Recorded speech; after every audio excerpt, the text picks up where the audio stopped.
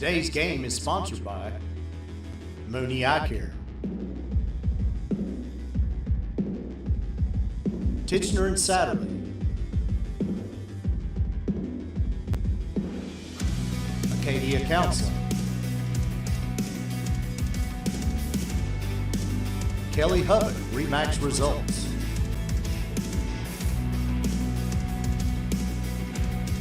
Brown Realty,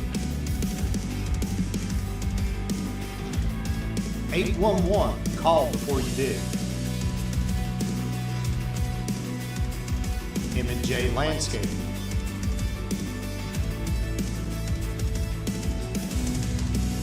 Luke Penrod, Real Estate and Photography, and Dryer Vent Squad.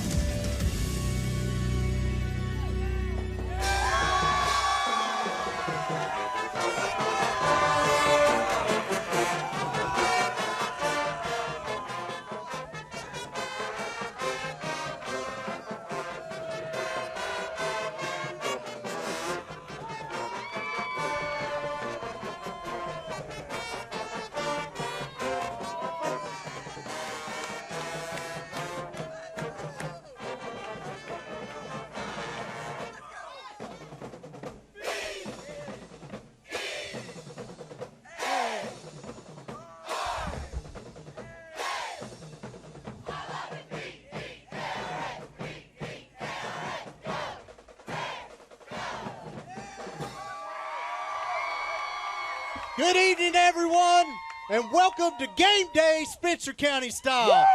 Woo! I'm Bo Bruner alongside my normal partner, John Hutchins, and we're here to bring you all the festivities here today, John. Oh, and it's awesome. We talked about this for a while. Something we've been wanting to do for a long time. It is. This is great.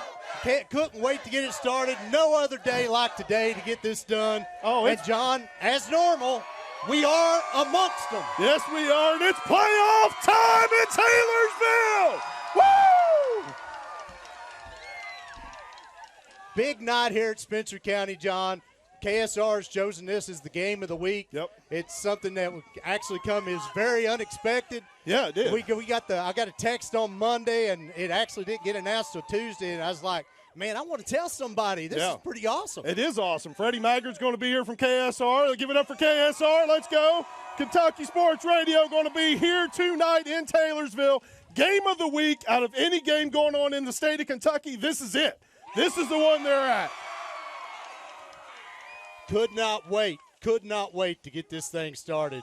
And John, first of all, we need to talk a little playoff talk. We do. We got some guests coming on tonight. We got Coach Marksberry will be here later. Coach Burns, Coach Kayla in place of John Halley. Yep. We got the brains behind the operation. We do have there. the brains over there waiting on the side, ready to do this interview with us. So let's go ahead and get started. Let's talk about these playoffs, John. They start tonight. From here on out, nothing but 4A teams for Spencer County. That's right. And tonight we got the lucky draw. The Shelby County Rockets making their way from Shelbyville down here tonight to play us here. 5-5 team ranked 23rd in 4A to face the number 5 ranked team, the Spencer County Bears. From here on out, win, you live to play next week. That's right. Lose, the season's over. That's right. So nothing but wins on the schedule from here on out for the Spencer County Bears. And as we've told everyone, first 2 rounds is against our sister district, so Shelby County Rockets. Shelby County Rockets. 6 previous meetings between these. They haven't always went Spencer County's way. The last meeting, 2018, Spencer County got the win. We're going to make it number 2 again tonight. Something we really can't wait for. Very excited. And you just unbelievable atmosphere already. Hour and a half before game time. This is great. Got the band back here behind us. Let's go. Let's get it up. Cheerleaders over here to our right. And the dance team. Woo! We got them all out here ready for this game. This is a great weather out here tonight. Great night to be out for a football game. Looking forward to it. So, John, in the playoffs here, we talked about the sister district. We talked what's going on, and then everything gets re-bracketed after the second round. It does. So this first round, we've got us, and we've got the 4th district that we're playing against. We got the number 4 seed tonight. we win, we're going to play the winner of the North Oldham John Hardin Franklin County game that's going over in Frankfort tonight. We'll get that victor, and we will again be here at Taylorsville for that game. And so looking forward to hopefully getting this victory tonight, advancing to get our next opponent, and let's just keep it steamrolling. So got a few special guests here tonight. Michael Phillips is over here, Principal Phillips. You got a few words to say there? Unbelievable crowd. Wait for our students to show. Hey, the best students in the state. I can promise you that. The best students in the state are behind you all. It's awesome. It's awesome. It's a great atmosphere tonight. First of all, leading right off, without further ado, we have a headset for you right there, Coach. We've got ourselves Coach Mike Marksberry of the 9-1 Spencer County Bears right here with us tonight on set to do a little interview for us. So, Coach, it's been a historic season for the Bears here. You're 9-1. You got the team's 100th all-time victory for the school last week. Right. You came here 12 years ago, relatively young program. Did you see your program getting this far? Well, we hoped, but yeah, I mean, we walked into a good situation. Kids have been, they had suffered some losses, but the program was actually in pretty good shape. We had some talent, and one thing about the coaches before us, they've been really invested in the weight room. So that when we got here in 2011, the kids were they'd been working really hard in the weight room. So we had some size and we had some athletes, and we just needed to get over the hump and start winning a few games. And a place like this, there's always going to be ups and downs, and you just you ride the highs, and you just got to paddle through the lows, and just they'll always roll back around. See, and I think I know the answer to this question already. How would you rate this season so far? Well, it's incomplete right now because we're about ready to get started tonight on the playoff portion of it. But look, I mean, our schedule's been the early part of the season, the part of the schedule that we can control.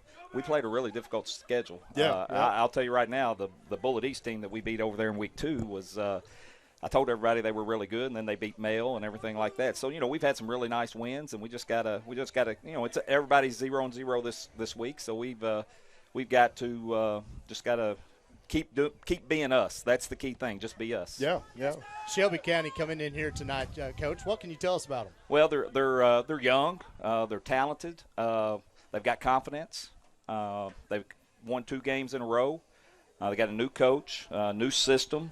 It's a rival. It's a district rival in basketball. They're in 4A. They're going to come over here and they're going to give us their best shot, and I think we're ready, and we're excited to play. So, got Cam out this week. They love you, Coach. They love you, Coach. Cam's out this week. We're not going to ask you to tell us what's going on, but we know changes had to be made. Yeah. How did the team react to those changes this week in practice? Well, it was very difficult on the sidelines last week because when it happened, I mean, we all knew that it wasn't looking very good, but so it was kind of a shock when it first happened over there. But to his credit, to Cam's credit, he's a leader. He's got all those intangible things that he provides, and he's helped us at practice, and the kids look up to him. And it's a huge loss, but I will tell you right now, those kids they have so much respect for him. They'll go out here and battle tonight. And one last question, the most important question. If you turn around, how about this student section tonight? It's awesome. Good stuff. We got to keep this going. We got to keep this going through the rest of this. We're going to keep this going through the game, too. Thank you, Coach, for being here with us tonight. Thank you. Coach Marksberry, appreciate him taking his time to come out here tonight, taking time away from the team here before a big game. It's great to see. We told him we would try to get him out here quick. Get him we in want to be able to first, get over there with his players and stuff. That's They've got a lot of promise we preparation to do, but this is a great atmosphere right here, and I tell you what, I'm looking for more. So we're going to go over here and let's give the cheerleaders a shot over here in the dance team. Let them do a routine while we're here.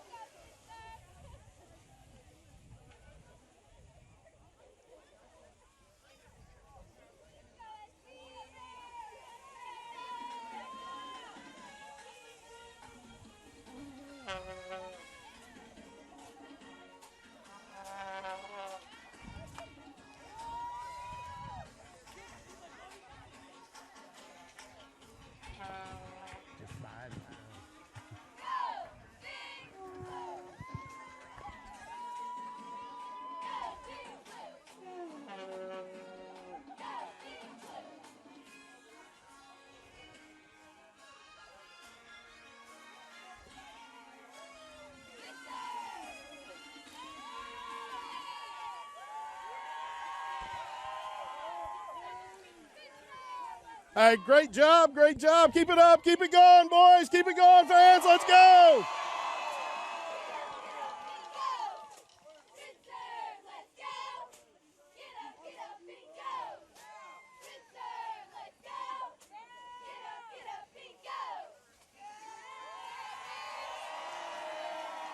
Great job. We got the Spencer County cheerleaders. We got the Spencer County dance team. We got the Spencer County band. We got the Spencer County fans. Everything going on tonight, Bo. It also leads into a lot going on around the region. And I'm just going to mention this right now. We're going to talk about this later. We're going to make some picks and some football games later. Keep in mind tonight, North Laurel going to Collins, which we all know what happened to Collins when they came to Taylorsville. Yep. We also have North Oldham at Valley. We have John Hardin going to Franklin County, which we talked about. The winner of that game would face the winner of this game, and then we have our game going on tonight. But probably in the area, other than this, biggest matchup, PRP going on at Mail tonight. And we'll keep track of those games with us tonight. If you stay with us for the football game, and we do throughout the game with our broadcast, we'll be giving you updates on those scores throughout the entire game. So we are going to break away for a couple minutes here. Go ahead and take a commercial, but we'll be right back with more Game Day Spencer County style. Oh, that's a bad call. That was a great call. It's the worst call I've ever seen. Great call. Horrible. It's a horrible call. Sports fans don't often see things the same way. Terrible call. That was a good call. Terrible call. But there's one call everyone can agree on. Call 811 before you dig, the free service that helps you avoid utility lines while you're digging. Know what's below. Call 811 before you dig. Safety! At Acadia Counseling, we offer a professional, down-to-earth approach for adults, families, couples, and adolescents who are looking for lasting results in a non-judgmental environment. Located in St. Matthews and offering telehealth straight to your phone or Wi-Fi enabled smart device, Acadia Counseling offers evening and weekend appointments. Give us a call or schedule from our website and create a brighter future for yourself or a loved one. This ad is paid for by the committee to re-elect Judge Donna Dutton, District Judge for the 53rd Judicial District, which includes Anderson, Shelby, and Spencer counties.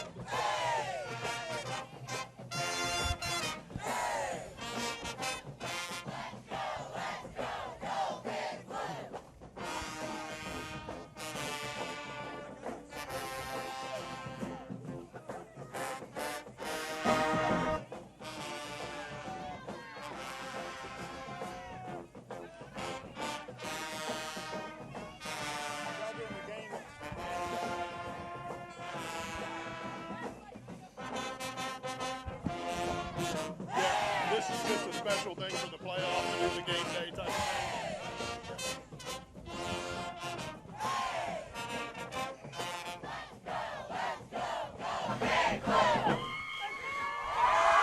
Welcome back to Game Day, Spencer County style here at Taylorsville, Spencer County High School. John, we're honored. We are honored.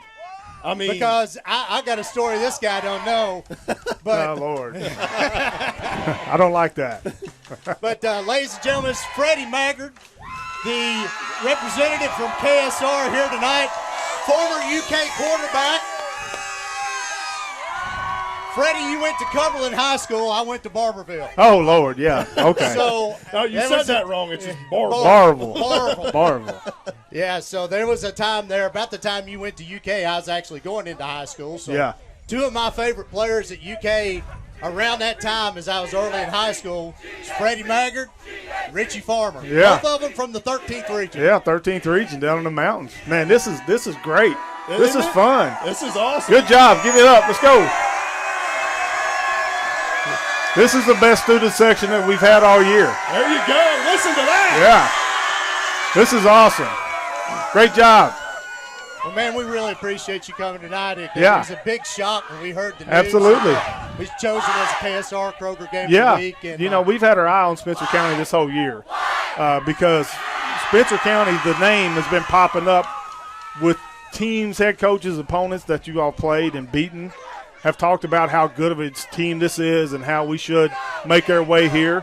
I'll be honest with you, I didn't know where Spencer County was. A lot of people I've never been here in my life, and it's beautiful. The lake's here. I didn't realize that. I should have. Yeah. And you got this crowd right here ready for a big win tonight. All right. Check out KSR tonight or tomorrow, and you'll be in it. Your pictures will be in there. It's a great atmosphere, and we are honored. We really are that you guys chose this as the game of the week. Be a playoff atmosphere and everything like that to come down here. This is our first playoff game. Yeah, so, Little old Taylorsville is just getting a little bit bigger. Little old Taylorsville was right there with St. X, Mayfield. The places Frederick Douglass, Boyle County. We've been everywhere. Raceland was a new one. Mayfield, which is far west Kentucky. Yeah. So this is my first time here. Our first time here for KSR. So. Thanks for having me, and good luck tonight. You have an open invitation. Thank you, sir. Anytime you want to come back, right. We'd love to have you. Freddie. Thank you, man. Really appreciate All right, you. buddy. Freddie Maggard, everybody. Next we got coming in here our boys basketball coach, Coach Burns. Man, I'm sitting here wondering if I'm going to be able to hear, but I guess I can hear you all right. Yeah, it's not too bad. Yeah. I mean, they get going, though, and it gets a little loud in the ears. I want it louder in my ears, though. Come on, let's go. We got the bear and everything right here. Absolutely. So are you excited for the season to start just right off the bat? Yeah, well, I like to, I try not to get too ahead of myself. With football going on, we got 4 or 5 kids out here playing football anyway. So But we're chomping at the bit. We've been practicing for about a month now, so it's the best time of the year. I would say it's my birthday month, October. Yeah. We got basketball season, we got football going on, baseball playoffs. It's everything. Right. So it's a great time right now. Yeah. Well, you talked about being about a month into the season. You got your whole, pretty much 100% of your lineup back for the most part. Yeah. All your starters back and everything. You do have a couple guys out here playing football. Is there anybody that's stepped up in those extra minutes, I guess, they're getting in practice? Yeah, we've been, we've been young right now in practice, but we're also not young because all those kids have still been there. So it's kind of a catch-22. But, we got a boatload of juniors and, a bunch of sophomores and our freshmen are fitting in. So it's been good, really. I mean, I like that those kids play multiple sports. I know they're itching to get in it too, but they got a big. Now big game we know last year with the district it was a toss-up. I mean, really a flip of the coin between you guys, Collins, and Woodford County. What do you expect to see from the district? The same thing. Hey, look, Woodford County I think loses 2 kids, and Collins loses 1. We're all in the same boat. Yeah. So, and then in North Oldham they didn't lose anybody from last year. So the top 4 teams in the region, they didn't. Everybody comes back. So. Yeah, I expect the same thing. Hey, you get to take your squad again to the King of the Bluegrass this year. year. That's got to be a treat. Yeah. Just to be invited. It's hey, one of the most prestigious, to me, of course, being from Kentucky, one of the most prestigious tournaments in the country. Yeah, no, it's big. I mean, the last time we were there, it was a sea of blue, just like, right now. And I told Lloyd Gardner, I said, well, hopefully we come light up your scoreboard. We'll set some 3-point records or, whatever else. And so, we're excited. Our kids are excited. It is. It's one of the best. It's still nationwide. It's about its best. Our competition level is, even during the season is you probably got top the notch. Hardest district. One of the hardest districts Oh, in the yeah, state. yeah, hands down, yeah. Now, with that, knowing as hard as that's going to be or potentially be with the district this year, without giving anything away, are there any major changes we look to see this year out of your team? Not really. I think we're a better shooting team this year than we were last year, and we were number 1 in the state as far as makes last year. So, no, I mean, really, there's not a whole lot of changes. We actually have a couple kids I think it'll contribute that maybe didn't last year, so we might even be deeper than we were last year. It's the same thing. We got the same habits. There's still kids in here shooting at 6:30 in the morning. I mean, I think it's been exactly the same. So you got one right here. It's pretty. Yeah, I know. They're all standing right here. So, yeah, Coach, man, we appreciate you coming up here and taking a little time. I know when something athletic-wise goes on at this school, every coach is here. That's every right. coach Yeah. is chipping in. Hey. Doesn't matter what sport it is. Yeah. You know, you're a big It's- part of that. We appreciate It it. what makes this place special. It really So. does. All right, well, I appreciate what you Thank guys you. are doing. Thank you, Thank Coach. you, Coach. Coach Burns getting the crowd fired up just a little bit here. Hey, let's keep it going. We got Shelby County showing up. Show them who they're coming against. Let's go.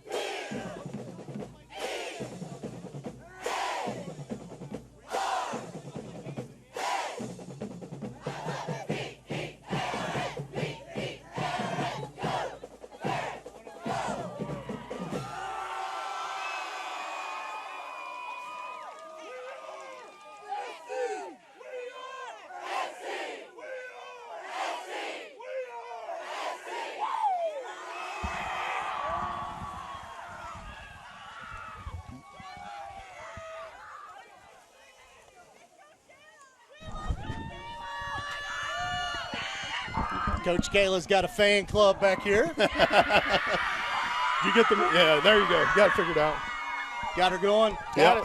All right. We had Coach Marksberry up here, John. We had Coach Burns. We got to get the girls basketball coach. But he's playing hooky this He weekend. is playing hooky. Actually going to North Carolina, so it's not like he's really winning out here. Well, I actually looked down at my phone here a minute ago, and he's already sent me a I'm text. sure he sent me a text. So, but I guess now we got the brains behind the operation We do. here. We do. Coach We do. Kayla. So, Coach, we're glad that you're here. Appreciate you coming up here, taking your time on short notice. It is, yeah. But I'll jump right in here. Well, I'll let John go first on Well, this one. it's a softball question, lobbing one to you right off the bat. Are you excited for the season to start this year? I cannot wait for the we season. know you all have been practicing a lot in the gym, and I imagine just Every the day. hype that's building up with the girls ready to go. I can't wait either. I can't either. I've been fortunate enough to actually attend a couple of those practices, sneak in the back door kind of deal to come in and watch some of those practices. But lots of new faces. Yes. Lots of new faces. How's all that meshing and fitting in so far? Trying to build a culture, like I said, rebuilding with so many young girls, but they're working hard and everything's coming together. So we love that. I'm looking forward to that, putting that on the court this season. So we all know the names Davy Rockenbach, Yep. Skylar Mills, Yep. Ella Brown, Kayla Basham, Bailey Wyrock. Those kids all played last year. Yep. Tell me somebody I don't know. Surprises. A couple names. Give us a couple. Not pointing anybody out any better Right. than the other or anything like that. But give Absolutely. me a couple names of somebody we may not know. Starting off, Halley Johnson. She plays multiple sports, and she's coming off strong. Looking forward to the basketball season. So that's one we're looking forward to. Adding more height in our front line with Ella being 6 foot tall over. And we have a lot of powerhouse freshmen, too, coming through. Alexis Gibbs and Gracie Brown and Braylon Cundiff also. So our younger classmen, looking for them to step up for us this year. Bright future for the Bears. Bright future, absolutely. And Bo, like he had talked about, he'd been to a lot of practices already and seen some of what's going on, and that's in the report he's been giving back to me. Got a lot of youth that's learning, picking up some different systems and things like that. Now, we all know last season Anderson County was this Jabberwocky that was just so difficult to get over. This season, who do you think or who do you look at as being your most difficult opponent in the district? Well, already the preseason, it came out. So it's already, painting us against each other with Anderson County and Spencer County. But another name thrown into the mix is South Odom. Really? They brought back a lot of their players. They graduated one powerhouse, but a lot of their players are returning. That's interesting. Yes. South Odom is the one that people are talking about. Yeah. Absolutely. Well, Coach, I just want to say what you and Coach Halley have done at this school as far as building a program, started off at the middle school, was there for several years. It's really it's nothing short of amazing. Awesome. I love what you do. I love the way you guys coach. And I always say when you build a house, you start with the foundation. You work your way up. And that's exactly what you guys did starting at the middle school and turning them into winners when it didn't look like they could be winners at the middle school level. Absolutely. And then when Coach Scott left, you guys come over here to the high school program, running it the right way, taking it to heights it's never been to before. Yes. And I want to congratulate you guys. Thank you very much for the appreciate joy that. you brought us. Oh, and that's the great. joy you Look brought at these this. fans. Look at this. Yes. Thank you all. And everybody in this community. Coach Halley, that goes out to you too. Absolutely. We miss you, North Carolina or not. We wish you were here with us, Coach. But we appreciate you, everything you do for us. And we thank you all. Thank you for your support. Oh, Yeah. Absolutely. Thank you, Coach Kayla. Thank you all.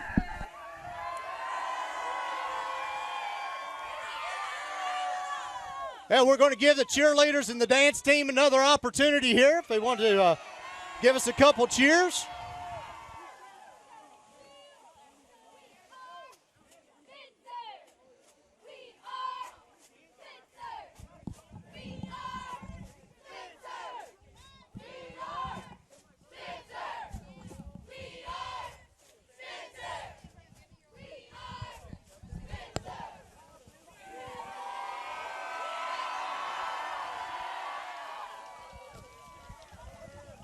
Man, what a great atmosphere, Bo. I absolutely love it. This is awesome. This is 10 times better than being on that press box. This is great. This is awesome. pretty awesome. It's everything I thought it could be and more. And more, and more.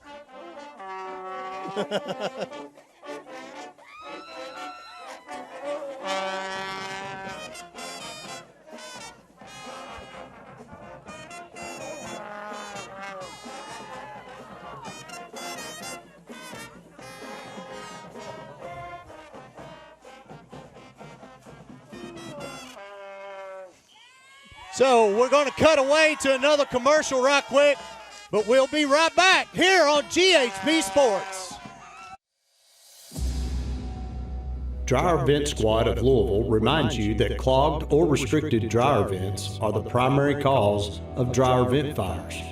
Have your dryer exhaust vents inspected and cleaned by a professional at least once a year. Presented by the Dryer Vent Squad of Louisville. Dryer vent cleaning, rerouting, and repairing. Stay safe, save money, and time. 502-712-0333. DryerVentSquad.com. Dryer Vent Squad, we get the lint out, serving Louisville and surrounding counties. The People's Bank is proud to be a sponsor of the SCHS Bears. The People's Bank is an independent, local community bank dedicated to serving Spencer and surrounding counties. At the People's Bank, we are here to serve you with deposit accounts, mortgage loans, construction and land loans, as well as business and personal loans. The People's Bank is conveniently located with two locations, 23 West Main Street in historic downtown Taylorsville, and a branch at 5511 Taylorsville Road in Fisherville. Or you can visit us at our website, www.tpbtaylorsville.com. Banking excellence since 1903. The People's Bank, an equal housing lender, member FDIC. RE/MAX Results is thrilled to announce the opening of a new satellite office in Taylorsville, Kentucky, and the start of the Kelly Hubbock real estate team. Kelly is very passionate about this community and the needs of its citizens, and we're so proud of what she's accomplished so far and what the future holds for her and Taylorsville, Kentucky. Hi, I'm Kelly Hubbock. I have been a resident of Spencer County for a little over 10 years now. In addition to real estate, I serve as the president of the Spencer County Taylorsville Chamber of Commerce, and I can think of no better place to put down roots, both professionally and personally, than in Spencer County. The sheer beauty of the county alone is second to none, and the people are amazing. Everybody knows everybody. It's very much a small town community feel, and the neighbors will quite literally give you the shirts off their back if you need it. So I am honored to be a resident and a business owner out here, and I look forward to assisting the citizens of this community for years to come.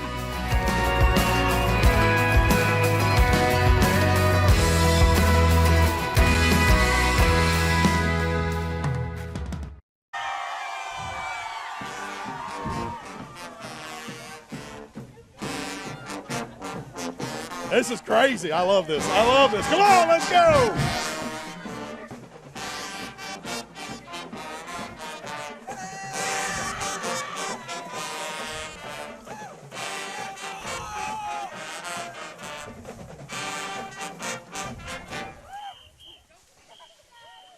All right, welcome back. Spencer County game day. Keep going, man. Keep going. Just keep going. Just keep going. Let's go.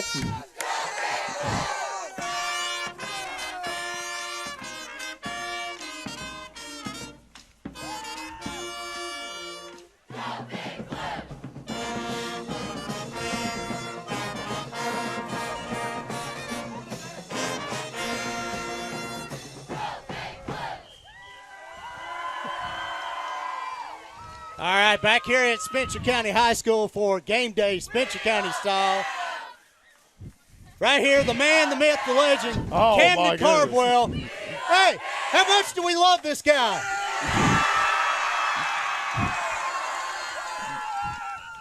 All right, Cam, thanks, man, for coming out today. John, check this out. This guy right here for his career at Spencer County, over 2,100 career yards. Yep. 31 touchdowns, countless memories of moments that we look back and say, hey, man, you remember when Cam done that? Yeah. You remember when Cam done that? He's also part of the third winningest program as far or senior class. Senior class, yeah. In school history. And this class had the COVID year that was shortened that they had to deal with, and they're not done yet this year. No, they are not done. We got a game to play tonight. Yeah. So, but it's great to have you down here.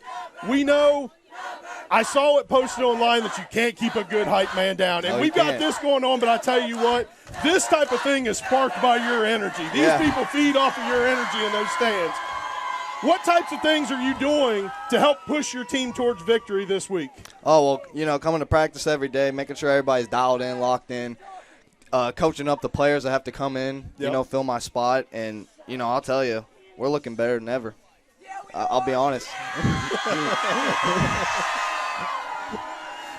So, I know, like you said, you've been to practice every day. What do we know about Shelby County? Well, we know they've had a couple kids moved around, a couple injuries, had some kids play certain games, some kids not. Don't have too many weapons. Kind of a younger team, but, I think we do what we do. Could be an ugly game tonight for them. Well, I mean, you talk about it. To hear. I mentioned this to Bo earlier. You talk the younger team. You talk about the seniors. You all are closer to mortgages and blood pressure issues than that team could ever even imagine. I mean, it's crazy, but we love it. The leadership, the senior leadership that we have for this team, it's been unreal. And even you on the sidelines, you are a linchpin to this football team tonight. Yeah, we do. We do our best to lead the team the best we can, set an example for the younger kids, and hopefully they can carry that on once we leave. But, yeah, we just try our best to do the right thing out there. Yeah. Well, we do have some stuff going on here a little bit that Bo and I was wondering about. On game day, if you ever watch game day, we always have a celebrity guest picker. And, ladies and gentlemen, we couldn't think of a bigger celebrity than Mr. Camden Cardwell. If you're willing to pick some games with us tonight. Yeah, that sounds good with me. We've got 4 here on the docket. You can see here from our notes. All right, first one, North Laurel at Collins. You guys played Collins earlier this year, defeated them as normal for the Spencer County Bears. That's right. North Laurel's from down in my neck of the woods around Barville. Yeah, Barville. Is that right? Yeah. So North Laurel actually defeated Johnson Central earlier this year. John? Yep. Yeah, I mean, really, in my opinion, when you look at this game, you got to lean Collins' direction. Kenyon Gooden so far on this year, I mean, he's just going to be too much to handle. Through the air, he's already got 1,725 yards. He's got 1,137 yards on the ground for a total of 2,862. 37 touchdowns credited to Kenyon Gooden. We mentioned all year potential Mr. Football in the state of Kentucky, Kenyon Gooden. And so to me, North Laurel Collins, I'm leaning Collins. Cam, what about you? Well, I did hear about in the early beginning of this week that Kenyon Gooden suffered a wrist injury. Oh, I hadn't heard that. See, this is why we have guest pickers right here. Now, I don't know how long he's out or how severe it was, but Collins is a tough team, man. I mean, Yep. we battled with them. I got Collins on this one. Well, I guess I've got to make a pick too, and since you two picked Collins. Oh, here we go. North Laurel! I like the Jaguars in this one. I think it'd be a tight ball game. It will be. It will Oh, be. yeah, a good it'll be a ball good game. game. Collins has got athletes all over the field. That's right. Johnson Central's no joke. North Laurel took them down. I'm going with North Laurel. Second game we're going to look at tonight is district, one of our sister district district, yeah. North Oldham at Valley. Cam, what do you think about that one? You know, that could get scrappy. Yeah, we've seen that, I think. It says at Valley. I mean, Valley knows it's hard playing at Valley. We all know that. Yep. North Oldham, I know they've had their struggles this year, and Valley has definitely surprised people this year, to say the least. I'm going to go with Valley. Wow. Wow. See, not so fast. Not so fast. Quarterback, Jace Bullock.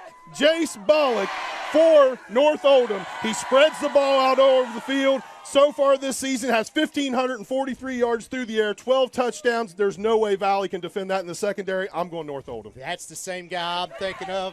Cam, I'm going to leave you out on an island by yourself on this one. North Oldham for me in that one. Third game, John Hardin at Franklin County. Now, this game, Spencer County wins tonight.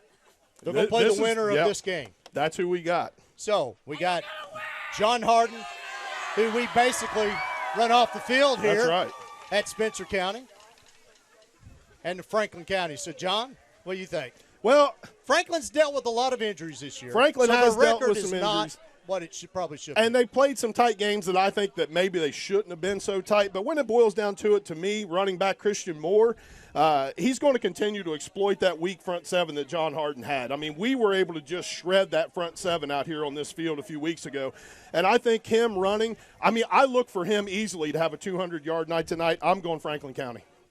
Cam? Yeah, I'd have to agree with him on that. I think Franklin County they got that Mormon kid, and I think he's just going to torch him all night. I got Franklin County. I really want to go against you guys, but I can't. Yeah, you can't get on this one. No Can't do way it. in No. this one. John Hardin's just young. They're going to have a long drive back to E-Town tonight, I believe, just like they did here when they came to Taylorsville. That's right. So 3-0 toward Franklin County. Then our last game we're going to pick here, Shelby County Rockets and the Spencer County Bears. I wonder who we're going to pick for that. Now, we want scores on this one. Yeah. We want scores. We want scores What on do you this think of this one, Cam? You know, I'm thinking a whopping 42, 14. 42-14, Yeah. Spencer County. Yeah. See, I'm looking That's at this. being generous now. That is. That's being That generous. is. And I think I was generous, too, with my score. But looking at this, you have the 6th toughest rushing attack in the state. Even I know you're hurt. Oh, but no. we have plenty of guys coming up behind you, filling in take spots. 6th toughest rushing attack in the state. You have a defense that only gave up 7 points to all your district components combined. Spencer County, 35-14. Much, much, much more powerful offense than that, John. Like you said, with the rushing attack, it's been awesome all year long. Second best in 4A, 6th best overall in the state. That's right. But I'm going to throw another one in. Last 2 games, Gabe Bowen has been on the money. He has. Throwing He the has. football. That's right. And even though there could be some wrinkles thrown tonight, Yep. I'm taking Spencer County 48-3. 48-3. I like that. I like nice. that. That's nice right there. That's nice right there. So that's all our picks. Yeah, let's go to They the won Phillips. 50. Yeah. Do you want to give a pick on this? No, I don't want to give a pick. I've got a question for Cam Cardwell before he gets out of here tonight. Here's what I have to know. Yes, sir. Cam Cardwell, can you carry that flag out with one arm? Oh, no doubt. Yeah. Yeah. All right, as long as you got that flag, continue to be that energy tonight. I just wanted Yes, to check sir. to make Hey. sure you didn't need no help. Hey, you've got 200 supporters behind you with that energy tonight, too. They're taking it out to the Come on. field. Come on, y'all get loud. Get loud. Yeah. Let's go get this win. Cam, we really appreciate you coming out here tonight. You know, the injury, it hurt us all. It does. It sucked the air out of the sideline for a little bit. But listen, let me tell you something.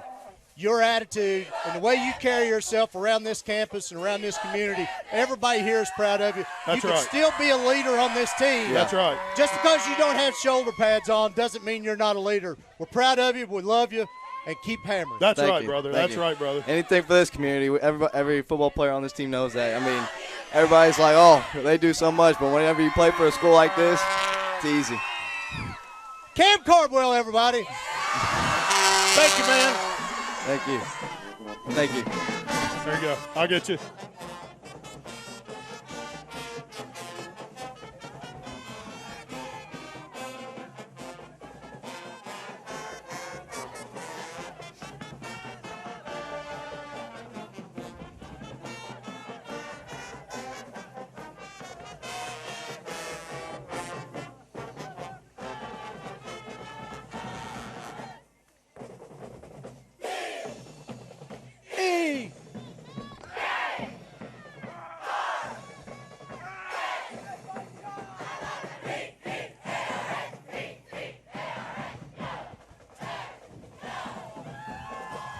John, man, this atmosphere is awesome. It is awesome. I want us to. Can we move the football game down here so we can keep this behind us tonight? Hey, I tell you what, this is great. Atmosphere is awesome. Weather is amazing. Philip said it last week. We were 10 for 10. Let's make that 11 for 11 on the weather. That's right. That's right. First round of playoff football. Kroger KSR game of the week. No place else I want to be tonight. No place else I want to be, and I tell you what, no place else these kids want to be, no place else these parents want to be. Shut the stuff down in Taylorsville, lock the doors, get down here to this game because this is where everybody wants to be tonight. So John and I are going to step away. We're going to go to our perch over there and get ready for the pregame show. But stay here. Stay here. Mr. Phillips has got games out here. We're going to keep the cameras rolling here. The band's going to keep us going. Cheerleaders, you guys keep us going. Cheerleaders, dance team, you stay here with them. Get everything ready. We love you all. Keep it loud. Let's go, Bears!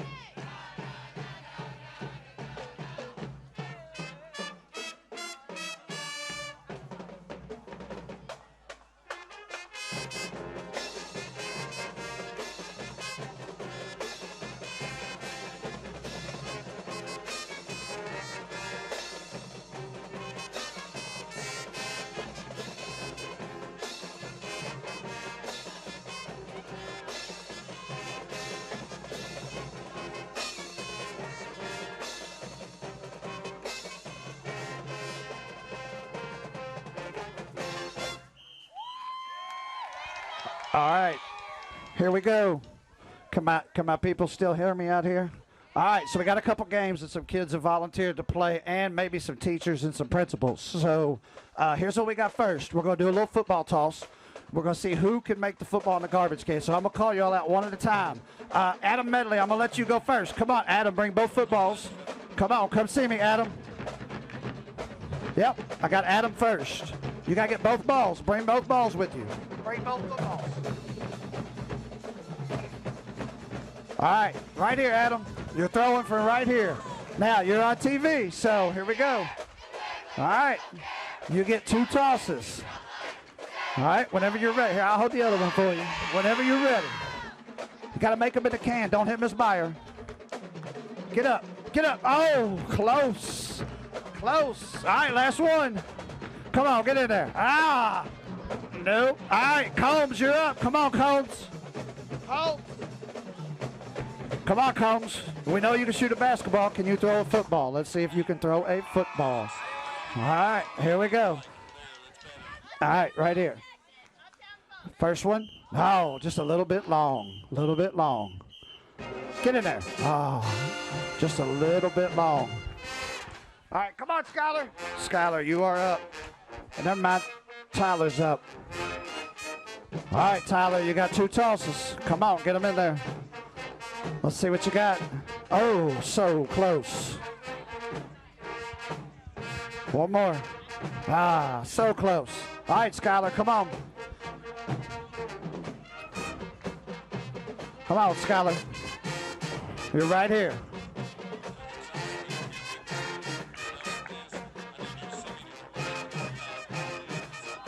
So close. Get it. Ah, so close. All right, Brennan. Come on, Brennan. You're up. Miss Combs, you can come on up too. Miss Combs, you can come on up and get ready. Come on, Brennan. Show them how to do this. Come on. Just a little bit wide. Get in there. Get in there. Just a little bit long. All right, last one. And we got Miss Combs. All right, Miss Combs, no pressure. Let me hold one for you. Come on. Somebody's got to win this gift card. Ah, just a little bit long. Get in there. Ah, a little bit long. All right, good job. Good job. No winners. Let me have one shot, Kylie. I'll make it. Let's try this.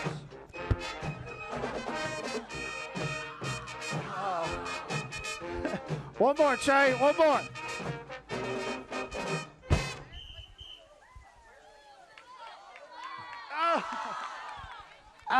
Just a bit out. All right. Good job. I'll give a couple of y'all a gift card anyways, even though y'all cannot throw. All right, my dancers. I need my dancers. Come on, all of you at one time. All right, so here's what we're going to do. Our last game, and then we're going to get ready to play football. All right, so I need y'all to spread out. But spread out. Jarrell, right here. Trey, you're in the middle. Miss McCullough. All right. You got music? I need the band off. Band off. All right. So here's what we got. All right. So we're going to do 1 30-second touchdown dance-off. Okay? So we've got 5 participants. And you'll notice that we've got Miss McCullough in the middle, so let's make sure and cheer for her as well. So, my people in the crowd, you are going to decide who wins this. So once they're done, we'll do a cheer-off as a vote. So it's on you all to decide who wins our dance-off. All right? So, Amanda, are you ready with some music? All right. Here we go. It's all you. Go. All of you, go.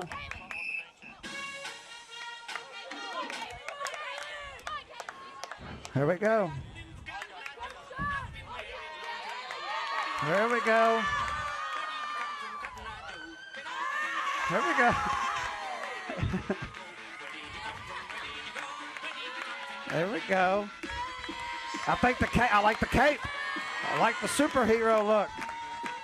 Great. All right, Jarrell, you're up. Come on, Jarrell. There we go. Yeah, there we go. Miss McCullough, good luck following that. There we go. Let's get it up. Let's get it up. Yeah. Here we go. Come on, get the crowd up. Come on, Trey. You're up, Trey. There we go, Trey. One more, Trey. One more pass. There you go. All right, Cam, it's on you to finish this out. You're up. There we go.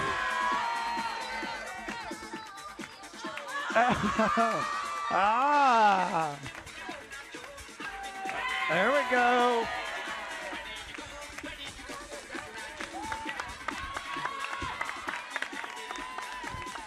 All right, so here's what we're going to do. Uh-oh. Y'all want to keep going? I'll give you 20 more seconds. Go, since we got a different song up.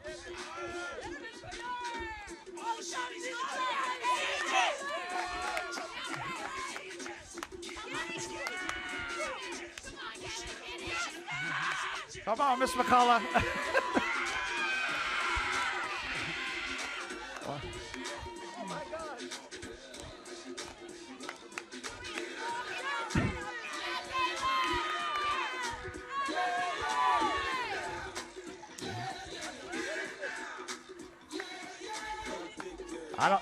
I just say just keep doing this, right? Looks just like we're having a little fun.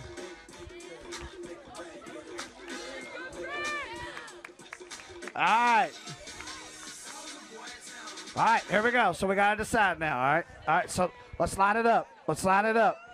All right, so my crowd, y'all gotta vote for the winner. This is on you all, okay? All right, are you ready? Go. Go. You think it's Jarrell? Go. Miss McCullough. Oh, no. Come on, Miss McCullough. Trey. There you go, Trey. And then last but definitely not least, Cam. No! Jarrell's our winner. I think Jarrell is our winner. All right. Listen, I want to thank all of y'all for showing up. What a great time. I expect this at basketball games as well. Now, what I need is for everybody to be good sports, and let's go win this football game, all right? Great job, band. You all are the life of this building. Great job. If you're looking to buy or sell a home, give me a call. Luke Penrod with United Realty of Louisville. My phone number is 502-639-7271, and feel free to look on my website, penrodrealtor.com, and let me help you find your dream home.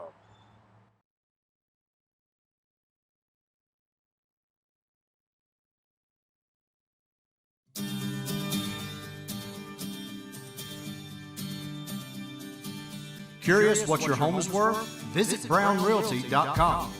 Brown Realty, serving Spencer County and beyond for nearly 20 years. Brown Realty, your local realtor. Did you know Heirloom Traditions Paint has a new store right here in Spencer County? You can get all of the all-in-one paint products here to help you update most every surface inside and outside your home, along with some other great gift ideas and home accessories. We'll soon be opening our brand new store, offering homemade fudge, nuts, and daily fresh-made local offerings. Heirloom Traditions is proud to be a sponsor of Spencer County Athletics. Located at 35 Progressive Drive, open Monday through Saturday.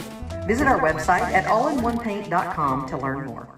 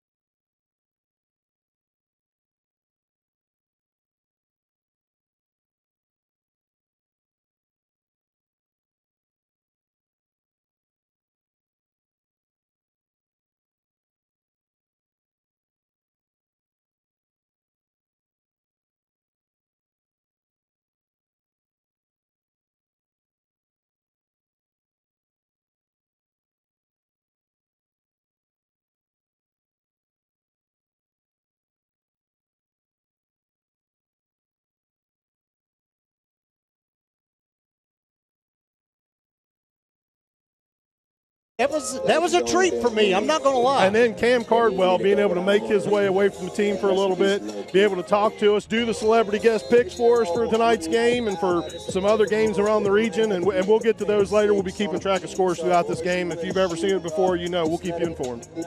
So from here on out, John, it's all or nothing. You lose, the season's over. Win, you live to fight another day. And, one more win for these Spencer County Bears will tie them for the most victories in one season. That's right. Period. That's right. With that 2015 team that was 9-1 and then went over to John Harden in the first game and lost. And actually, there's some players that are now coaches here on the sidelines from that team that's here teaching these Bears now, and they're not worried about that record. They want them to get that record this year. They want these boys to get this. Those coaches don't care if they have it or not. To add a little juice to tonight, we talked about Freddie Maggard. Kentucky Sports Radio chose tonight's game as the Kroger KSR Game of the Week in the state of Kentucky. Freddie was here. We actually didn't have plans for him to come on during our game day episode, John. He got there early. He came out on the field. He was smiling and having a good time. We waved him over, and he was more than game to come over and do it. And just the way he interacted with our student section said this is the best student section that he's seen in any of the games that he's been to so far this year. That's a shout out to these young people. They brought the energy tonight. Let's just hope they can keep shoving that energy out on the field to these boys. Freddie also said later on tonight or early in the morning, check out KSR. That's right. He's going to have a lot of info about this game. That's right. And he told the students behind him, said, check it out. Your picture will be on there because he was taking selfies the whole time he's with up the there. crowd. So. If they didn't notice, he's got selfies with them. That's a great job, and it was awesome.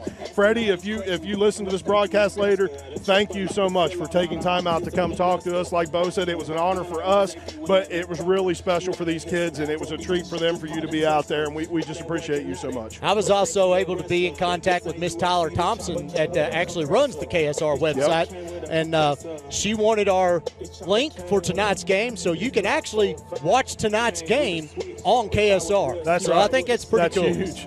That's huge. So tonight the Bears take on the Shelby County Rockets. Shelby finished the season 5-5. They're looking for their first road playoff victory, John, in 5 years. Yeah. And like you said over there, they've met 6 previous times on the gridiron. Shelby won the first 5. Spencer County won the last game, which was actually played here in Taylorsville back in 2018 by a score of 16-14. That night, Seth Thompson and Colton Price led the charge for the Bears with 101 and 81 yards rushing, respectively. And Justin Arnold was dominant on defense. He had 15 tackles on the night. Yeah, I mean, just a phenomenal job by the Bears that night to be able to get that win. And these Shelby County Rockets, I'm so used to saying Spencer County. That just wants to roll off the tongue. It feels so nice to say Spencer County. But these Shelby County Rockets come in here tonight, Bo, with actually a new man at the helm this year. Yeah. Coach Marcus Harris, new to the Shelby County Rockets head coaching position, actually, did some coaching up there for some little leagues, some middle school type of stuff. Originally hails from Miami.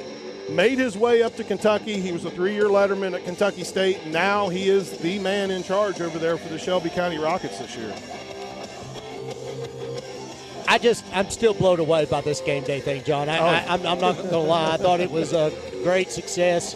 Mr. Phillips kept them over there for another 15 minutes playing games, giving gift cards away, had the students out on the baseball field throwing footballs and different things like that. It was just a great, great atmosphere. It was. And there's a lot of people that went into getting this done.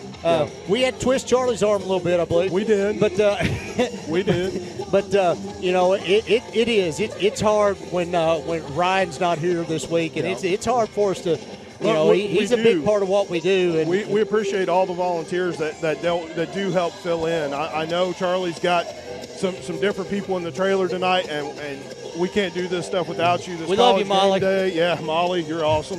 And for the people that helped out with the game day thing, the band director, the cheerleading coach, dance team, all the coaches that were out there, the people that helped us set up and getting everything arranged, it's just great. We John Obenbach. Oh yeah, Mr. Phillips was influential. Johnny Halley actually, before he went and played hooky on us this weekend. Yeah. We'll mention that again. We'll probably talk about that later in the game too, Johnny, if you're listening. So. But he told me it was his job one day to go around to the students and make sure that hey, You guys need to be there Friday night. That's right. That's so, right. And there are countless other people that made this happen, and I want to thank all of them. This is something me and John's wanted to do now for for 2 years. We wanted to do it last year. It just wasn't going to be possible. Probably wasn't possible tonight either, but we made it happen. We proved that it is possible tonight. And I absolutely had a blast with it, so I want to thank everybody for that. But we're going to step away for just a minute, take a quick commercial break, and when we come back, we're going to talk about Spencer County's victory last week over at Henry County, right here on GHP-SPORTS. Oh, that's a bad call. That was a great call. It's the worst call I've ever seen. Great call. Horrible. It's a horrible call. Sports fans don't often see things the same way. Terrible call. That was a good call. But there's one call everyone can agree on. Call 811 before you dig, the free service that helps you avoid utility lines while you're digging. Know what's below. Call 811 before you dig. At Acadia Counseling, we offer a professional, down-to-earth approach for adults, families, couples, and adolescents who are looking for lasting results in a non-judgmental environment. Located in St. Matthews and offering telehealth straight to your phone or Wi-Fi enabled smart device, Acadia Counseling offers evening and weekend appointments. Give us a call or schedule from our website and create a brighter future for yourself or a loved one.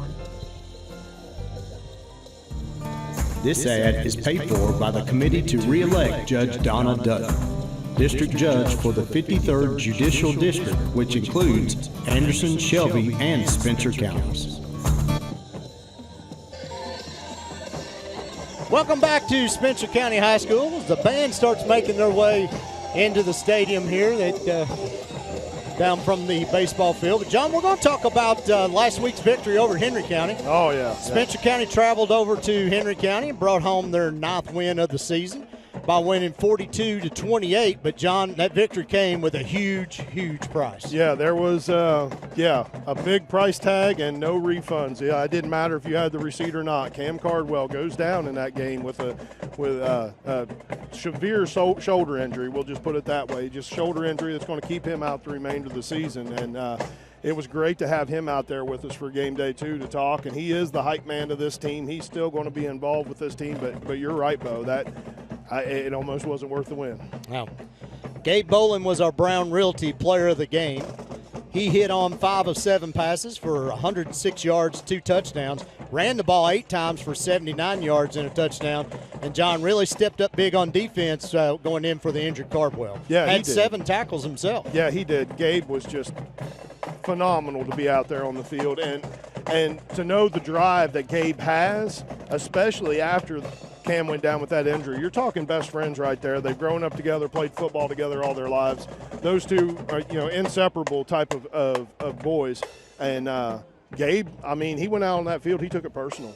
And he was going to make sure he took care of business out there on the field without Cam. Wade Hutt led the rushing attack for the Bears. He had 12 rushes for 138 yards, 1 touchdown. And that puts him within 118 yards of hitting the 1,000 mark for the year. Yeah. And Kellen Marksberry also caught 3 passes for 69 yards and a touchdown. Now, defensively, John, Nick Stowe was again dominant. And it seems like when we talk about the defense, that's the first name that seems to spill out every week. Honestly, I don't know why we don't record this section and give ourselves a break. Charlie could hit play in the trailer, and we'll just talk about the defense again, leading off with Nick Stowe. Phenomenal job. Finds himself in spots that, a lot of linebackers, they either misread or they're slow to it or whatever, and Nick has just got a nose for the football. He's reading out these plays, seeing these counters, seeing these linemen pull, and he just fills those gaps so well to find himself in a spot, and one of the best tacklers in the state, and the numbers show it. Yeah, he had 20 tackles on the night. Retook his perch as the lead tackler. Now, I think somebody is actually ahead of him in tackles per game. Yeah. But he retook the lead as the lead tackler in the state, 133 tackles. But, John, he wasn't alone. He's had such a phenomenal season. he's really kind of overshadowed Nolan Boston a little bit. Nolan Boston had 13 tackles himself, he moved up to 5th in the state. Yeah, that's right. And does a great job there on the outside. For 4-year starter for this Bears team at linebacker. Right. That's you can't say that a whole lot about the linebacker position. No, and always had phenomenal play from Nolan Boston. And just to see him out there, Henry County tried to do a lot of things to be able to move the ball. And one thing that they were trying to be successful with is the same thing Spencer County tries to do. We talked about it during the game. Henry County is basically, we're defending ourselves. And Henry County's out there trying to get the ball in space. They're running a lot of buck sweep type of stuff, running a lot of jet motion, doing different things, trying to get the ball to the outside. And that outside linebacker, that Nolan Boston's position, you have to be able to control that contain on the outside edge. And how he was able to come up the field to fill that and be able to stop that or spread that out to the sidelines, just did a phenomenal job on the outside.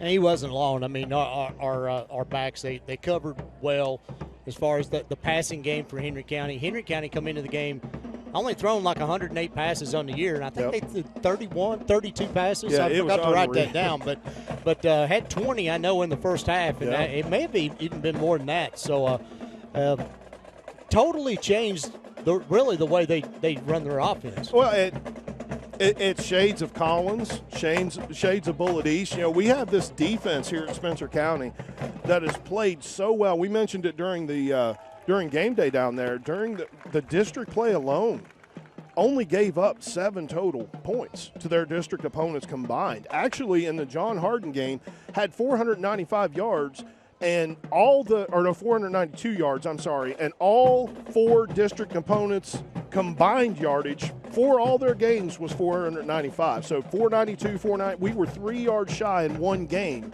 of tying and then surpassing what all of our district opponents did together against our defense. And so when you have this Spencer County defense that attacks the way it does, such a great secondary, great linebackers, and a defensive line that, I'm telling you what, Bo, the second half of this season has flipped a switch. They are getting after it between Ethan Holder, Justin Kendrick, these boys. They're blocking, they're filling up the middle. Justin Kendrick has, tackle after tackle after tackle for loss.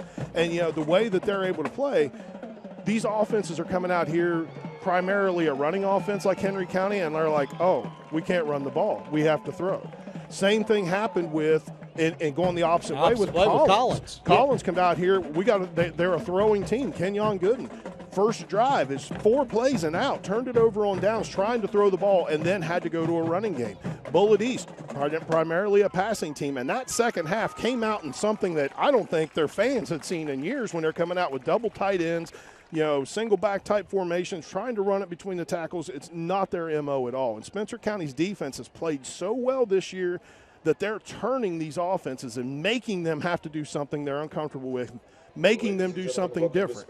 And so it's all credit to these boys over there on the defensive side of the ball. You talk about that Bullitt East game, John. That was a game where that's one of the probably highest octane offenses in the state of Kentucky. Yeah. As far as the Bullitt East Chargers. In the second half of that game, Spencer County allowed 3 first downs and 89 yards. Yeah, for the whole half. For the whole half. And it was just, it was so nice to see that defense attack the way that they did.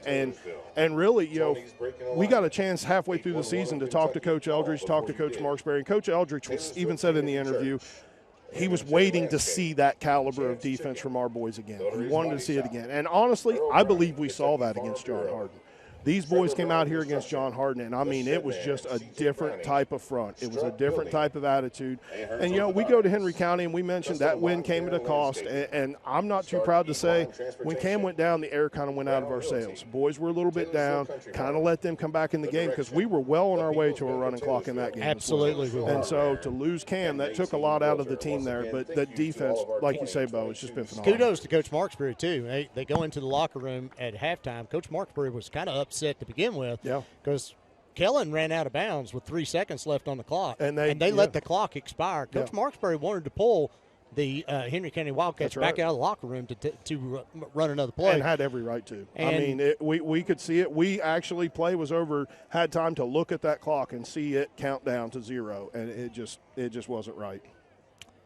So we are going to step away again for just a minute. When we come back, we're going to talk about this Shelby County Rocket team right here on GHP Sports. Dryer Vent Squad of Louisville reminds you that clogged or restricted dryer vents are the primary cause of dryer vent fires. Have your dryer exhaust vents inspected and cleaned by a professional at least once a year. Presented by the Dryer Vent Squad of Louisville. Dryer vent cleaning, rerouting, and repairing. Stay safe, save money, and time. 502-712-0333. DryerVentSquad.com. Dryer Vent Squad, we get the lint out, serving Louisville and surrounding counties. The People's Bank is proud to be a sponsor of the SCHS Bears. The People's Bank is an independent, local community bank dedicated to serving Spencer and surrounding counties. At the People's Bank, we are here to serve you with deposit accounts, mortgage loans, construction and land loans, as well as business and personal loans. The People's Bank is conveniently located with 2 locations, 23 West Main Street in historic downtown Taylorsville, and a branch at 5511 Taylorsville Road in Fisherville. Or you can visit us at our website, www.tpbtaylorsville.com. Banking excellence since 1903. The People's Bank, an equal housing lender, member FDIC. Remax Results is thrilled to announce the opening of a new satellite office in Taylorsville, Kentucky, and the start of the Kelly Hubbock real estate team. Kelly is very passionate about this community and the needs of its citizens, and we're so proud of what she's accomplished so far and what the future holds for her and Taylorsville, Kentucky. Hi, I'm Kelly Hubbock. I have been a resident of Spencer County for a little over 10 years now. In addition to real estate, I serve as the president of the Spencer County Taylorsville Chamber of Commerce, and I can think of no better place to put down roots, both professionally and personally, than in Spencer County. The sheer beauty of the county alone is second to none, and the people are amazing. Everybody knows everybody. It's very much a small town community feel, and the neighbors will quite literally give you the shirt off their back if you need it. So I am honored to be a resident and a business owner out here, and I look forward to assisting the citizens of this community for years to come.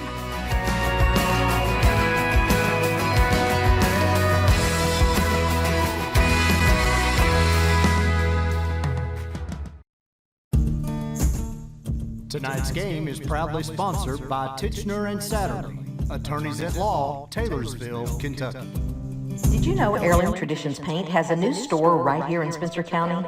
You can get all of the all-in-one paint products here to help you update most every surface inside and outside your home, along with some other great gift ideas and home accessories. We'll soon be opening our brand new store, offering homemade fudge, nuts, and daily fresh-made local offerings. Heirloom Traditions is proud to be a sponsor of Spencer County Athletics. Located at 35 Progressive Drive, open Monday through Saturday. Visit our website at allinonepaint.com to learn more. Back here at Spencer County High School, I'd like to thank the Spencer County Band for playing our national anthem here tonight. Fireworks going off, John? Yeah, I'm ready. Getting ready for a little playoff football. We're going to talk about the Shelby County Rockets. Before we get to that, though, John, I'd like to throw out a congratulations to Seth Shelley and Evan Coffey for making the all-region golf team. Definitely. And Seth was actually named Region Player of the Year for Spencer County. Seth, both of them are just juniors. Yep. And both be back with the boys team next year. And very bright future also for the boys golf team. And in basketball news, the preseason rankings and all-region teams are out in the cat's paws for the boys. Coach Burns, his team was picked 4th in the 8th region behind North Oldham, Woodford County, and Collins. Luke Earhart was named to the all-region team. And on the girls' side, Coach Howie's team was picked 3rd behind Anderson County and South Oldham, and Davey Reichenbach was chosen for the all-region squad. So a lot to look forward to, John, this winter for a basketball season. There is, and that's just it. We talked about it a little bit with Coach Kayla. We talked about it with Coach Burns out there, and just – the youth that's fed up through these programs and just what those coaches have done between what Coach Howie's been able to do, through the middle school and working the way up into the varsity basketball and building the program the way that he has and the success that he's had from it. And then Coach Burns just the same, being able to build that program and to bring these young kids up and to continue to win the way they are. And Bo, I'll be honest with you, I'm excited for basketball season. I didn't know if I'd ever hear you say that. You believe that? How about that, huh? So tonight, Spencer County in the first round of the KHSAA playoffs take on the Rockets from Shelby County. We've talked about it already. They're a very young team. Only got 4 seniors on the team, John, and just one of those seniors it's in the offensive starting lineup. Yeah. I mean, it's unreal the youth that they have on that team. Now, 29 freshmen and sophomores out of 41 players. Out of 41 players. And, when you're a coach and you're dealing with something like that, with Coach Marcus Harris, mentioned him earlier, coming to Shelby County, first season as the head coach of the Shelby County Rockets. For him, it's excitement for the future. It's that knowing you have those building blocks coming up and those kids that, even though you only have 4 seniors on your team now, that also shows you have a lot of underclassmen getting a lot of time on the field. It's a lot of time to educate them, a lot of time for them to be able to learn the offense, learn the defense, and perfect things that by the time that those boys are juniors and seniors, it's going to make a whale of a difference for Coach Harris and his offense and defense. And they come into the game tonight 5-5 on the season. They were 1-3 in district games. It give them the 4 seed in our sister district. That's right. And John, they bookended their season with common opponents of Spencer County's. The Bears were 2-0 in those games. Shelby was 1-1. First game of the year, the Rockets played Collins, and that was actually a home game for Shelby County, but it was played at Kentucky State University. Collins won that game 42-28. And last week, they defeated Anderson County 49-18. When you look at that win, too, from Anderson County, I kind of did some digging, Bo, and went back into what Shelby County's done for this season. Because it's, them being from our sister district, we have the common opponents. But, again, we mentioned before, we haven't played them since 2018. A lot of things changed. A team that was 5-5, and they ended up with wins over Oldham County, East Jessamine, North Bullitt, Wagner, and then you mentioned Anderson County. When you look at all those records, it sounds, I'm not trying to downplay Shelby County when I say this, but when they're 5-5, you expect to kind of see, okay, they're playing middle of the road with middle of the road teams, but in fact, these teams they have victories on have a combined record of 4-46. And so it's I'm not trying to tear down Shelby County, but, they really did struggle when there was some decent competition out on the field. And actually their best win on the season would have been against common foe Anderson County, who finished the season 2-8. We talked about the coaching change. Gone is Coach Todd Shipley. Shipley had a very successful 22-year run as head coach of the Rockets, and new man tasked with replacing him is Marcus Harris, his first year as a high school football coach.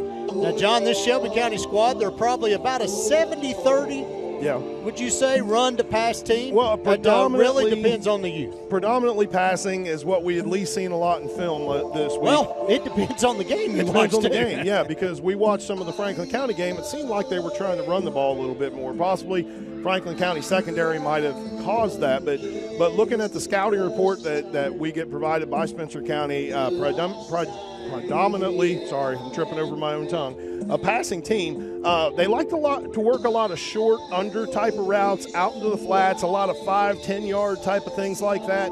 And really, any big gains that they get off their passing game is because of yards after contact. It's something that they're able to break a tackle or to catch somebody out of position to be able to get downfield that way. But they like to work those short, quick passes, get the ball out of the quarterback's hand as fast as they can. Now, like as you mentioned, they will run the football. Sophomore Gianni Hunter, he's a real threat. And he's behind a decent-sized, I'm not going to say big, but a decent-sized offensive line that does a lot of zone blocking. Makes it kind of difficult for linebackers to read because you don't have those guards pulling over top.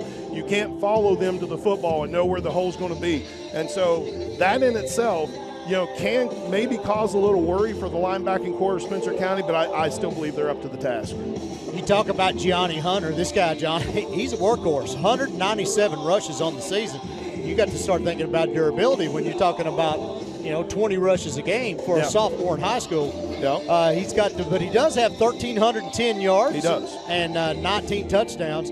Junior quarterback Chandler Hill will be tasked with calling the plays. He's 49 of 99 for 875 and 8 touchdowns. Yep. And when he's not handing off to Hunter, he looks to throw the ball to Carter White.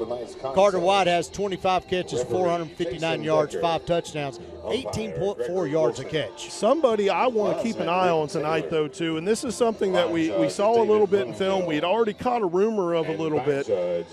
I'm not going to say Shelby County runs a 2-quarterback system, but they could. Yeah. They do have number 6 freshman Javon Hunter is somebody to possibly watch for coming into this game. You know, if the junior quarterback, Chandler Hill, if he's struggling a little bit, they might try to do some different looks. Javon Hunter actually does have a little bit better legs than Chandler Hill does. But so far on the season, 26 of 44, 285 yards, 2 touchdowns, 4 interceptions. He's averaging 28.5 yards per game.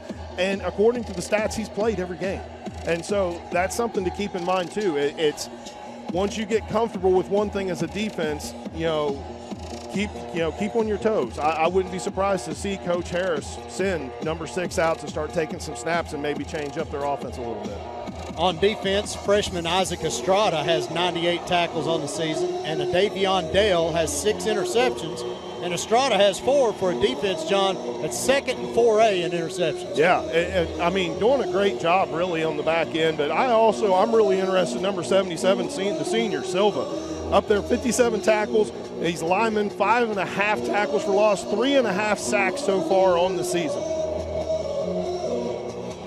So we are getting the coin flip right now. Let's go to look at John's keys to the game. Spencer County won the toss and declined.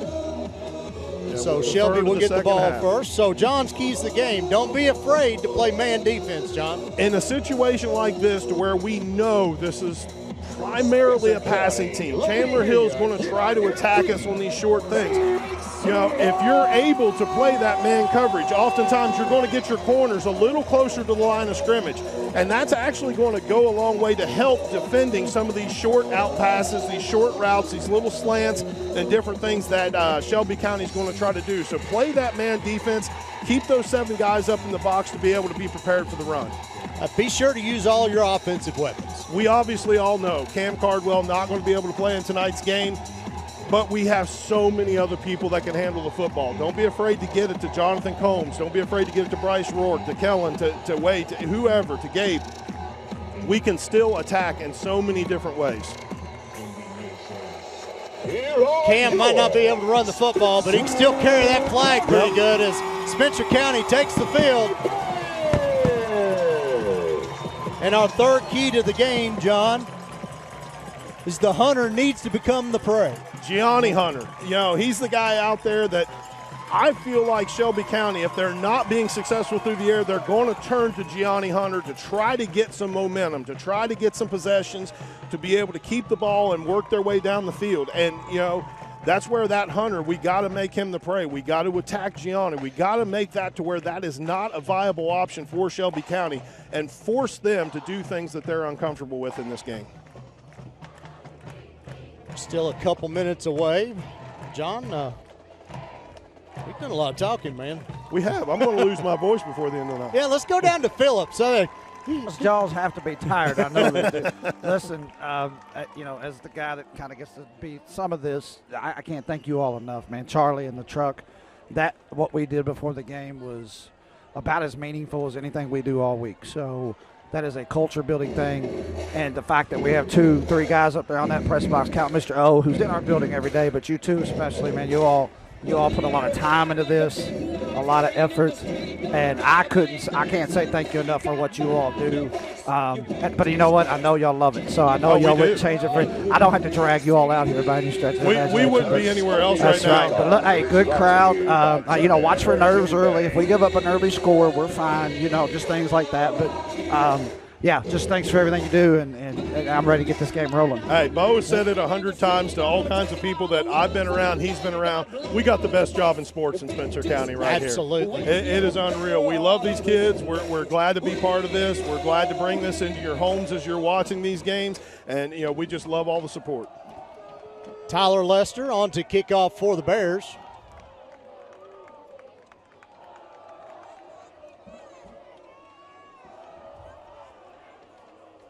Shelby they didn't travel near as good as Collins.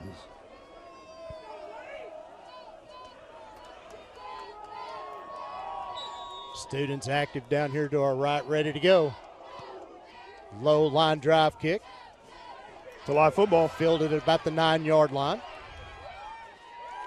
Brought back up to about the 18, and that's where Shelby County will start. That was a Davion Dale on the return, a freshman. I actually like this. Spencer County winning the toss and deferring. Love the fact that we're going to see our defense first out on the field right here. This is an opportunity for Spencer County to really set the tone. 19-yard line, 1st and 10. Bryce Rourke is out on the field, John. We'd actually heard earlier he may not be. Yeah, possibility of a little bit of a stomach virus, stomach bug type of thing going on. Wasn't at school today, but was able to make it out here tonight. And glad to see him on the field. Oh, he was at school today. We are hearing in our ears. Hand off to Hunter. He gets across the 20 up to about the 24-yard line. Pick up a 5, bring up 2nd down and 5 for the Rockets. 2nd and 5.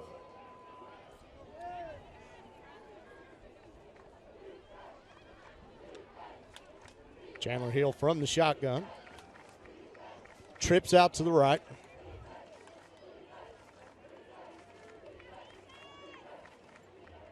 Handoff again goes to Hunter. Hunter gets around the right side, gets a little room across the 30 up to about the 36-yard line. Pickup of 12 on the play.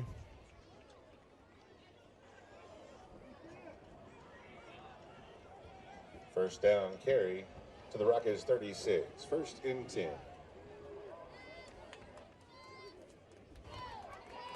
First and 10 for the Rockets. Hill looking to pass, rolls out, tries to get ball, batted down. Gabe Boland maybe should have had that one, John. He got his hands on it. That ball's got to go 6 the other way. Bring up 2nd down and 10 from the Rocket 36-yard line.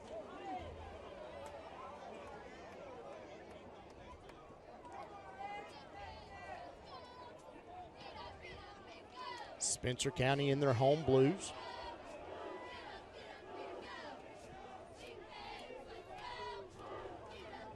Two backs. Handoff again goes to Hunter. This time tries to go around the left side. Tripped up by Gabe Boland at the 36-yard line for no gain. 8's hurt. I don't know if this is that guy, but he took a knee to the head. Just keep an eye on that. Landon Ford a little slow to get up for the Rockets. 3rd down and 10 right here for the Bears. Predictable pass right here, John. Yeah, I mean, definitely. This is something, we know Spencer County will drop back into a zone from time to time. I really look to see it here. They're definitely. Double twins. Hunter comes up on the hip of Hill. Looks to pass. Goes across the middle. That ball's picked off. Kellen Marksberry picks the ball off the 45-yard line. He's going to get it back across midfield. Interception. He's going to get it up to about the 30-yard line, but we do have a flag on the play. Yeah, I think we're going to have a block in the back. Located at the 47-yard line, probably a block in the back. There is another flag out here about the 35-yard line, too. I don't know if it's the same call.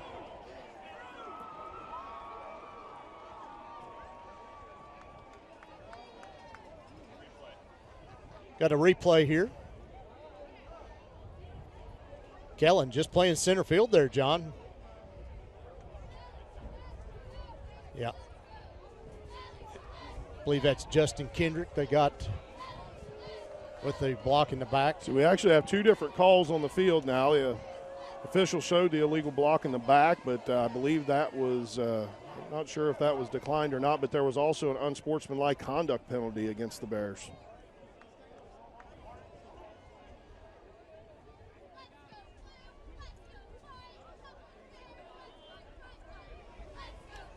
So taking them a minute to figure this out here.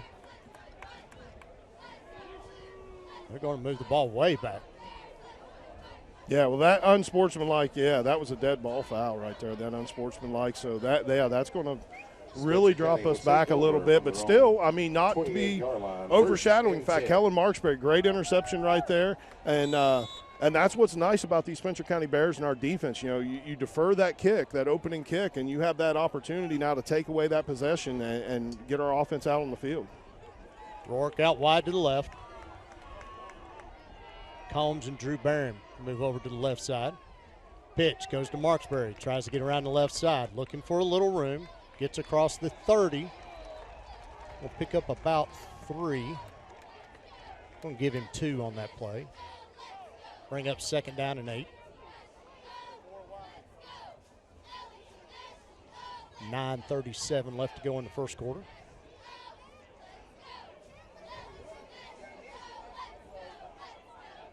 Carry made to the Bears 30. 2nd and 8.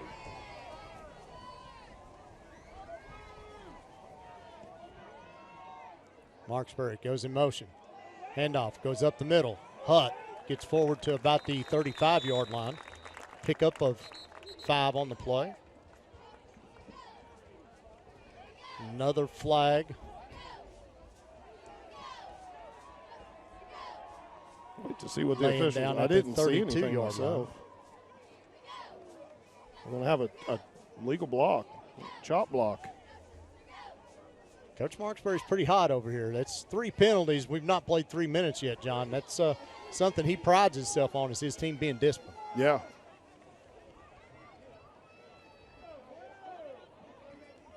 That's going to move the ball. Flag on the Bears, personal foul.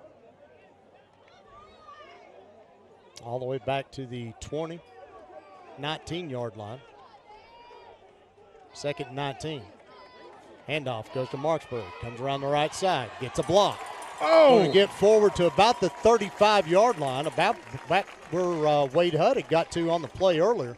It's going to bring up 3rd and about 3. Shoestring tackle right there kept Kellen from breaking that. That was close to 6.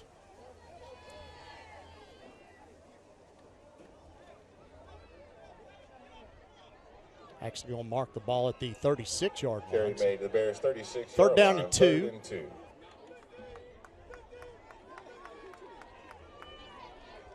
Bears quickly get it up. Gabe Boland's going to call his own number. He's going to get forward to the 39-yard line. That'll be good enough for a Bear first down. Boy, they went the long way around the world to get there, but they finally were able to move those sticks. Carry made to the Bears 39-yard line, and that's good for another.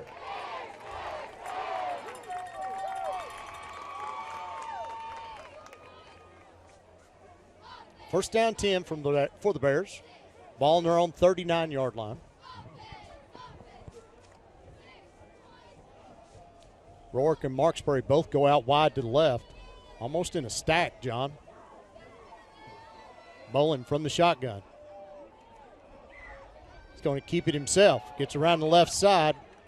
Get forward for about 4. We'll call it 3. Bring up 2nd down 7.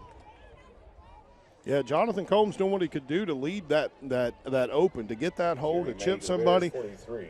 2 guys and only one to block, one blocker. It made it a little bit difficult for the 17 to be able to get too much, but still, that 3.5, 4 yards on that carry, I'll take that every play. We control the clock. We continue to get first downs. 2nd down 6 officially.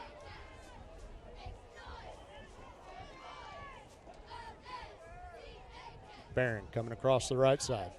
Boland takes the snap. Pitch goes to Marksberry. Cuts back at the 41. Got some room. Gets across the 50. Drug down about the 40-yard line. Pickup of about 16 for Kellen Marksberry. And who did you see lead around that corner right there? Chase Simonis. Being able to pull out there from his guard spot. We've talked about him multiple times this year in different games. One of the few guards you're ever going to see at this level of football that can get out there in front of a running back and be able to get those blocks. Hand off to Hutt up the middle. He's going to get forward for about 2. 2nd down and 8. See, we've seen a lot of running so far from these Bears, and this is something you lull this defense into a sleep, Bo. This is where we've seen so many other teams make the mistakes. Safety start cheating up. Corners start looking to the backfield. When you hit Marksberry on the seam route. Exactly. You run that seam, you run a fade, you do whatever you want to do. Get somebody beyond that safety, and you're going to hurt them. Got a timeout, Spencer County. Timeout taken by the Bears.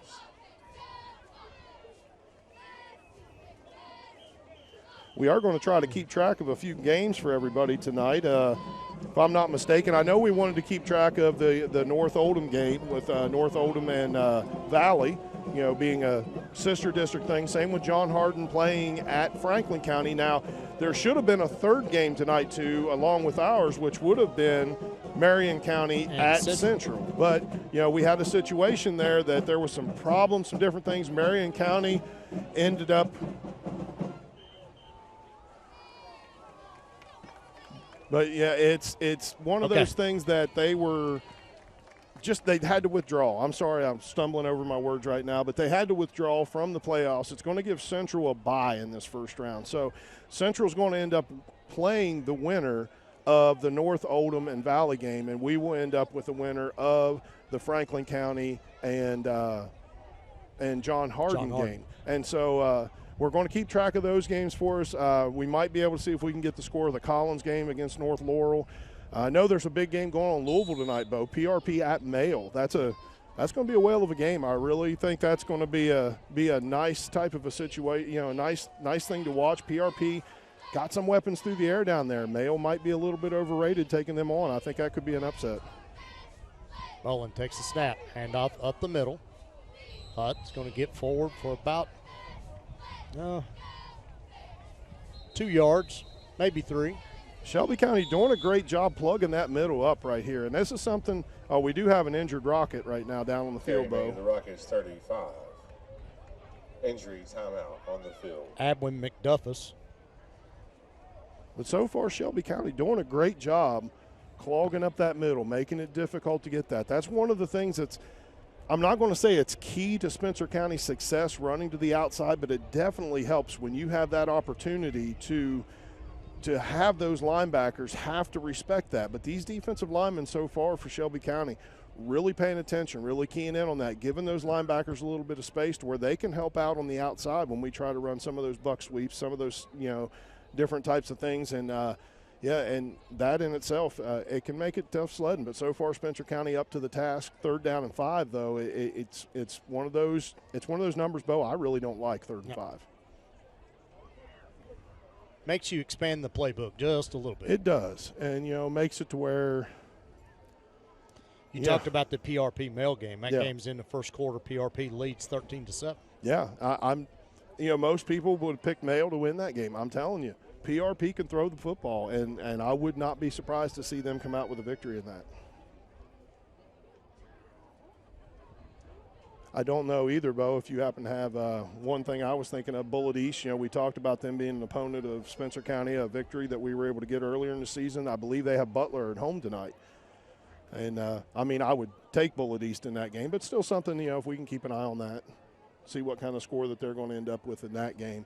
But, really, really the key one that we're really paying attention to, John Hardin at Franklin County. And let's go down to Phillips down there on the sidelines. Hey, just real quick, we all know that Cam is not present on the field, but he is present in this huddle, man. He's like another coach in this huddle. He's telling these kids what he's seeing, and we all knowing that kid, he studies film. He's involved in that. For him, this isn't just about Friday nights. This is a 7-day-a-week thing for Cam, and he is literally in there right beside Coach Marksberry. Headset on, ready to go. I mean, he is like a coach, and so we miss him on the field, but he is still right there with his teammates. I don't think anybody had any doubt it wouldn't be that way. That's McDuffus there for Shelby County was the injured Rocket, number 61. He is walking off field under his own power. That's good to see. A little slow. Imagine there's going to be some stuff they're going to have to work on, and I hope that young man's able to get healed up and get back out on the field. I believe Cam actually has Coach Marksberry's headset on because Coach Marksberry don't have one. Can't afford it. Rourke out wide to the left. Bowen under center, takes the snap. Handoff goes to Marksberry, gets around the left side, cuts back, gets across the 30, got a little room up into about the 24-yard line. That's going to move the sticks again. The Rockets 22-yard line. Pick up, and that's good for another 22-yard line. Pick up about 13 for Kellen. And Spencer County, one of these long, methodical drives. I love these. I mean, don't get me wrong. I love the quick scoring, too, that we can do from time to time, and we're just one play and a touchdown. But, controlling that clock and keeping them on the sidelines, keeping that offense on the sidelines for Shelby County Rockets, it's going to be a huge part of this game. Look, going to Combs. Floats that up just a little bit out of his reach. I seen that one coming, John. Yeah, it's there, just overthrown. They've been setting that up for a while. That's what we were talking about earlier, seeing a lot of run, and that's where Shelby County is going to start looking into that backfield. And, once they start looking into that backfield, you throw that pass, even in a situation like that with Jonathan Combs, running that fade route to that back corner of the end zone, you still are accomplishing something with the incompletion and the fact that you're forcing that secondary to respect the fact that you'll throw the football. Softens things up, makes it a little bit easier to get an extra 1 or 2 yards on some of these carries. This time Rourke on the right side, off by himself. Marksberry goes in motion. Handoff goes to Hutt, up the middle, drives forward, keeps legs churning. Gets about the 20-yard line. Pick up a 4. 4 hard yards right there. Wade Hutt just sticking his nose into it so far in this game, and that's a run that we have to have. We have to have that attack up the middle of the field, or it makes the outside so much easier for these Rockets to defend.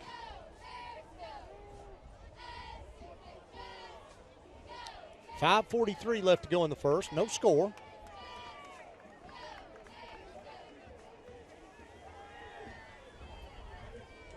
Marksberry in motion. Gets the handoff. Cuts back. Gets across the 15. 10. Oh, he's going to get in. Back into the end zone. Touchdown Bears! Kellen Marksberry zigzagged his way from about the 20-yard line, John, going left and right, back and forth. He did such a great job following his blockers right there, letting things develop in front of him, able to cut off of those. He wasn't cutting, Bo, to miss tacklers. He was cutting because his blockers were setting things up. Great job there by the offense to be able to move him down the field. That's 6 points for number 3. I'm sorry. Kyle Brensel on for the extra point. Gabe Bowen the hold. Kick is up, and it is good.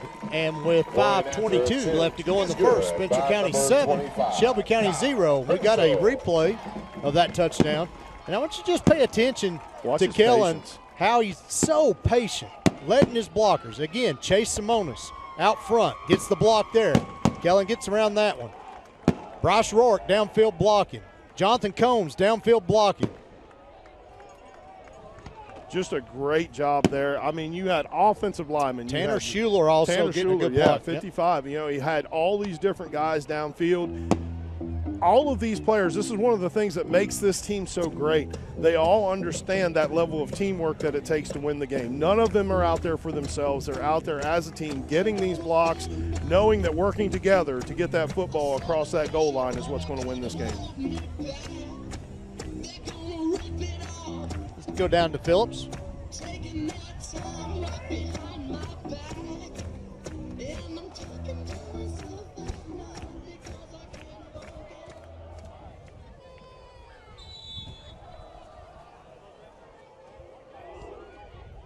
Another low line drive kick. Ball fielded at the 10-yard line. Tries to go back to the right side. Going to get across the 25 to about the 27-yard line. Bishop Bell on the return.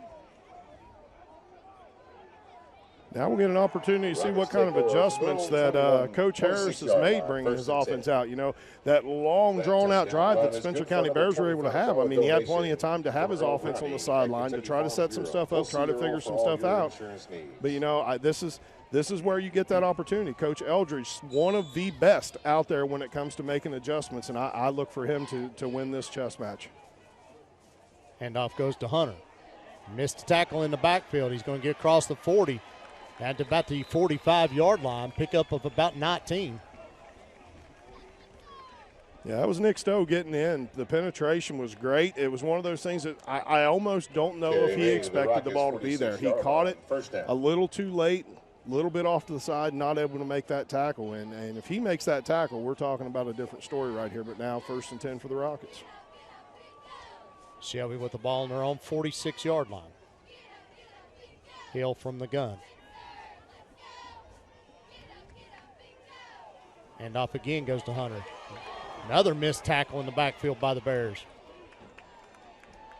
And then every Bear on the field in on that tackle, John. Yeah, but still a 5-yard gain for Gianni Hunter. This is something that we can't have if we're Spencer County. We can't allow this rushing attack to get started, because then it's going to do to us exactly what we want it to do to Shelby County. Is it's going to draw all the eyes in towards the middle, and they're going to end up burning us over the top. So we need to be able to tighten this up on the line. Linebackers need to get good reads, and we need to make good tackles in the backfield. 2nd and 4, 4:10 left to go. Spencer County 46-yard line. We're going to get a flag. I think we have a false start. False start. And I think right there, Shelby County was they were looking long on that one. They had guys streaking down the field. So false start on the offense. Hopefully that's one of those ones that Spencer County wasn't ready for. Now they are. 2nd. Double twins. 2nd down and 9. Fakes the handoff. Looks long. Comes back. Throws it in the flat. Bounces it. Pass is incomplete. Bring up 3rd down and 9 for the Rockets.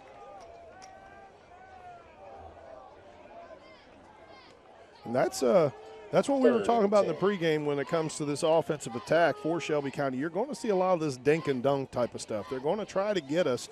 You know, maybe if you send a couple people downfield, that opens up those flats. It gives that opportunity for those little out routes, little slants, little hitches, things like that can happen there in the flats off the side. And that's an easy 5 to 10 yards depending on where the defender is every play. Empty backfield. Bubble screen goes to Ford. Ford gets across the 45 to the 40, pushed out of bounds about the 35-yard line by Bryce Rourke. That'll be good enough for the Rocket first down. Bears 34-yard line, 1st and 10. That's a play you normally don't see Spencer County give up. You get that little tunnel screen going where you have that receiver sitting out there in the slot where he cuts back into the inside. Usually linebackers a little bit better reading that. We got to have some good communication down there on the field. When you see something like that developing, you feel that developing, you got to make sure you're communicating to your guys. Screen, screen, screen. Trips open formation. Handoff goes to Hunter. Hit in the backfield again. Didn't go down. Bears are just trying to hit him, John. They're not wrapping up. Yeah, you can't do this just tap him type of thing. You can't just do arm tackles. We got to form tackle this guy. He's not the biggest running back that we faced all year, but he is strong. You can see the size of his thighs from up here. I mean, this guy is going to work you. He's going to run hard. So good, sure tackling it's going to be the name of the game. Rockets hurry up a little bit. Hill again from the shotgun. This 2nd and short, look to see something here in the middle from Gianni. 2nd down and 1. Double twins. Handoff to Gianni. Just fumble down. Bears football. Justin Kendrick got back there and got his arms around Hunter and stripped it open. Jacob Blansett with the recovery for the Bears. Great job there by the Bears. And Justin Kendrick, just as we were talking about how we needed to make sure that we were sure tackling in the backfield, Justin Kendrick gets back there and he got a hold of Gianni Hunter and would not let him go. And that caused a lot of problems for him. Fumbled that football. Great job by the Bears to get on it. I think we do have a replay of that.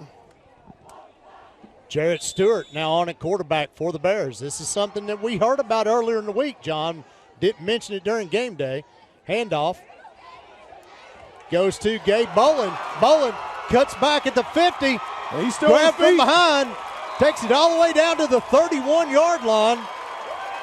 Carry made for the Rockets. 40-yard gain for Gabe Bolin. And I am positive there isn't a Shelby County Rocket on the field that saw that one coming. Yeah, John, Coach Marksberry and I text back and forth earlier in the week. He kind of told me this wrinkle was going on, and I let you in on the secret. Yeah, we knew this was coming. We knew it was coming, but we didn't know when.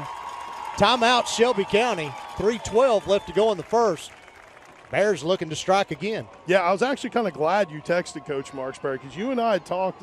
We had some ideas. We won't talk about that right now, but we had some different ideas of what he might try to do, or if he would do this or move this person or this guy in or whatever else. He wasn't in that zip code, No, neither one of us had that thought in mind. And when he mentioned it, I'll be honest with you, at first I was like, I don't know. But then I kind of reckoned my way back to where we talked to Coach Marksberry at the beginning of the season, and we're going to see this with this replay, where he even mentioned that Gabe Bowling was possibly the best running back he had on the team. That's that offensive play right here, that fumble.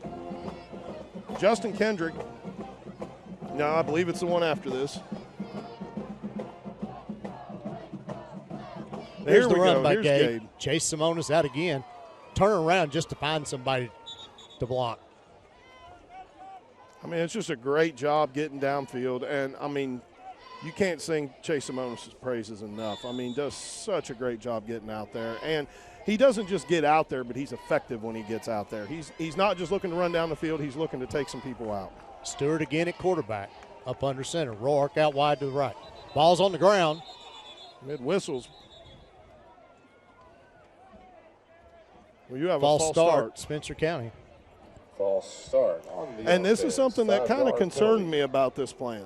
It will be second I'm not going to and lie. 15. It kind of, First and 15. you know, you get that mesh of a quarterback and a center that get used to each other, and you get that cadence, you get that call from the quarterback that the players get used to. And I know they worked on this week, but it's still, you get nerves going, you got the lights, you got everything happening, the fans out here, and sometimes it's hard to make those adjustments. Handoff. It's time hit the line of scrimmage. Bowling.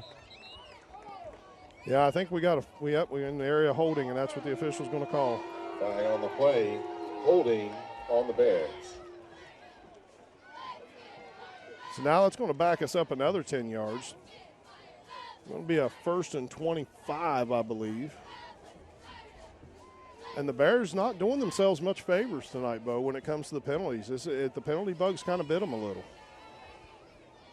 That's 5 quick ones. I think that's 5 in the first half. Our stat machine's down. So we do hear the internet is down at the school, been going in and out all day. Stewart drops back, looks to pass. Now he's in trouble. He can't do that, John. No. Intercepted by the Rockets. That experiment might have just that might have been the last of it right there.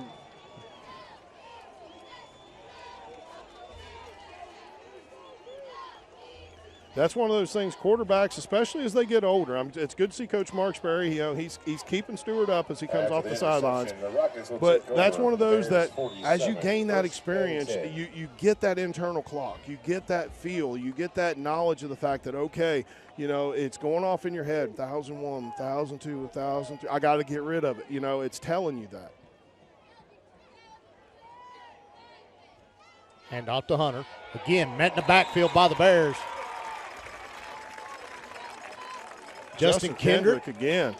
We talked about him earlier at the beginning of the game. You know, Nick Stowe, Justin Kendrick. Those are two names you're going to hear a lot. And Justin Kendrick, tackles for loss has been phenomenal this year. Tackle for a loss pushes the Rockets back to their own 49-yard line.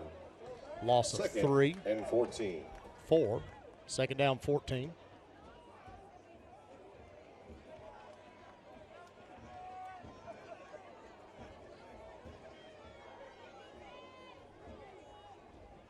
Double twins. Looks to pass. Throws out in the flat. That pass is complete to number 3, Ian Alacron. Really a good adjustment by the receiver there to make that catch. You know, Hill putting that ball really where only his receiver could make a catch on that ball and did a great job, fingertip catch, diving. And that's going to leave a 3rd and short. A lot of options here for Shelby County.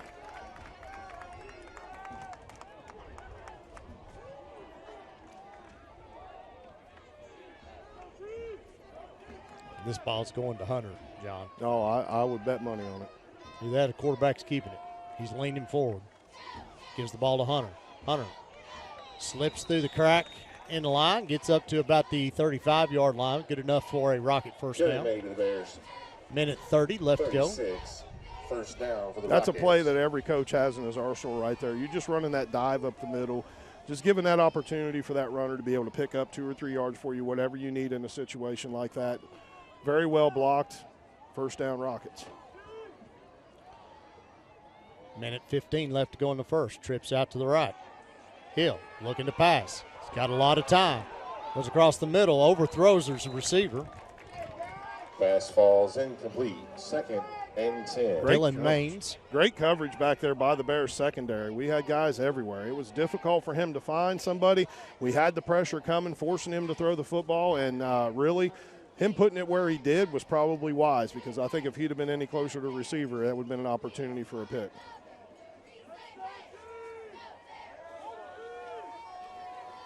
Clock stopped with 1:07 left.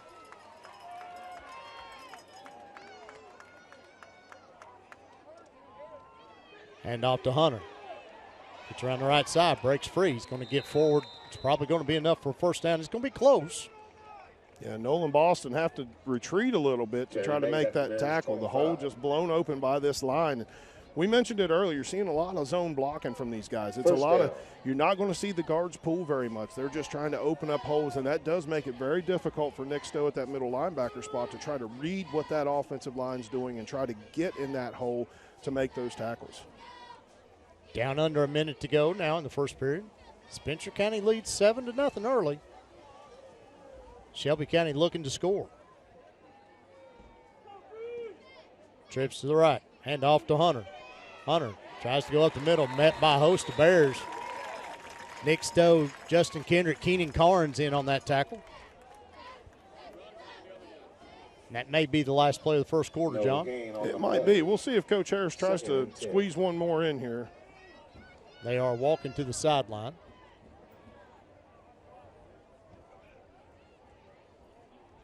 And that is going to do it for the first quarter. Your score after one, Spencer County 7, Shelby County 0. We'll be right back on GHP Sports. If you're looking to buy or sell a home, give me a call. Luke Penrod with United Realty of Louisville. My phone number is 502-639-7271, and feel free to look on my website, penrodrealtor.com, and let me help you find your dream home. Tonight's game is proudly sponsored by Titchener and Satterley, attorneys at law, Taylorsville, Kentucky.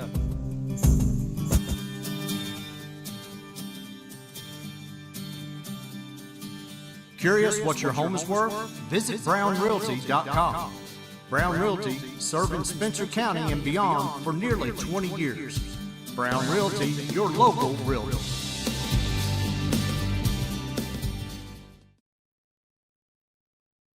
High School getting ready to start the second quarter. Spencer County leads Shelby 7-0, John, and we got to resort to our phones to try to give a few stats out here as we get ready to start the second quarter. Spencer County 125 offensive yards on 15 plays. 89 for Shelby County on 17 plays. 11 rushes for Shelby for 58 yards. 13 for 125 for Spencer. And look here, coming in, sneaking in over my shoulder.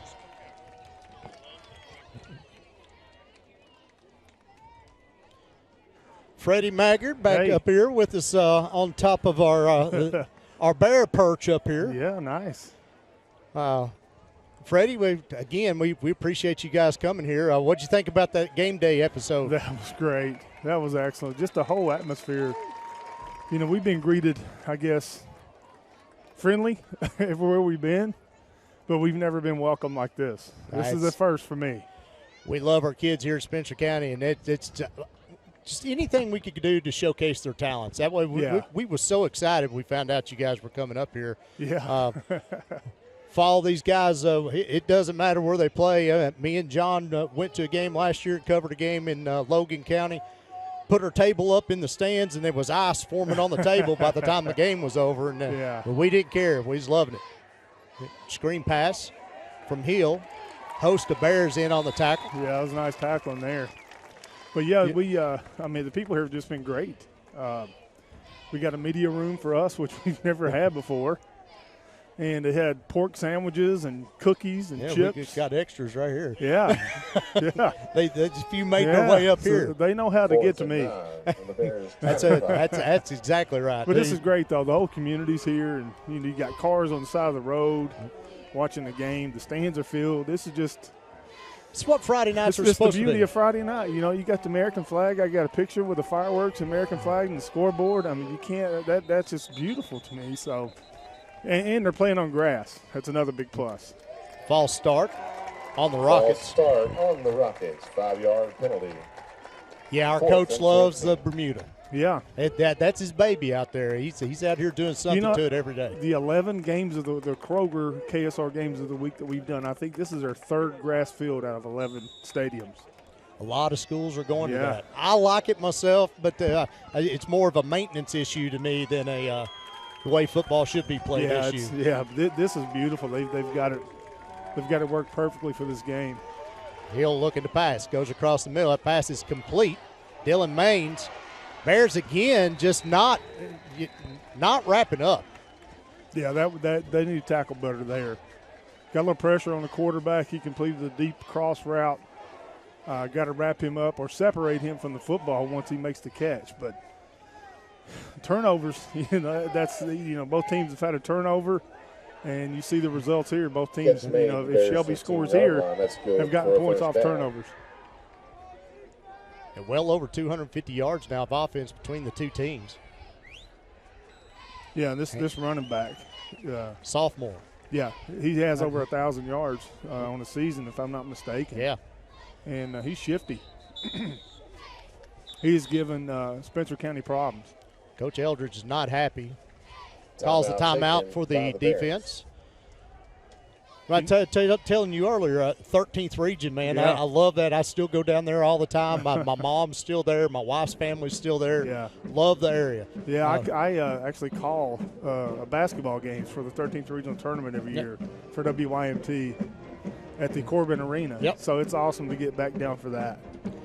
That wasn't there when I was down there. I was there. My high school's not there anymore. Not there anymore. That hurts, man. Consolidation is great for education and things of that nature. I get it, but man, it hurts when it's hurts many small communities. Used to have that K-Wood over there, Dills Combs and schools like Everett's. Yeah, I can remember playing in that jungle at Everett's at that gym. Something else. Yeah, they had the painting of the guy with the long arms. You remember that? Yeah. On the side of the gym? Mm-hmm. That used to freak me out for some reason. Second down and 2 for the Rockets. 9:58 left to go in the second. This time Hill under center. Handoff again goes to Hunter. Met by Nick Stowe and just can't wrap up. Yeah, Bears just having trouble tackling tonight. That's 2 out of 3 plays there that Spencer County is missed tackles. And that'll hurt you against a running back like that gets behind his pads and shifty. He's going to find holes in the defense, and that's a good job by Shelby County there to score. It's usually a sure-handed tackler there, Nick. He's actually leading the state in tackles this year in 4A. We got a replay right after this extra point try. Did we get the draw on the screen? Well, you know what? That's in the works. Okay. And he is real excited about that.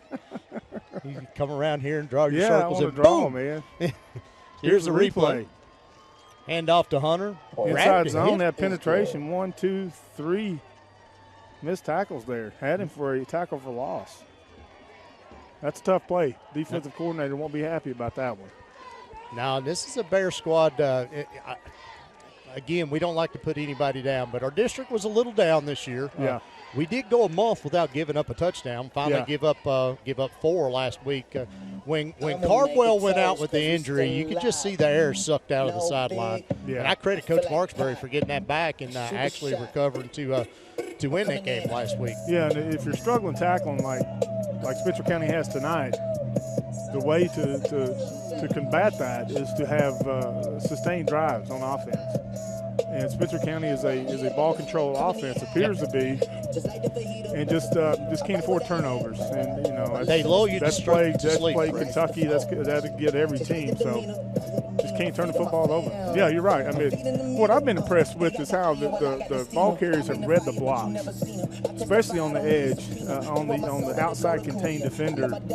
They really know when to cut it up or cut it back to the sideline. That's just really good Extremely, coaching. they're patient. Very they let patient. their blocks develop, Yeah. and it really is a treat to watch. It is. And Spencer County's got a couple guards that'll come out and pull, and the guys don't weigh 165, 70 pounds, but they're out there. They're looking to hit somebody every time. Absolutely. But this Spencer County team is extremely well coached. All fielded at the 10-yard line. Wade Hutt gets up to close to the 30. Bears will take over 1st and 10, about the 29-yard line. Out to the Bears' 29-yard line. So football started in 2004.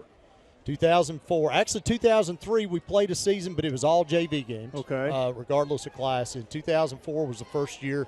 And if I'm not mistaken, maybe only 6 or 7 varsity games that year. But just last week was the 100th victory. Is that right? School history, yeah. That's great. That's great that, not having a big football alumni base, and having crowds like this.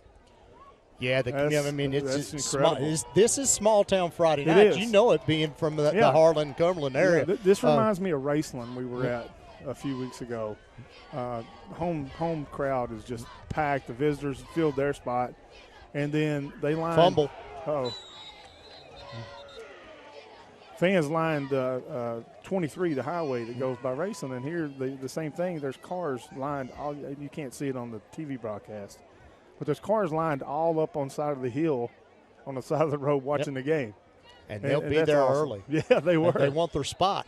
Yeah, I mean, the prep rally was going on at, 5 o'clock when I got here? We started, we tried to start a little early. I think we finally got it going about 6. Yeah. And band and cheerleaders, dance team, students. It's awesome. Timeout Spencer County. It's their second timeout they've taken here in the first half. That's a good timeout. Let's go down to Phillips on the sideline. Hey, Freddie, this as the principal of the high school. First of all, they let me do a little sideline reporting, which is really fun. But we just wanted to say thank you all for choosing us, and we're glad. We're glad. We're going to feed you. We're going to take care of you there. But we wanted to take that opportunity to showcase our band and our cheerleaders and our dance team, and it's more than just these kids playing football. It's a community-wide effort. So, and I know you all, the platform that you all have, and we just appreciate you all getting us out there. Yeah. And don't let them guys up there wear you out too much, all right? I won't. John's up here eating. I'm still on the clock. The principal looks like he just works out all the time. That's what he does. But no, they've been great. Everybody's been so great. I hate to rank our stops where we go. And I never reveal number 1, but I reveal the top 2 right now. The top 2 right now is Mayfield and Spencer County. Wow. I can be easily influenced by my stomach. Yeah, absolutely. Kellen Marksberry breaks right loose. there? Gets across the 50. He's got room. He's gone. Kellen gets to the 10. 5. Touchdown Bears!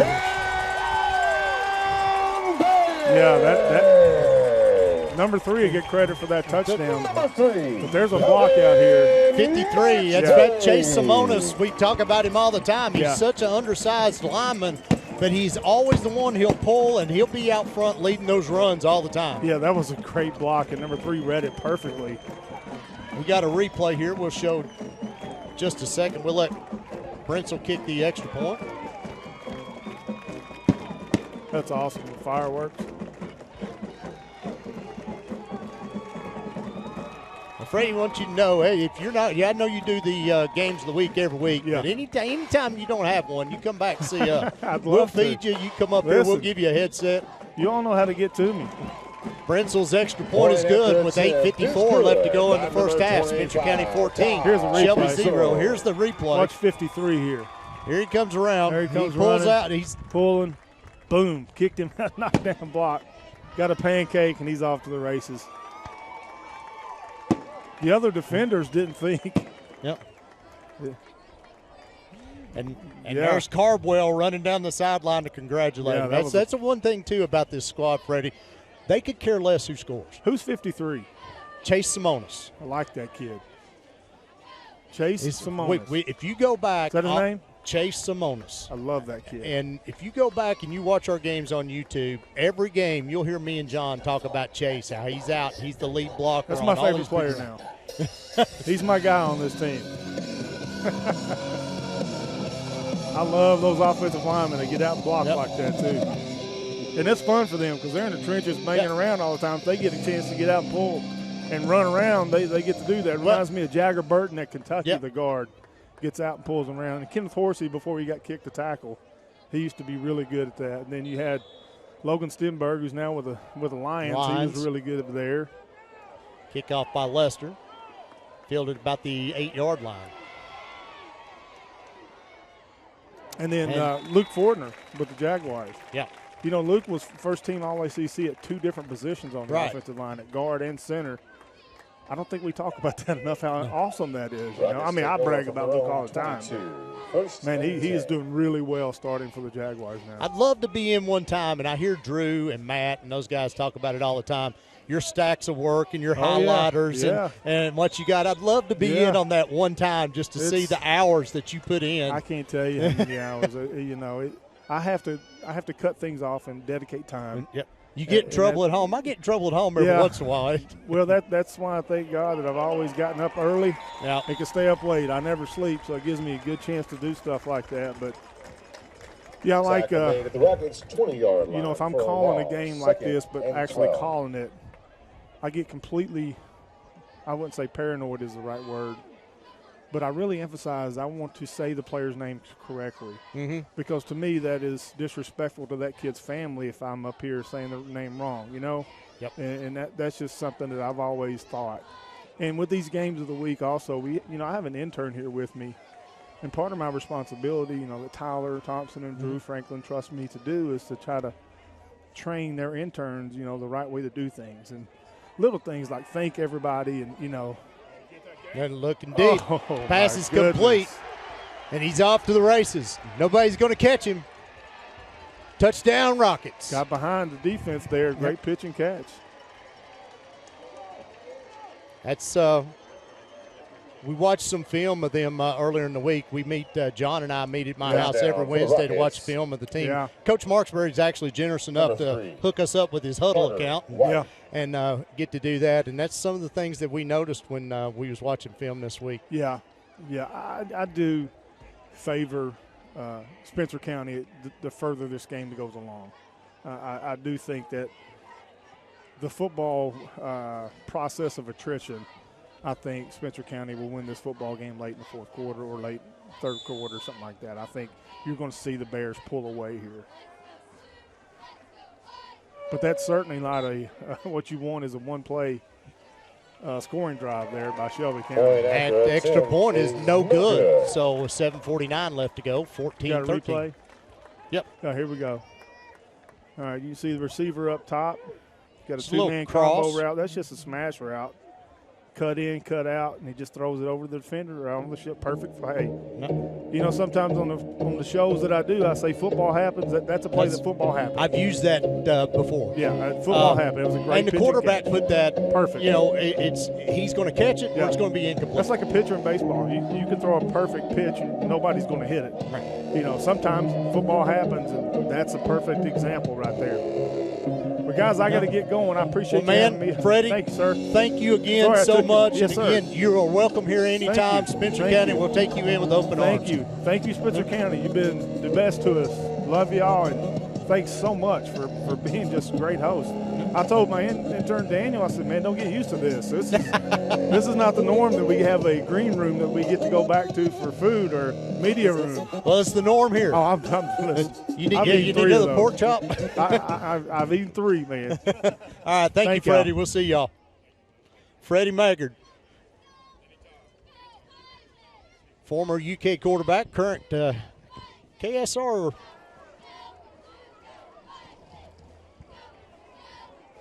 Appreciate Freddie coming up here and spending that time, John. It again, I'm from the 13th region, same region he came from back in his high school days, and I can remember watching him play. And I tell you what, a lot of people don't know. Freddie, he's got space. Wade crosses back. He's got the kicker to beat.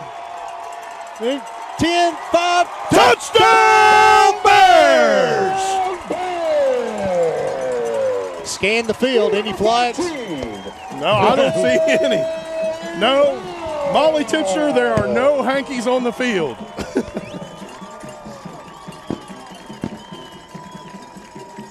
What a great run. Well blocked. It's exactly what Spencer County needed to after giving up those 2 touchdowns. Yep. But no, you were mentioning Freddie being up here, how much appreciate the fact that he's up there. I appreciate it. I got to eat a sandwich for him. It gave me a chance to A lot step of people aside. don't know Freddie Maggard was a heck of a baseball player in his own right. Had a 92-mile-an-hour fastball, was actually drafted out of high school by the Kansas City Royals. Kick by Brentsel is up, and it is good as we got a replay of that kickoff return. And this is what happens. You get these low-line drive kicks like this. Wade's on the run already when he fields it. And, everybody wants to stay in their lanes, but you only need a few blocks when they stay in their lanes to be able to bust through that defensive line, be able to get up the field. And once it was the kicker, was the only one left to beat, there was no chance. Wade, with track-like speed, down the field for 6.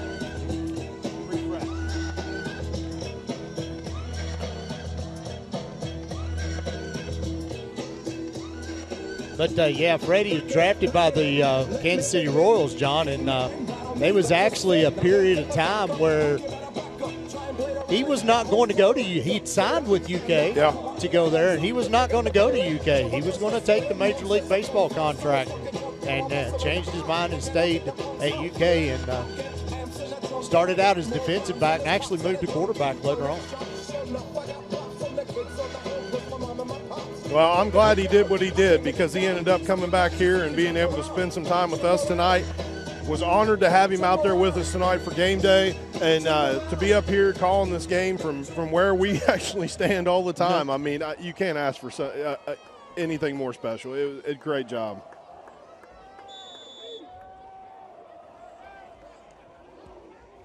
Lester, long kickoff. That ball lands at the 3-yard line.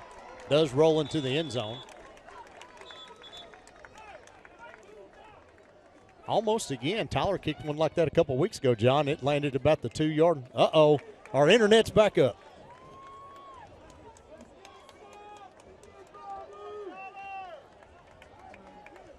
All right. We got internet back up. Boy, I'm glad, too. So far right now, we're pretty well evened off with yardage. 197 yards for the Shelby County Rockets, 196 for Spencer County. Of course, that doesn't include that touchdown run there off the kickoff. So, that kind of skews those numbers a little bit. But time of possession, Shelby County leading the way, 10 minutes, 18 seconds versus 6:06 for the Bears. And that's something off of that first drive. I really thought, Bo, we were going to be in a little bit better control of that clock today. Hill from the shotgun. Hands the ball off to Hunter. Cuts back toward the middle. Keenan Carnes met him like a truck running through there. Very effective play. Surprised we haven't seen that Hall. sooner. Surprised we haven't seen that sooner from the Shelby County Rockets. The way that they've been able to throw the ball, quarterback Hill takes the snap, sets up in that draw. Give that opportunity, give that look for the secondary and linebackers to want to drop back a little bit into some coverage and be able to hand that ball off to Gianni Hunter and get, 5-yard carry. And you can go a long way at 5 yards of carry. Second down, 5.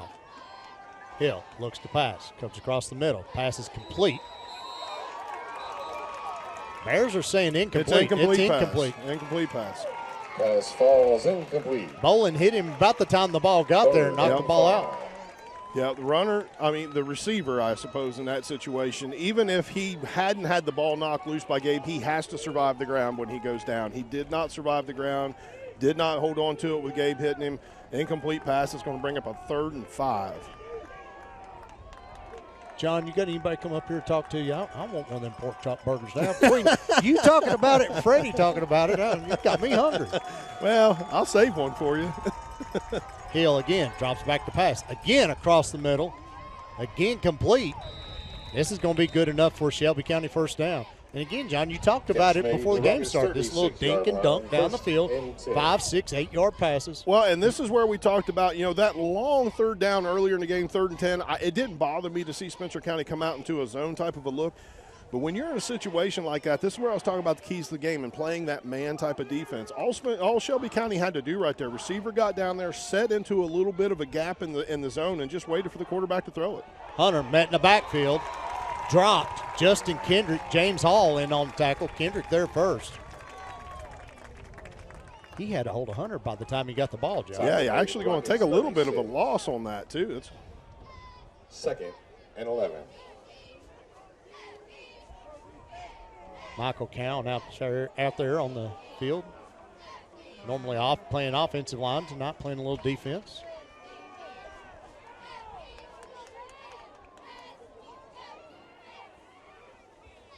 Hunter switches sides. Double twins. Hill again looks to pass. Coach Harris finds something he likes. Oh, it's intercepted! Bryce Rourke going 10-5. Touchdown Bears! Bryce Rourke just squatted back on that pass, let the receiver stop, turn around, and just baited the quarterback into throwing that football. Great read there by number 20. Way to get in there, get that interception, and 6 points. 5th interception of the season for Bryce Rourke.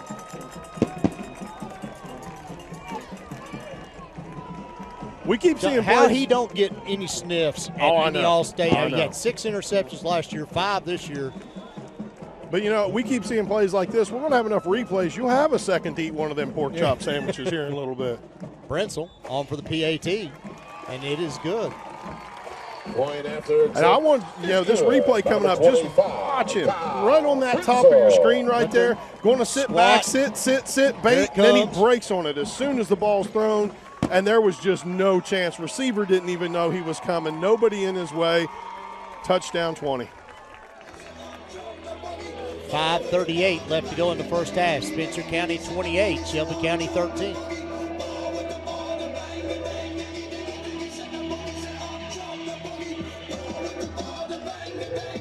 Seeing a little bit of life. We've had some ups and downs. It's been a little bit of a roller coaster type of emotions for these Bears so far in this game, between being able to get that quick fumble recovery right off the bat on that first drive or it was an interception, I'm sorry, for that first drive of Shelby County, be able to get those type of turnovers, be able to get the score, but then they give up these scores. Then they give up these turnovers, and it's just been this up and down battle for the Bears so far in this game. And a play like that, that's something that gets you jacked really well. That gets you way up right there. And so great job there by Bryce Rourke. Let's go down to Phillips now. The sideline's much different right now, man. They know they've got momentum on their side, so let's see if we can capitalize here for the half. Long kick. Ball lands at the 2-yard line, goes into the end zone. I think Coach Marksberry takes that every time. You have the worry of a return. The Rockets will take over from their own 20-yard line. First and 10 for the Rockets at the 20. Now let's hope that this defense can, we saw that interception right there, but they've been giving up a few chunks here and there, and that's something that I know Coach Eldridge is going to want to tighten up if he can. Trying to stop some of this dink and dunk stuff that we were talking about earlier. And also, I really did like that last drive and the fact that we're seeing a lot better form tackling. We're able to get a hold of Gianni Hunter and try to hold on to him and take him down without him breaking so many tackles. Handoff goes to Hunter. Met by Nick Stowe in the backfield. And James Hall. He's going to take a loss and a big one, John. Yeah, Nick Stowe had a couple of situations earlier in the game where Gianni was able to get out of his grasp, and that's not typical Nick Stowe. That's not something you typically see from number 30. And in all honesty, I imagine Nick was probably irritated enough with himself that you're probably not likely to see that the rest of the game either. That was actually Michael Cowan. And 14.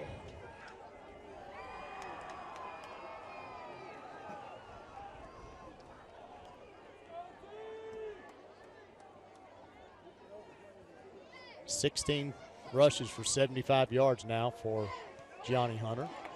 Screen pass, covered well by the Bears. Yeah, it's Michael Cowan again in on that tackle, along with Gabe Boland. Trying to go back to that tunnel screen. It worked a little bit earlier. Linebackers didn't read it as well. This time, linebackers were able to see what was happening, to see the blocking coming down from the other two receivers, see it, and be able to react to it and make a great stop. Timeout, Shelby County. It's going to be, they're going to still have one remaining. Taken by the Rockets. Shelby County with one timeout left in the half. Spencer County used all 3 already. But, you know, it's just this different type of attitude now. You're seeing this on the field. You're seeing this on the sidelines. You're seeing this pump that the Bears are starting to get. And this is something that we were missing through the last half of the game against Henry County. You know, we were kind of able to walk our way, sleepwalk our way through that game and get the win. But that's not something we're going to be able to do and be able to continue to make it very far into the playoffs, Bo. So this is something that I'm happy to see. Happy to see that energy out there with these guys. You know, they've got to find a way to get that energy without number 5 on the field. Boyle County leads Rowan County 43-0 in the second quarter. Lexington Catholic over Scott 28-0 in the second quarter.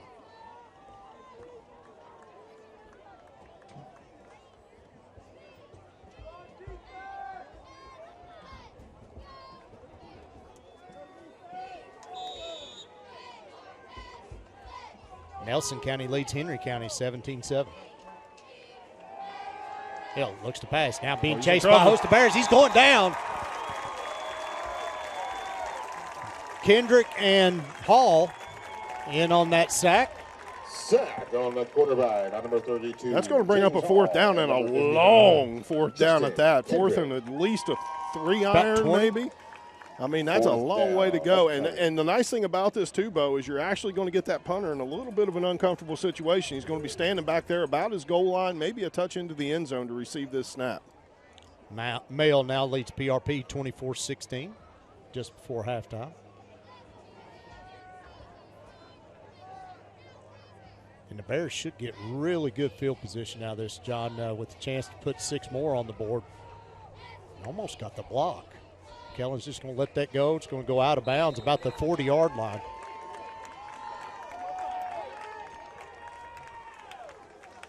Yeah, Connor Lawson with the reception there on that on the bounce, sidelines. yeah. North Oldham leads Valley 7-0.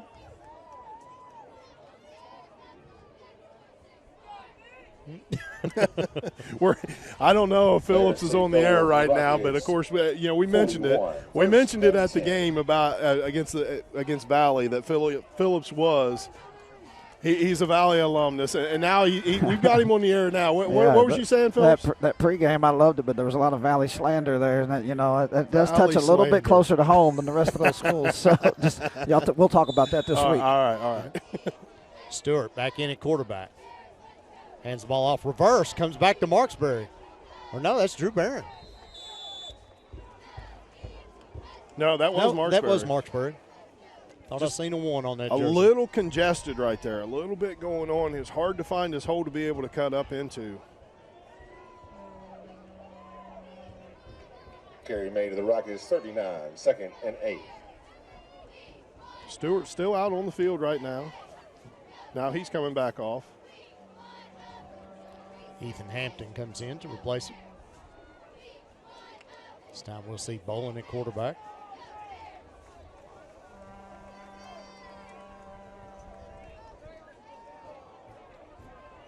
Two receivers out wide to the right. Handoff goes to Hutt. Got 2 blockers. Oh, he's got room. Gets across the 20. Cuts back. Ball comes out. Recovered by Shelby County. Gianni Hunter. Nobody but Kellen to stop him. And he's going to cross the 20. Finally taken down. Gabe Bolin. Gabe Bolin at the 18-yard line. Wade Hutt just trying so hard to get that extra yardage. Comes off the field in frustration, throws his helmet down, knows how big of a mistake that was. But we also know that this is not a mistake we normally see from Wade Hutt. This is not something that it's typical of 14. And so keep your head up, young man. This is something we'll have. We'll get this back. 2 minutes and 24 seconds left in the quarter. We got the lead. It's all right. Defense is out there. They're going to take care of you. 2:24 left. 1st and 10 Rockets.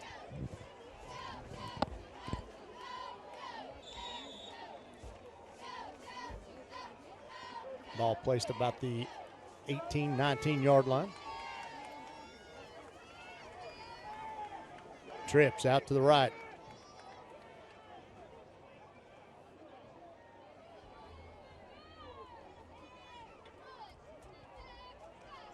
Handoff up the middle. Ethan Holder. That's 50. Ethan Holder just taking care of business right there up the middle, just reading that, trying to run it to the A gap, and he just wasn't having it. Was able to shed that center, be able to slip off to that left side, make a good tackle. Can't believe a flag was not thrown. I know, that's a little bit late 3 or there. 4 seconds after the whistle.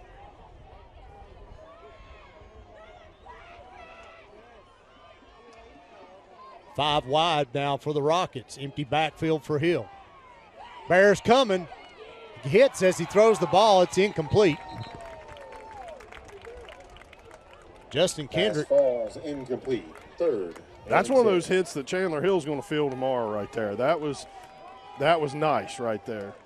And the beauty of it, too, is not only do you have Justin Kendrick coming up and getting that pressure that quick, being able to get through that offensive line, our secondary was right where they needed to be. If that pass had been completed, that receiver was going to feel it the next day, too. Minute 43 left to go in the first half. 3rd down and 9. Hill from the shotgun. Hands the ball off to Hunter. Goes up the middle. Grabbed by a host of Bears. Going to go down. Ethan Holder again in on the tackle with Ethan Hampton also there. Bears 15-yard line. 4th and 5. Mark the ball at the 15-yard line. 4th and 5.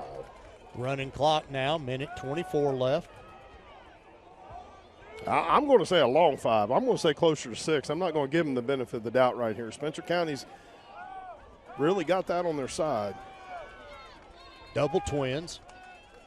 Hill looks to pass. Looks across the middle. Nobody there. Got all the time in the world. Now comes the Bears. Man's wide open. Got away from Bryce Rourke in the end zone. Touchdown for the Rockets. Number 8. Kind of surprised we didn't see a flag on that one as well. I'm surprised we didn't see a hold.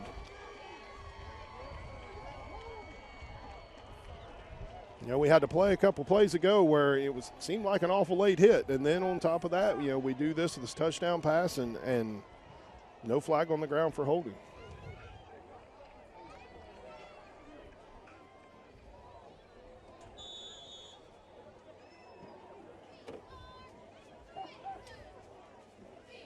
High snap. That ball's blocked. Do have a flag on the play.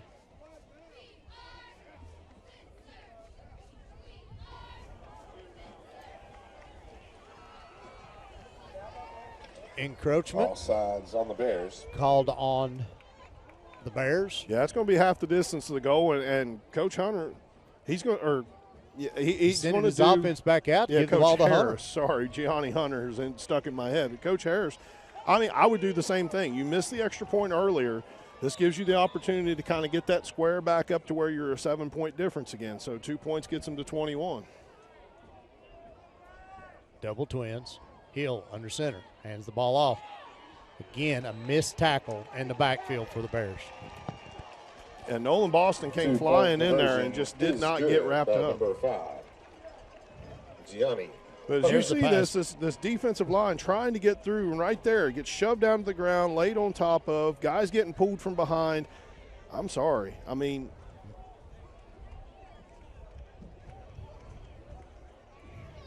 it frustrates me at times when we don't see some calls that are some obvious calls, but, you know, that's part of the game. I understand that. That's part of the game, and both teams are on the field with the same officials. So, but we have an opportunity here. We got a minute, 2 seconds left. I know we don't have any timeouts, but we have an offense that can strike in the snap of a finger right here. Also, keep in mind, Spencer County will receive the kick in the second half. So this is a great opportunity if we can. Get a little bit of that momentum back on into the locker room, come out here, put another one on to start the third quarter and really just start burying this Rockets team.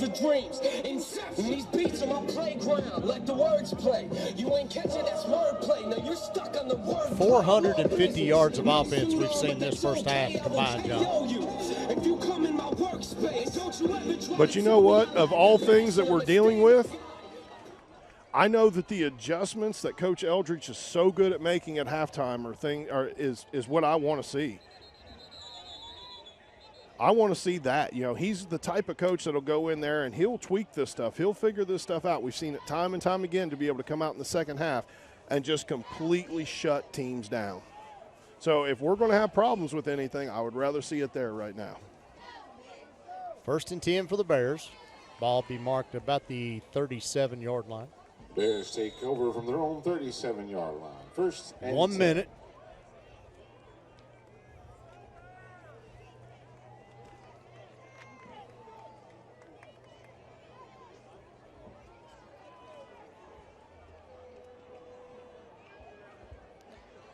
Rourke lined out wide to the left.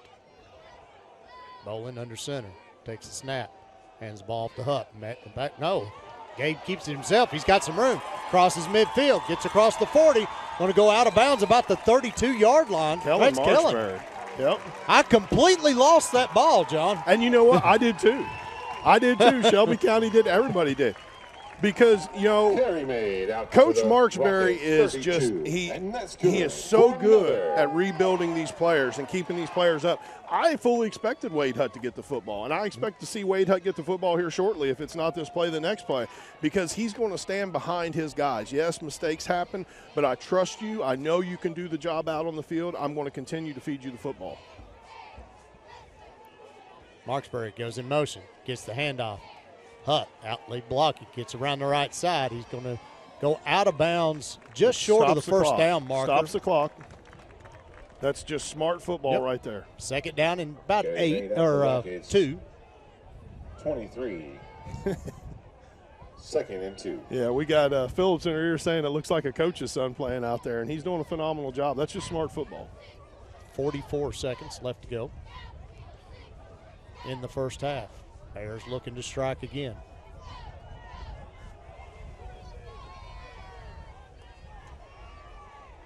Gabe under center. This time does hand the ball off to Hutt. Goes up the middle.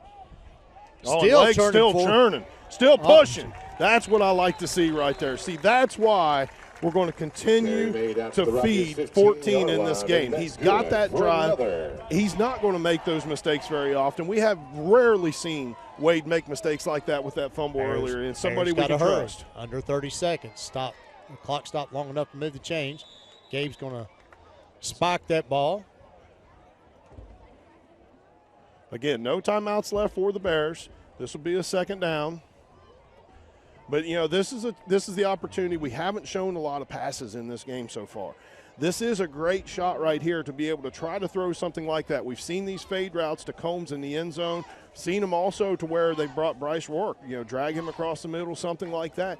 It's a great opportunity to where you're throwing to the end zone. Either you score. If it's an incomplete pass, you at least stop the clock.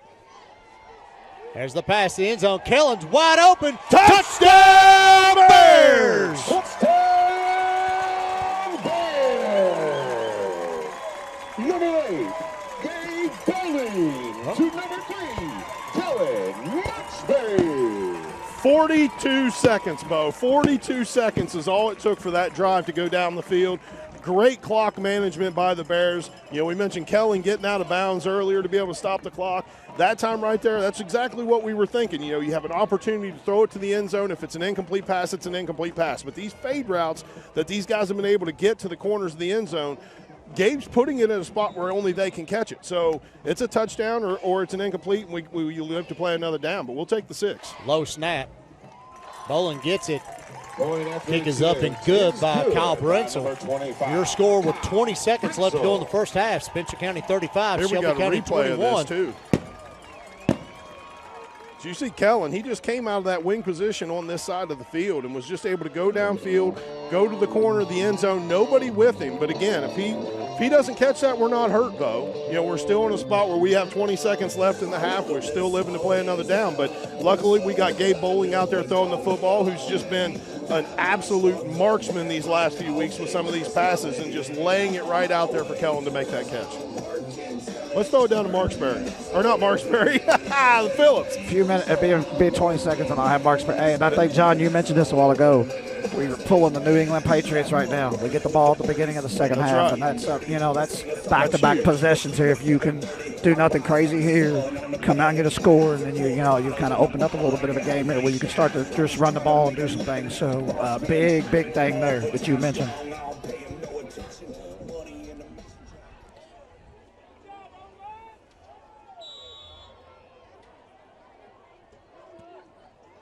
Lester, low kick, fielded at the 35-yard line. And I'm not going to second guess Coach. I'm sure that's what he told Tyler to do. Yeah. But his last two's been in the end zone. They're going to have to beat me going 80 yards, not 60, 65. Well, situation as it is, 19.2 seconds left, one timeout. Haven't really seen Shelby County do a lot of stuff towards the sidelines, and maybe this is what Coach Marksberry's thinking. With their dink and dunk stuff, they're liking to sit in those flats. They're liking to sit in front of that second level, get behind those linebackers or something. They're middle of the field. Gianni's running a lot of stuff up the middle, and so if we can just contain them, keep them on the field, keep that clock running, they can only stop it once. Bears got 3 backs back here 25 yards off the line of scrimmage. Just kind of like a prevent defense. Man, they're running a play. They're not taking knees. Handoff goes to Hunter. Stopped at the line of scrimmage, gets forward for maybe a yard. And I don't know if Coach Harris is going to take a timeout or not. I think that's going to be the half. Yeah.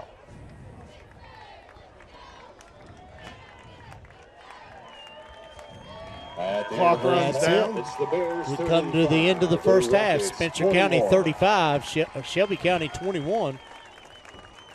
We'll wait on Coach Marksberry to have his word with the team. We'll get a word with him. John, 291 yards of offense. Unreal. I mean, and 222 for the Shelby County Rockets. It's not like they're not moving the football, but rushing is really where Spencer County's taking control. 276 yards on the ground, and that's on 20 carries. And so just unreal type of yardage that they're getting from plays. But here, let's go down to Phillips, who's got Coach Marksberry.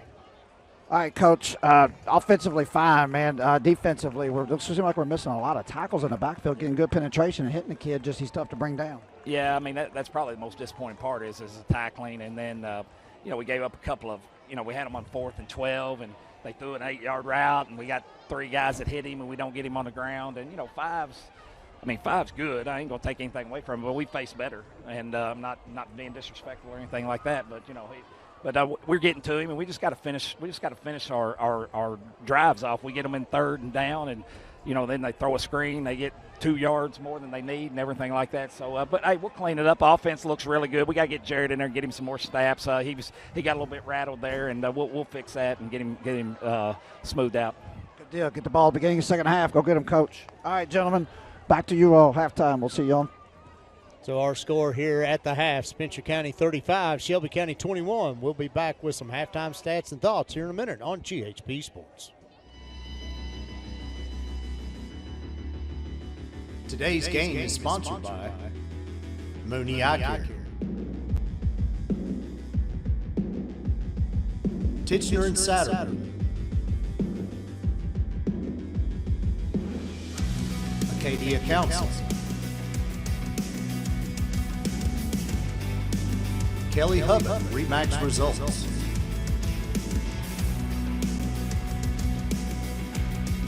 Brown Realty, 811, call before you dig. M&J Landscaping,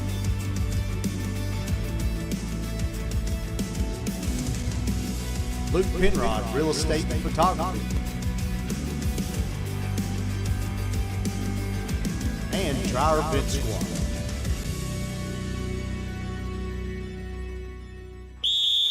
Oh, that's a bad call. That was a great call. It's the worst call I've ever seen. Great call. Horrible. It's a horrible call. Sports fans don't often see things the same way. Terrible call. That was a good call. Terrible call. But there's one call everyone can agree on. Call 811 before you dig, the free service that helps you avoid utility lines while you're digging. Know what's below. Call 811 before you dig. At Acadia Counseling, we offer a professional, down-to-earth approach for adults, families, couples, and adolescents who are looking for lasting results in a non-judgmental environment. Located in St. Matthews and offering telehealth straight to your phone or Wi-Fi enabled smart device, Acadia Counseling offers evening and weekend appointments. Give us a call or schedule from our website and create a brighter future for yourself or a loved one. This ad is paid for by the committee to re-elect Judge Donna Dutton, District Judge for the 53rd Judicial District, which includes Anderson, Shelby, and Spencer counties. Remax Results is thrilled to announce the opening of a new satellite office in Taylorsville, Kentucky, and the start of the Kelly Hubbock real estate team. Kelly is very passionate about this community and the needs of its citizens, and we're so proud of what she's accomplished so far and what the future holds for her and Taylorsville, Kentucky. Hi, I'm Kelly Hubbock. I have been a resident of Spencer County for a little over 10 years now. In addition to real estate, I serve as the president of the Spencer County Taylorsville Chamber of Commerce, and I can think of no better place to put down roots, both professionally and personally, than in Spencer County. The sheer beauty of the county alone is second to none, and the people are amazing. Everybody knows everybody. It's very much a small town community feel, and the neighbors will quite literally give you the shirt off their back if you need it. So I am honored to be a resident and a business owner out here, and I look forward to assisting the citizens of this community for years to come.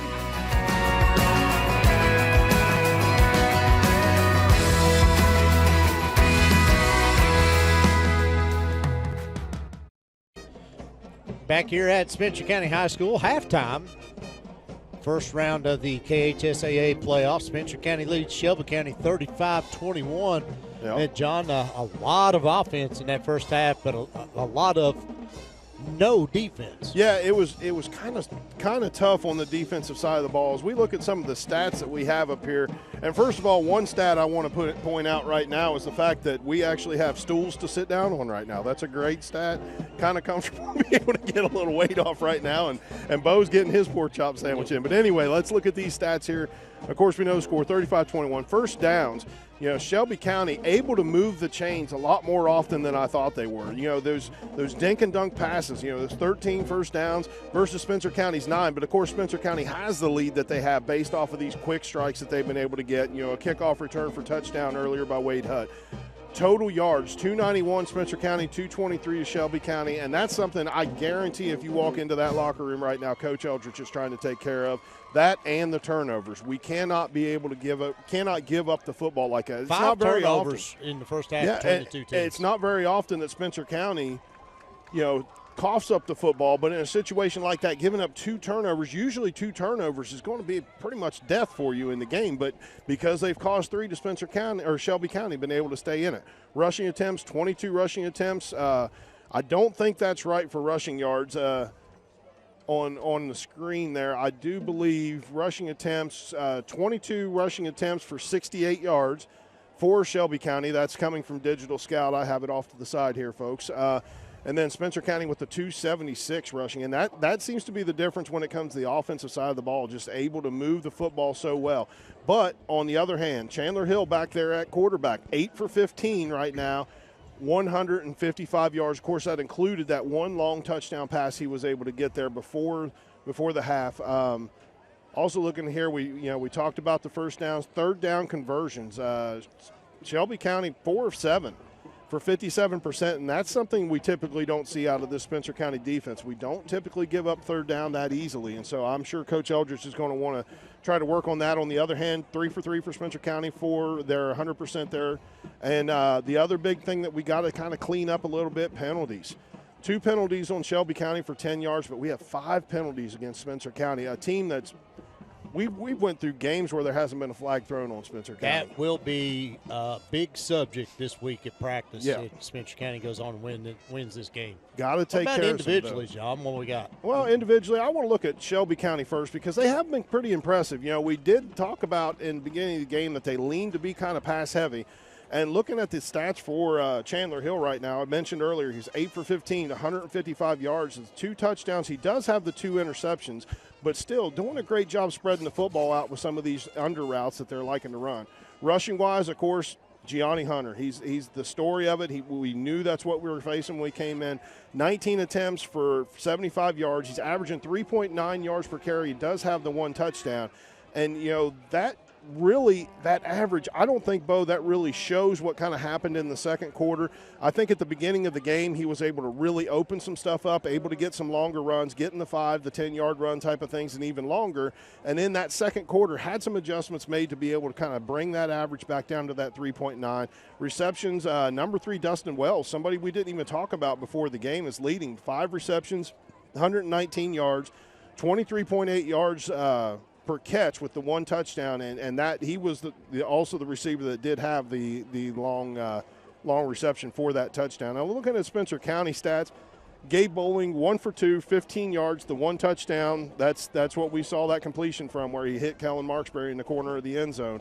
But then also looking at these rushing stats, Kellen Marksberry, 9 attempts for 187 yards in a half of football, in one half of football, averaging 20.8 yards per carry with 2 touchdowns. Wade Hutt, 6 attempts for 50 yards. Of course, we talked about it earlier. Shelby County doing a great job of filling that middle, kind of trying to contain Wade and keeping him from being able to do much between the tackles. But it's still a very important aspect of our offense that we have to be able to test that middle to open up the outside. But yet he's still averaging 8.3 yards per carry. Gabe Bowling, 4 attempts for 45 yards, 11.3 yards per carry. Receptions, of course, we had Kellen with the 1 for 15 with the touchdown. And that's about all we have right now then for Spencer County, other than, if we want to mention it, Wade Hutt, kick return, 2 attempts kick return for 97 yards, averaging 48.5 yards on kick return with the 1 touchdown. That was an incredible kickoff return there by Wade. 3 touchdowns for Kellen Marksberry. Yeah, 1 through there, 2 on the ground. Just playing so Spencer County's a team averaging like 303 yards a game on the ground. They've got 291 yards here in the first half. And, a lot of games late in the year, John, we didn't see the starters play in the second half, and we got that 303 yards a game. If this game keeps going the way it is right now and our starters have to play the whole game, we could easily see a 500-600-yard game. Yeah, exactly. County just on the ground alone. And the potential of that really, I'm saying this as a hopeful, as a optimistic type of point of view for this second half, and knowing what Coach Eldridge tends to be able to do, making adjustments defensively. We look at the number of plays. Shelby County ran 37 plays in that first half. We ran 24. I really do not expect the Spencer County defense to allow Shelby County to be on the field that long for this second half, giving them more opportunity to have the football, more opportunity to gain yards, and, to put those kind of stats up. That's on pace, John, to have more plays run than we played in last week's game in Henry County. We just 113 plays in that game, and I thought, wow, that's a lot for a high school game. Well, we were kind of used to that. We were a little bit spoiled by those running clocks to where we weren't seeing as many plays in those games, and we were back home with our feet propped up by about 9:30 at night after some of those games with those running clocks. And so to have that length of a game in Henry County, it definitely seemed long, and this one's going to seem that way too. But the way Shelby County's trying to throw the football, the way they're stopping the clock with that, and and that too, that shows a testament for their time of possession with the 15 minutes and 40 seconds of time of possession.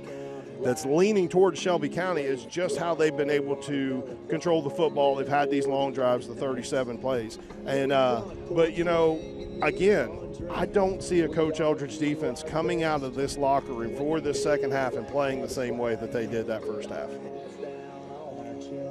Still 4 minutes on the clock here at halftime.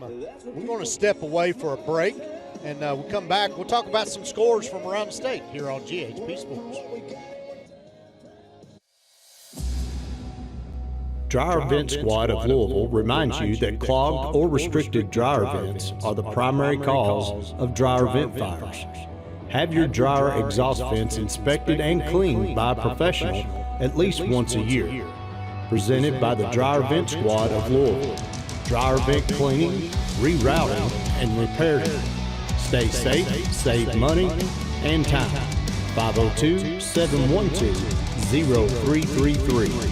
DryerVentSquad.com. Dryer Vent Squad, we get the win out, serving Louisville and surrounding counties.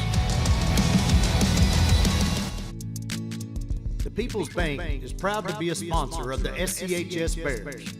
The People's Bank is an independent, local community bank dedicated to serving Spencer and surrounding counties.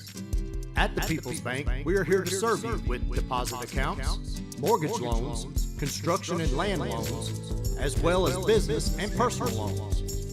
The People's Bank is conveniently located with 2 locations, 23 West Main Street in historic downtown Taylorsville, and a branch at 5511 Taylorsville Road in Fisherville. Or you can visit us at our website, www.tpbtaylorsville.com. Banking excellence since 1903. The People's Bank, an equal housing lender, member FDIC. If you're looking to buy or sell a home, give me a call. Luke Penrod with United Realty of Louisville. My phone number is 502-639-7271, and feel free to look on my website, penrodrealtor.com, and let me help you find your dream home. Tonight's game is proudly sponsored by Titchener and Satterley, attorneys at law, Taylorsville, Kentucky.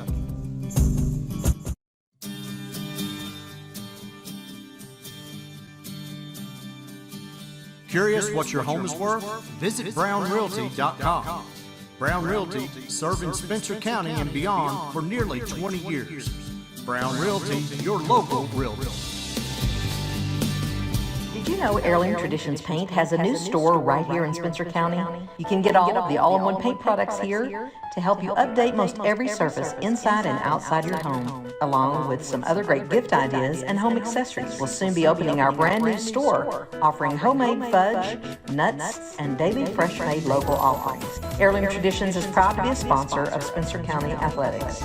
Located at 35 Progressive Drive, open Monday through Saturday. Visit our website at allinonepaint.com to learn more. Back here at Spencer County High School, got about a minute left. Both teams back out on the field now. I'm sure they'll put a couple minutes back on the clock. But John talked, look at some scores from around the state today, tonight. Of course, last night, St. X all over. I believe it was Southern. Oh, yeah. Is that right? Yeah, 53 to nothing. Yep. I believe that was the only game last night. But tonight, just mostly 4A games, but we will give some other scores here. Boyle County leads Rowan County 43 to nothing. That game's in. Most of these games are in the third quarter now.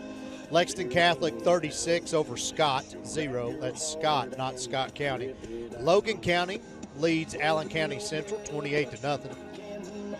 Mail leads PRP 31 to 6. North Oldham 20 to nothing over Valley. North Laurel 14, Collins 7. Wow. Christian Academy 49, LaRue County 6, and Warren East 28, Hopkins County Central 0. Well, I know the game's not over yet, but Bo, I got to kind of tip my hat that Collins game. You picked North Laurel to win that game. I mean, it's a long way from being done. Kenyon Gooden is an amazing athlete for Collins, and you know, it's far from being done. But I'm really surprised North Laurel's been able to hang in there with them. North Laurel is the 4th seed there. Yeah. But they're a good 4 seed. They lost a game this year by playing the illegal player. Yeah, no. So. Well, you see, this, I know we weren't going to talk about it much. I am going to talk about it a little. This brings full circle this whole idea of the sister district thing. And it's something that, again, I know I'm not a fan of. Bo, I'm pretty sure you're not a big fan of. We have a situation even here tonight. You know, Collins is playing a team that's better than what would have been the 4 seed from their own district, and so are we.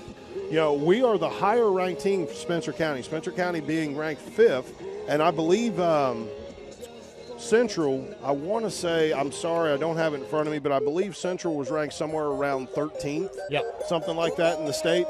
And so Spencer County with that higher RPI than Central has. Now Central ends up with a bye because Marion County has, you know, forfeited that game.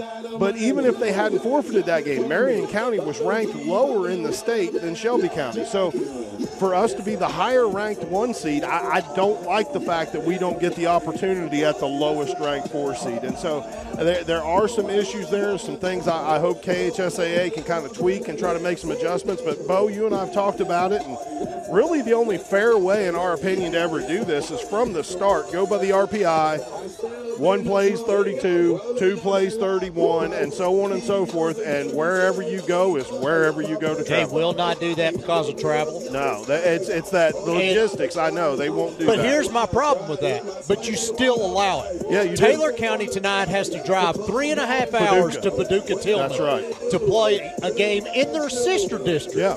You're talking about a team that's 200 miles away in your sister district. Yeah. So you're allowing it to go on. Yeah, you are. To make this thing the way it should be. And for you line them up, and wherever you have to go is where you have to go. For just as many games in that situation, if you were to just rank them by the RPI and seed them that way, for as many games that you would have that would be long-distance drives like you would have with Taylor County going all the way over Paducah, you would have some that potentially are right next door. And so, I mean, you're going to end up with the same type of mix that we have now, but you're giving that opportunity for there to be some level of fairness between where you fall in the state and who you're playing in the first and second rounds. You don't want to travel, win. That's right. That's what it boils down to. This is with the KHSAA and this rule, in my opinion, and everybody out there may think I'm bad wrong, and that's okay. Everybody's allowed their opinion. We can agree to disagree. I'm not mad at you. Yeah. But they're catering to the people that cry all the time. That's right. It's exactly what's going on. Well, if you don't want to travel far away, win. Win. That's all you got to do. That's all you got to do. And you know, if you're catering to people who also have a situation where there might be two good teams around that are close to each other in the same district, again, all you got to do is win. You might have to beat that team in the first or second round versus beating them in the fourth or fifth round, but still, you've got to beat that team. Once you hit this spot, where we're in this spot right now for 4A football in the state of Kentucky, there is only one 4A team that's going to end their season with a victory. One of the main reasons was in 4A, and the reason why we went back to this system. This used to be like this a long time ago. Went back to this sister district is the Boyle County Lexington Catholic playing in the same district. Yep. And they'd have to play each other in the second round every year. Yep. Well, guess what? They're going this to get year each they're other going to play in the third. That's right. So what did you accomplish? You didn't really accomplish anything. You give them that one more week, and somebody's going to win that game and somebody's going to lose that game. Shelby County kicks off.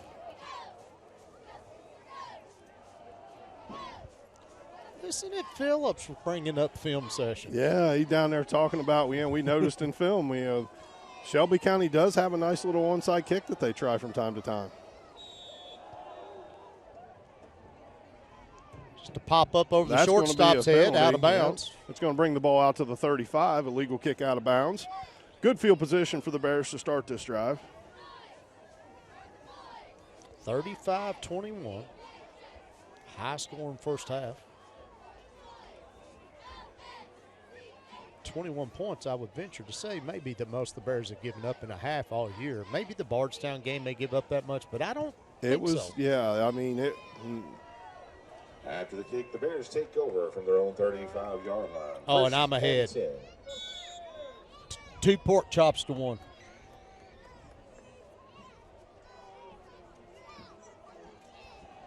Oh, look at this run here. Gabe Boland breaks loose. Stiff arm, still carrying. Gets down to about the 35-yard line. We got a flag back here real close to the line of scrimmage. That's in the area, holding back there. We got a legal chop block again. On Spencer County. I'm not seeing it myself up here. I don't know if we have a replay. We may be able to see something like that. Not something that caught my eye either. And Coach Marksberry is about 10 yards out on the field. We get a chance here. And again, I'm not seeing this anywhere. I'm not seeing a chop block. It would had to have happened back in the backfield. I do not see anybody going low. In a situation like that where they're calling right here's a chop where block, they called it. But for them to call a chop block, that defender has to be engaged with an offensive guy up high and then have an offensive guy go low. And I'm not seeing anything like that. First down and 18 for Spencer County. Reverse. This time goes to Marksberry. He's got a lot of room. Marksberry gets across the field. Got one man to beat. Gets to the sideline. 10-5. Touchdown Bears!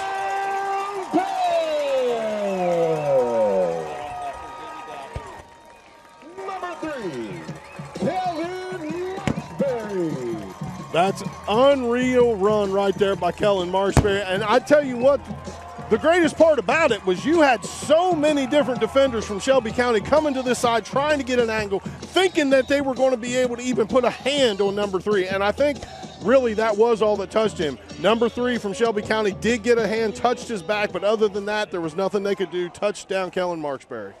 Brentzel on for the extra point.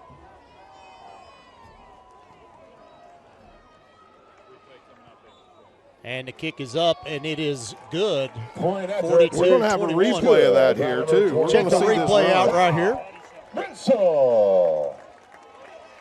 But this quick little reverse thing that they're trying to run, they tried to do it earlier, and Kellen missed the hole. But Gabe right back to Kellen, and then just Jonathan Combs out leading late the way. blocking. And Kellen is just deceptively fast. He is. I mean, he's outrunning those guys to the Yeah. I mean, for these Shelby County defenders to be where they are, I mean, they're not in bad position. It's just Kellen is just so much quicker to that spot. Let's go down to Phillips. And I think something, too, that I don't, just happen to be where I'm standing. Like, people don't understand his ability to use the entire field. He literally used his left foot, and, I mean, every other kid on this field steps out of bounds, but he toed that line with that one, and, I mean, that's all it took, and that's just, man, that kid's special. He's light on his feet. He's one of the fastest kids on the field.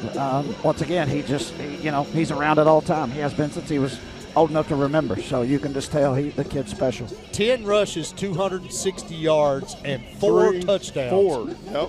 3 on the ground, 1 through the air tonight for Kellen Marksberry.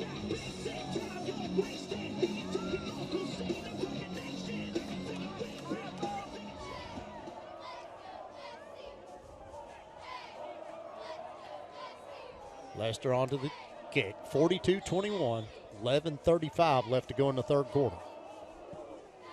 Low line drive kick, gets by into the end zone. It'll be a touchback. Bring that ball out to the 20-yard line. And, Bo, we were prophets. And so was Phillips down there on the sidelines. Before we went into halftime, we're sitting there looking at that minute and 2 seconds that Spencer County offense had to work with, and they were able to get that touchdown going into halftime, come out, get another touchdown, and really try to take control of this football game.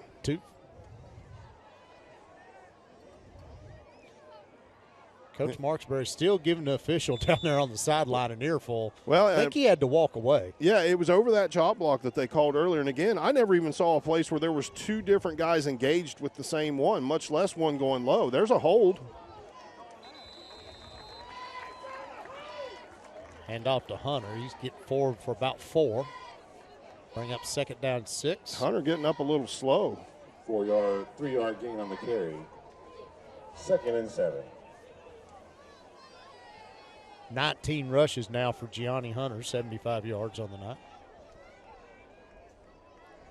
20 rushes is a lot of rushes for a kid in high school. Yeah, it is. This time pulls it out. There's a slant pass. This guy's got a little room. Makes one man miss, makes 2 miss. Still running wild. Kellen finally drags him down. And there's going to be a late flag on Nick Stowe. Nick Stowe with the late hit coming in at the end. You're going to tack another 15 yards onto that play. So uncharacteristic of a Mike Marksberry team. They're usually so disciplined. They are. The penalties have just not been our friend tonight. And personal foul on the Bears. another one of those short routes thrown by Shelby County that they tend to do, but that's what I was talking about before the game, Bo. They like these short routes, but every once in a while they break a tackle. It's yards after contact type of thing to where they can really make these short routes multiply into huge gains like they did here. Trips out to the right, one to the left. Hill from the shotgun. Looks across the middle. Fakes. Now he's going to the corner. That ball is intercepted. Touchback in the end zone. Bryce Rourke gets a little revenge from the last play. Bryce Rourke. One-hand interception. We need to see that one again. I think we're going to have to see that replay again, but that's going to be a touchback. Going to bring the ball out to the 20. Do we have a flag on the field?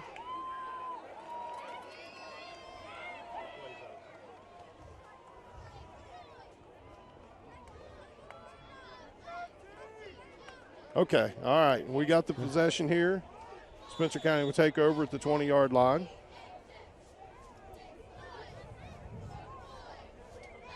And just, I mean, can't say enough. Bryce Rourke, that's the second interception in the game. We've talked about how he's doing in the state, and, I mean, they tried to pickle him. A nice little double move. I'll give the receiver credit. That receiver with that double move to be able to cut back to the corner usually would beat somebody, and Bryce Rourke able to make that adjustment, get in front of him, and make that one-handed interception.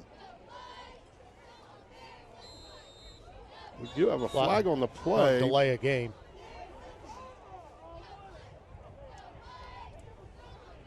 It's going to back us up 5 yards. I do believe the officials kind of held up the game and then finally got the game set, and then that was the flag. I'll just stop. 10:24 left to go in the third. 42-21. Marksberry goes in motion. Handoff up the middle. Wade Huck gets across the 30. Going to be drugged down about the 34-yard line. Carry made out of the Bears' 34-yard Pick up of 14. line, and that's good for another.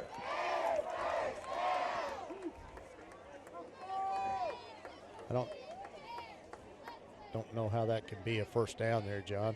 We had No, it was. That's right. It was. Don't. Yep. Boy, we're tired after that game day. Marksberry around the left edge. No room to go. That's got to be a flag. How is –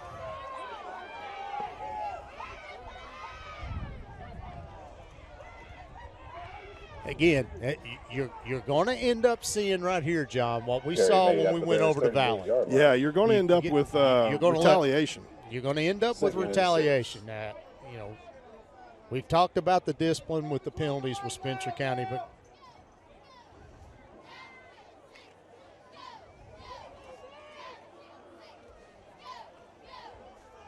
second down and 6. Ball at the Spencer County 38-yard line. Marksberry goes in motion. Bowen going to keep it himself, and he's not going to get much. Maybe a yard. Going to give him forward progress up to the 40. Pick up of 2. 40, 3rd and 4. I think that was miscommunication.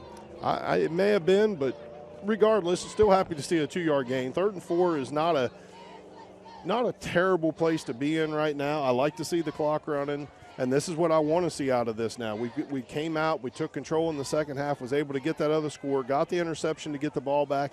Let's chew some clock now. Let's really try to break the spirit of these Rockets.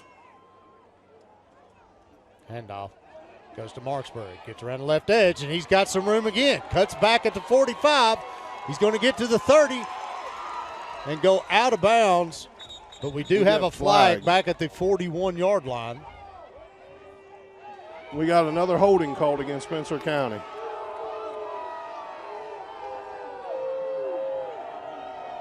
Holding on the Bears.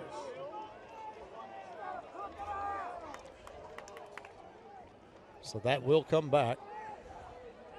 It's going to back up the Bears. It's going to make this about a 3rd and 14 now. It'll be from the spot of the foul, so maybe about a 3rd and 12 or 13. Waiting to see where they mark the football off to.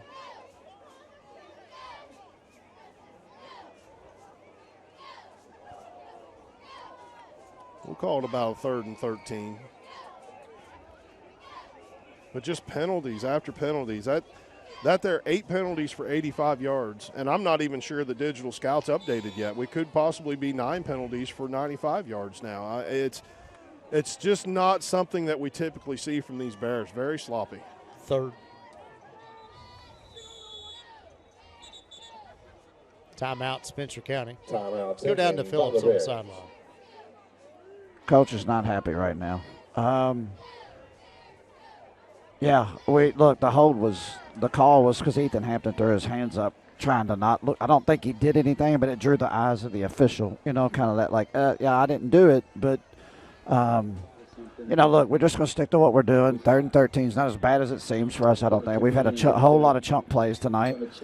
Coach is more disappointed that he's got some kids out there with a ton of varsity experience that are not making plays right now, but not being in the right spot, I think is what he's most frustrated with. Now, you were mentioning something in our ears there, Phillips, about after the game, something going on. What did you have to say about that? So I think we're going to present the district trophy as soon as the game's over, because we hadn't had the opportunity to do that yet since we won the district. So I think we're going to present that right at the end of the game before we do our player of the game and our coach's interview.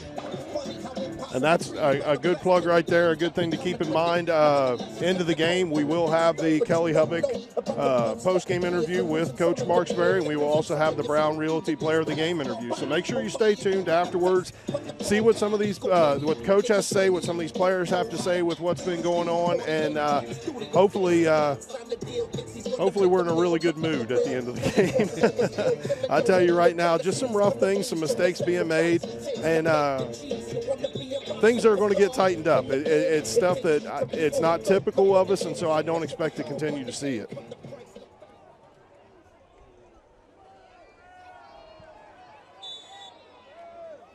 Third and 13. 8:45 left to go in the third. Bolin drops back, looks to pass. Got Marksberry. Great catch. Had to turn his body all the way around. Great adjustment. Kellen Marksberry actually set up for that pass to be thrown to the outside. Had the vision to see the pass, made the adjustment. Defender couldn't move, got to the inside of the defender to make that catch, and that gets the first down for the Bears. 22-yard catch for Marksberry. And Phillips said it in our ears earlier. Man, that kid's special. Oh, he is. He is. 1st and 10 Bears. Ball on the Rocket, 47-yard line. Marksberry goes in motion. Handoff. Goes up the middle to Hutt. He's going to get forward for about 8 yards up to the 40. Good hard run there by 14, going up the middle. And those are the typical type of runs we're used to seeing from Wade 2 up the middle. Earlier in the game, Shelby doing a great job closing that down, pinching that in, being able to hold him to 2, 3, 4 yard type of carries. But you start getting those 7, 8 yards. That's typical Wade Hutt and what we expect between the tackles. Jarrett Stewart now in at quarterback, under center. Handoff. Marksberry cuts up the middle. Makes it escape Bolin.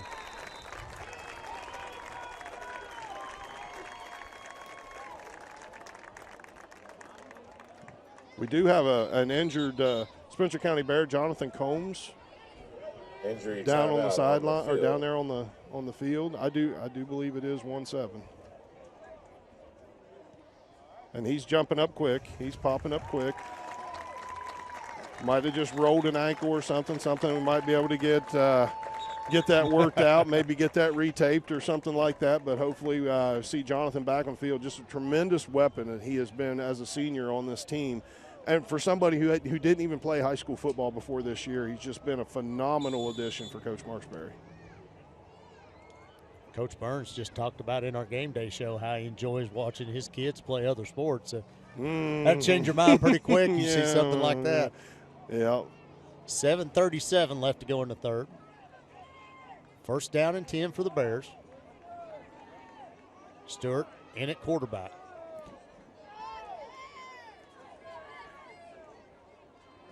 Handoff to Marksberry. Not a whole lot of room to the short side of the field there. He's going to go out of bounds about the 30-yard line or 20-yard line. Pick up a 4. Bring up about 2nd and 6. 18-yard line. Yeah, and you can see the Shelby County Rocket defenders are just hands on hips, walking slow. I mean, these long drives like this, I know we're not a fan of these penalties that are being called, whether they've actually happened on the field or not.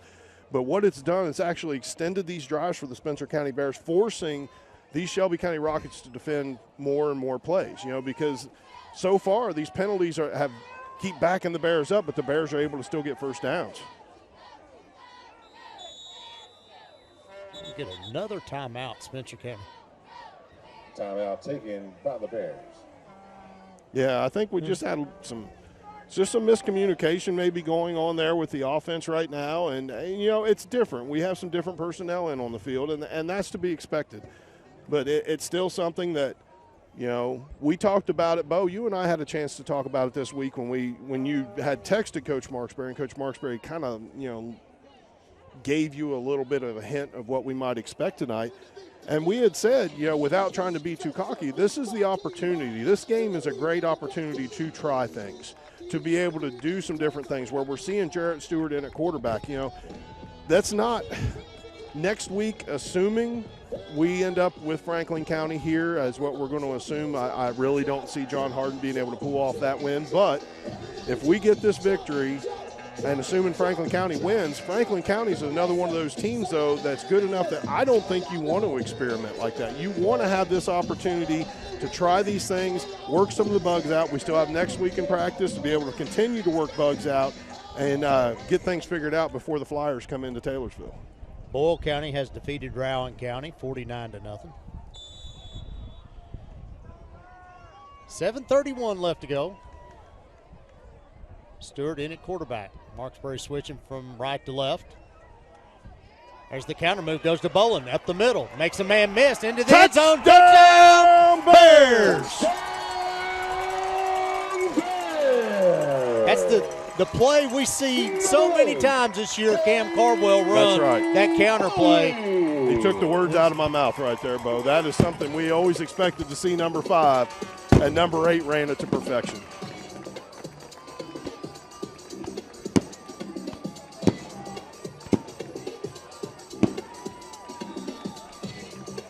Brenzel on for the PAT. Bears running people on the field late.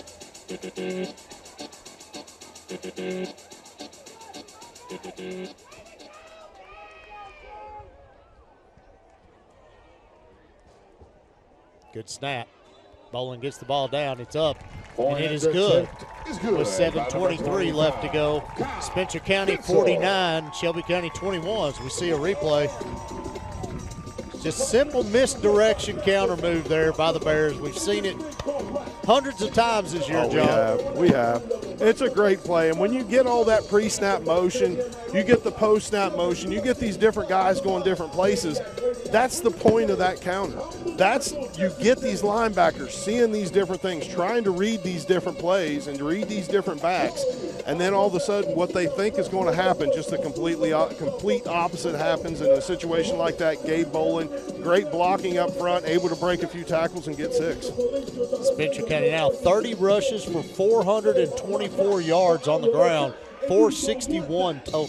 And we mentioned it at halftime. We're not halfway through the third quarter. No, 600 definitely is not out of reach in this situation. 139 yards away from 600 total yards of offense for the Bears with 7:23 left in the third quarter.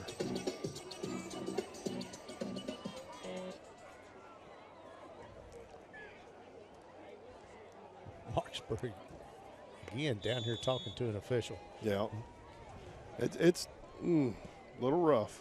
Long kick. Great kick. That ball lands in the end zone.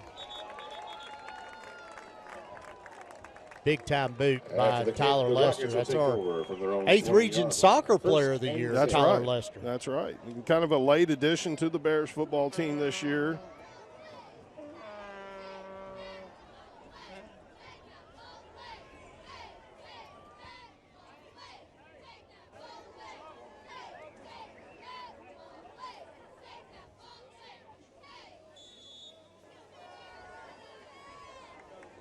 First and 10 for the Rockets.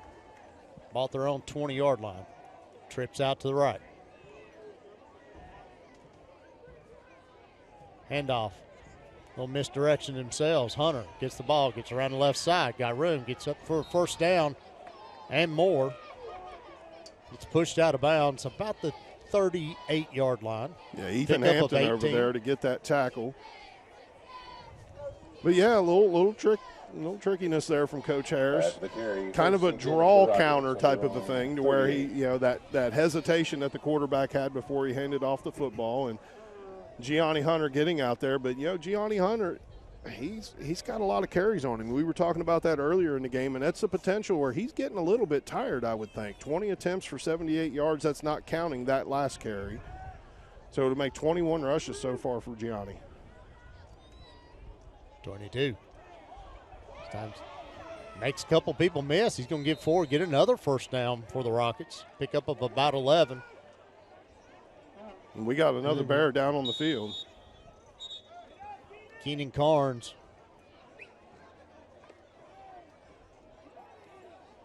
Injury timeout on the field.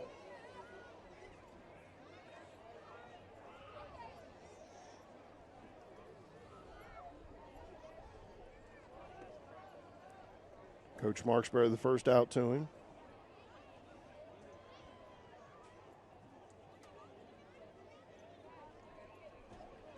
We just seen a flag.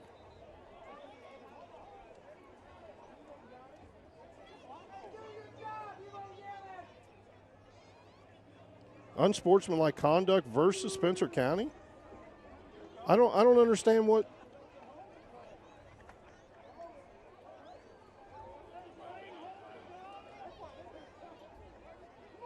I don't know what just happened, Bo. I don't either. Carnes is up on his feet. Walking off under his own power. I still want to know what this penalty's about. I don't know. Coach Marksberry's talking to Coach Eldridge. Maybe it was something said. Might have been something said to an official, and he had just had enough. From the Bears, 36. No, whatever you want to look at that for, though, that's still a 15-yard penalty, and that's going to move the ball up to about the 36-yard line and be a 1st and 10 for the Rockets.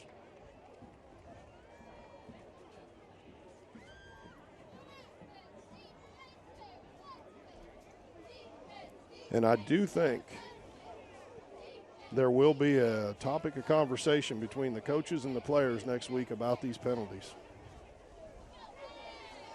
Definitely going to have to be cleaned up, though. Yep. Not like tonight. You can get away with some of that, John, but as you go further in this playoffs, you're going to play better teams. That's not going to fly. Yeah. Trips to the right. Screen pass. Developed extremely slow. Another missed tackle in the backfield, but then the Bears gang tackle. Yeah, able to slip through the grass to Nolan Boston. We do have a Shelby County player lost his helmet. He's cramping up. Losing helmet, he'll have to go off Unusually warm night tonight for November 4th. Reached close to 80 degrees today. Yeah, it did. We came down here early because we had to do some setup stuff to help get things going for the game day. And I was in shorts. Kind of surprised didn't see you in shorts, Bo. I'm surprised you're not in shorts now, actually. So it really kind of shocks me. And, I'll be honest with you. I was actually having a conversation with my folks earlier today, and they always laugh about the fact that I've always made fun of the fact that you wear shorts in all weather, and they actually had bet money on the fact that you would have shorts on tonight. So I'll be looking for that check in the mail. Yeah. And take me out to eat. No, buy me a pork chop. No, I'll get you. Yeah, I'll get you one of those down here at the stand. That won't cost me any money, I don't figure. So Shelby County Rocket player is up. He is walking with a little bit of help, but still under his own power.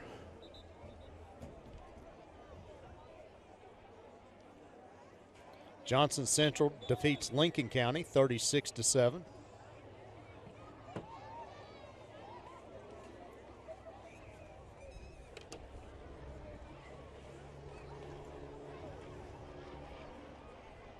Shelby County coming back out on the field now. Still going to take a little bit, though. We still have about 10 more yards to get the injured player off the sidelines here before the officials will blow the whistle for ready to play. Still 2nd down and 9.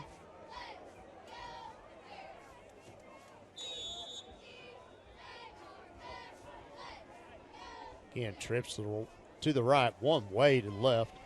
This time, Hill's going to keep it himself. Justin Kendrick gets up with the football. Danny Armstrong in on the tackle. Spencer County wanting to Official to recognize a fumble and a recovery right there by Justin Kendrick. From the position we're in, we're looking from the same spot you all are seeing this at from home, and looking through all the players. I couldn't see where the ball popped loose, but obviously there was some question to it. 3rd down and 6. Same formation. Trips to the right. Hunter on Hill's hip. Looks to pass. That pass is incomplete. Flag? Why are they throwing a flag on that?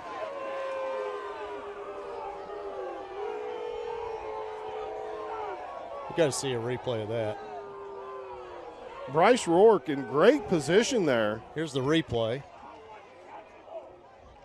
Stuttered going down the field and just in great defensive position. Not even touching. Or if he did touch him, barely brushing him. I mean, that's a rough call. That is a very rough call. Those are things like that you cannot have happen if you are an official. You're allowing yourself to take control of this game. If we can get that replay one more time.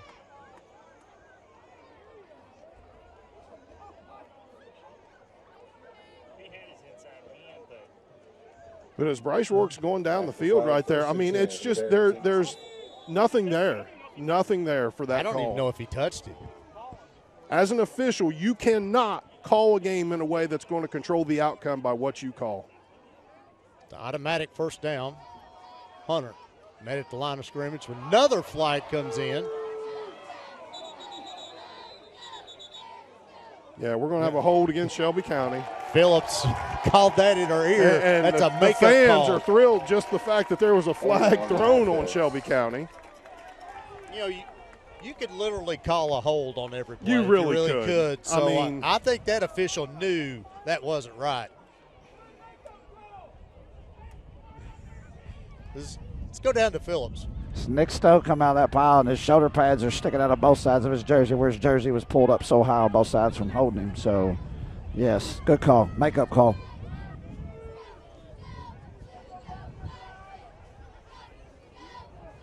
It's going to back him up. It's looking like about a first and 13, 20, something. No, it ain't more than Looking 13. for the same play right here. This time Kellen's on him. Batted away.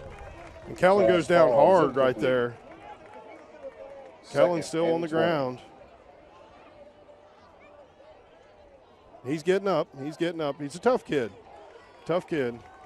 Yeah, we've seen this happen a few different times. Kellen Marksberry, last week, Bo, we saw a few different catches that he made by laying out, lands on the football, and sometimes you land awkwardly like that. It can knock the wind out of you. He's running off, looks like he's fine. Sure, we'll see number 3 back on the field again here shortly. 2nd down and 20. Again, same formation. This time looking over the middle to pass. Hit as he throws the ball. That's incomplete. Danny Armstrong. Pass falls incomplete. 3rd and 20. Along with Michael Cowan pressuring Hill. It's going to bring up 3rd and long.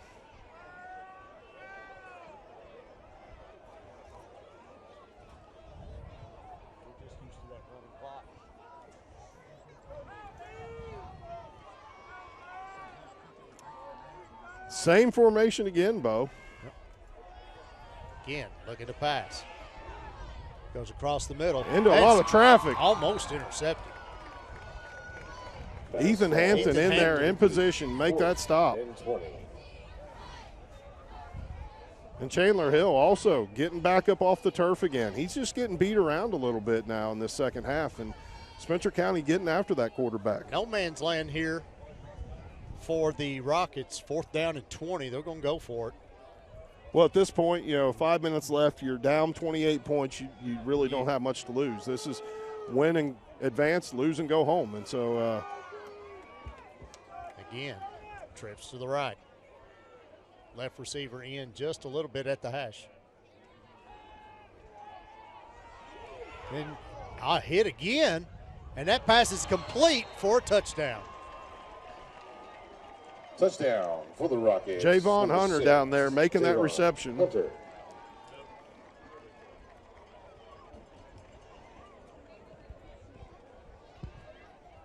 That is the guy, John, you said played a little backup quarterback also. He does. You see him in from time to time, taking the snaps for Shelby County. And Chandler Hill keeps getting hit as hard as he is. We might see Javon in here playing a little bit of quarterback for him.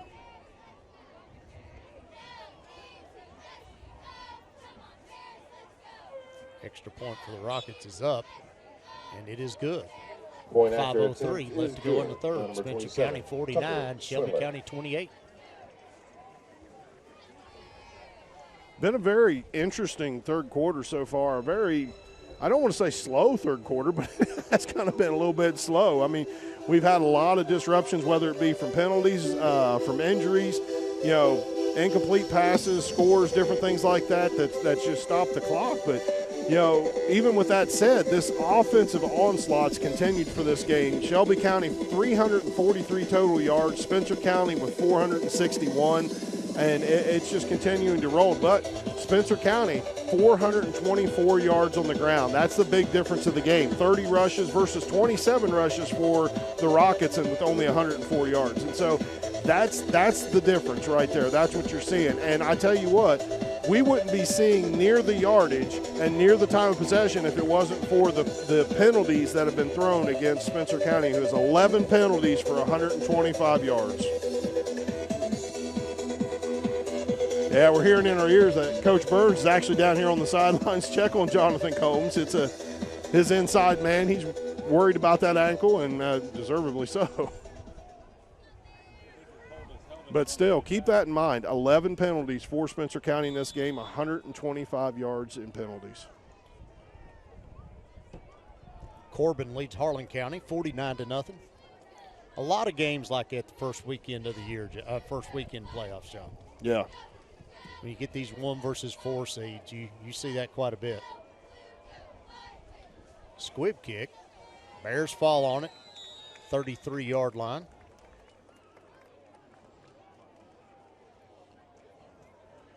.502 left in the quarter. Hope to see Spencer County try to run the football a little bit. I know they've been doing a lot of that anyway. I mean, that's kind of not a real brilliant thing to say with the 424 yards on the ground. But, I mean, by that, I would just like to see them get that clock running. We're already, 5 minutes left in the third quarter. Just try to put this one to bed. Looks like Coach Burns has took Combs' helmet away.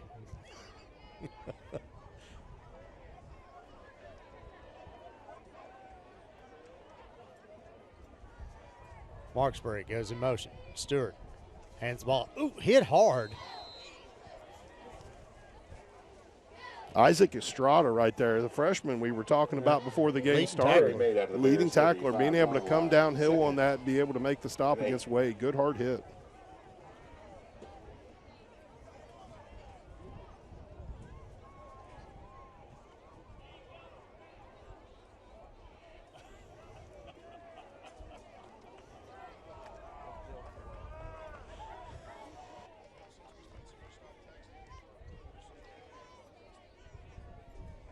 Bowen under center. Hands the ball up the. No, he's going to give this one to Marksberry. Comes around left edge. Makes a man miss.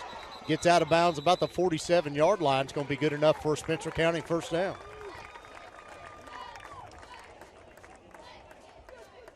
Little things like that, John. Not every player can make. Yeah, I mean, it's that extra effort. Breaking that tackle, those yards after contact. Let's go down to the sidelines to Phillips. Y'all are talking about that. He has a really good ability to get skinny, if that makes sense. Like he can, he's slippery and. It doesn't make a lot of sense to me. I don't. Yeah, well, I mean, he just does, man. He's, he's just hard. Like I know what you mean. You watch the kid run from Shelby, and he's just a bruiser. He's looking to hit somebody, whereas Kellen is more. He's just so good at not ever taking a flush hit. Yeah. Very slippery runner. We had Colton Price a few years ago that was really good about that. He could really get skinny when he got into traffic and things like that. It kind of reminds me similar to that. Timeout, Shelby County. 4:15 left to go in the third. 49-28. Try to check on some other scores here.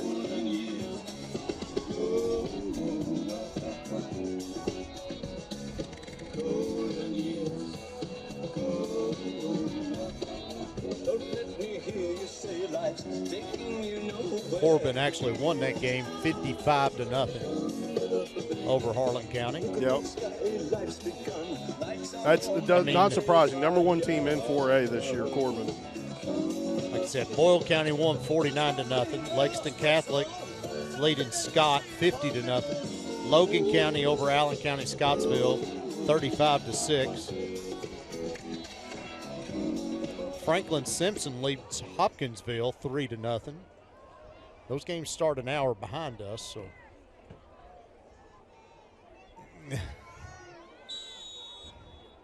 Stewart on at quarterback. Hands the ball up the middle. Gets nothing.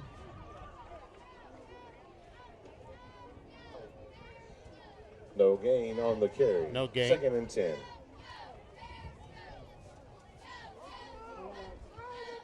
Cole Summers, number 71 for Shelby County, making that stop. 2nd down and 10. Clock does continue to run.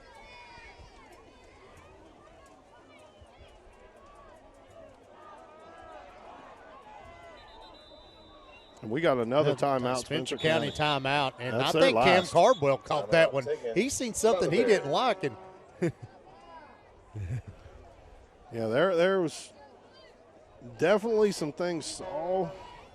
But that's their final timeout. Burned all 3 timeouts in the 3rd quarter for the Bears. 3:40 left to go in that 3rd quarter. Warren East defeats Hopkins County Central 46-0.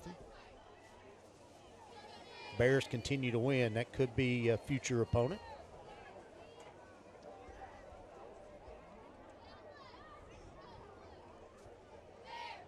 One thing I don't like about a lot of these scores that we're hearing is we get these teams that are ranked right around where we are in the state taking care of business tonight. Spencer County, kind of stubbing their toe a little bit here with 2 weeks with in a row County. we give up 4 touchdowns.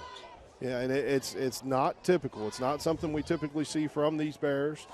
Defense needs to tighten up a little bit. Of course, I am going to put a little bit on the officials for this because those 11 penalties definitely, there's some of them maybe, but not all of them. Bowling now in at quarterback. That handoff goes up the middle. Huck gets forward for about 4. Carry made to the Rockets. About a 3rd and 6, I believe. 3rd and 5. 36. Boyd County all over Anderson County, 41-14. Not to say anything bad about Anderson County, but that actually kind of surprises me that they were able to hang 14 on Boyd County right now. So we cross under 3 minutes. And handoff goes to Marksberry. Gets around the right side. He's got a blocker. He's got a blocker in front of him. Gets enough for a 1st down. Just jogs out of bounds. Going to get up to about the 36-yard line. They're going to mark that. I think he's afraid to run too far downfield. He'd probably have a flag thrown. So he's got to be careful. Get the play over with. Pick up of about Carry 13 made on to the that play. 36-yard line. And that's good for another.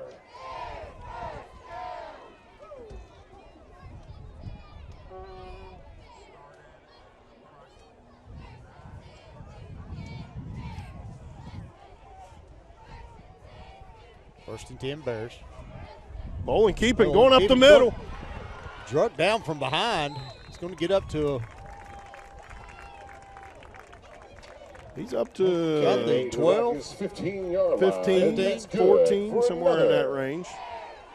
First down, Bears.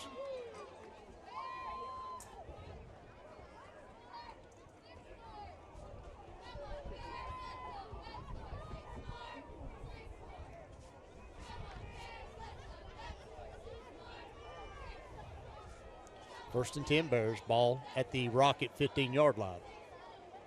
We'll have a false start right there.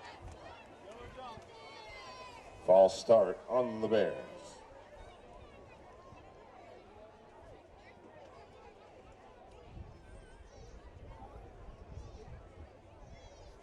See, we're noticing right here, Phillips was in our ear talking about Connor Lawson on the sidelines right now. Don't know quite what's going on with him, but that definitely losing one of our good offensive linemen right there. Looks like Ethan Miller in the game to replace Connor. Bolin looks to pass. Throws it long. Got Marksberry in the end zone. Touchdown Bears! Kellen Marksberry. Wow, what a night. Bowling to number 3, Kellen Marksberry.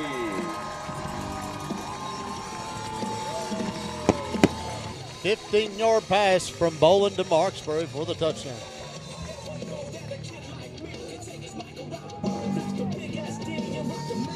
$55-28, looking for 56 here. Unbelievable offensive output by the Bears. Just unreal the points they're able to put on the board, Bo. Kick by Brenzel is up, and Boy, it is that good. attempt is good by We number see the instant 25. replay here. 56-28 with 2:04 left to go in the third. Same play they ran earlier, got the same result out of, John. Yeah. That's third reception for Kellen Marksberry now. 3 receptions, 57 yards, averaging 19 yards per catch, 2 touchdowns. Not to be overshadowed by the 15 rushing attempts for 296 yards, 19.7 yards per carry, and 3 touchdowns. That's 5 total touchdowns for Kellen Marksberry.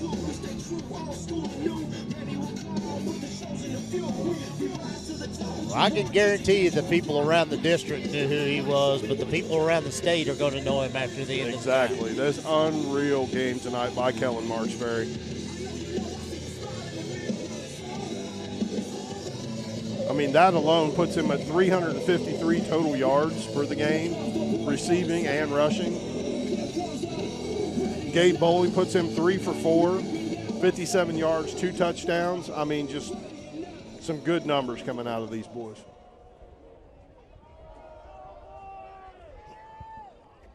I love watching Wade Hutt on these kickoffs. He Oh, plays yeah. up here on this end closest to us. I mean, he's already ahead of everybody by 5 yards.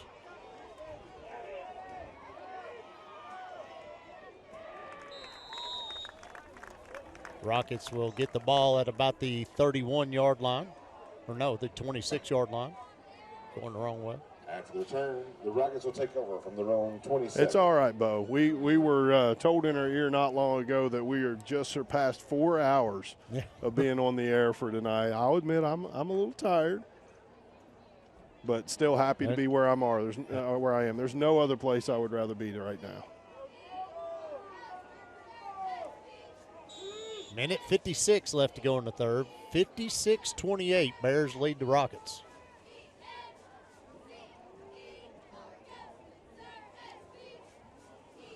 And Ball's on the ground. He bounces right back up to him, but he's going to lose a couple yards on that. Coach Harris Jacob Blancett in on the tackle there. He kind of fallen in love with this trips right type of thing that he's got going on. He's went a few times to his receiver On the play. on the left side, the single receiver over there. He's got man coverage over there. Kellen Marksberry over top of him. 13. And, just really trying. I don't know if he's trying to do some sort of a flood thing with this, but it just time after time going back to the same formation. That pass is incomplete. Not even close. Pass falls incomplete. Hill trying to get the ball to Bishop Bale. We'll bring up 3rd and long.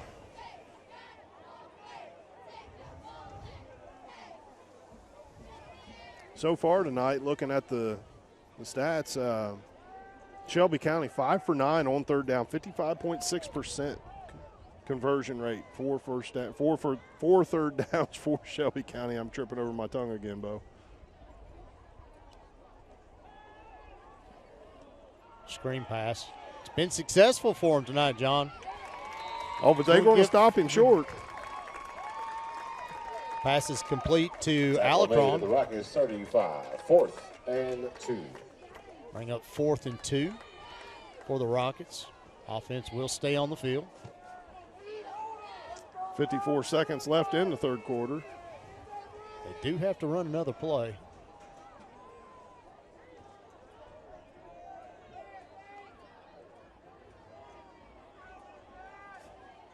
Again, trips to the right. Handoff to Hunter. Got enough for the first down and then a little more. And get forward to about the 43-yard line. We'll stop the clock long enough to move the chains. And that could potentially be the last play of the quarter. Carry out to the Rockets' 43-yard line. See if Coach Harris wants to get another one off. I mean, honestly, I wouldn't blame him to do it, Bo. I mean, you're sitting here, you're down 28 points in this game. You got to try to do something. I wouldn't waste a play.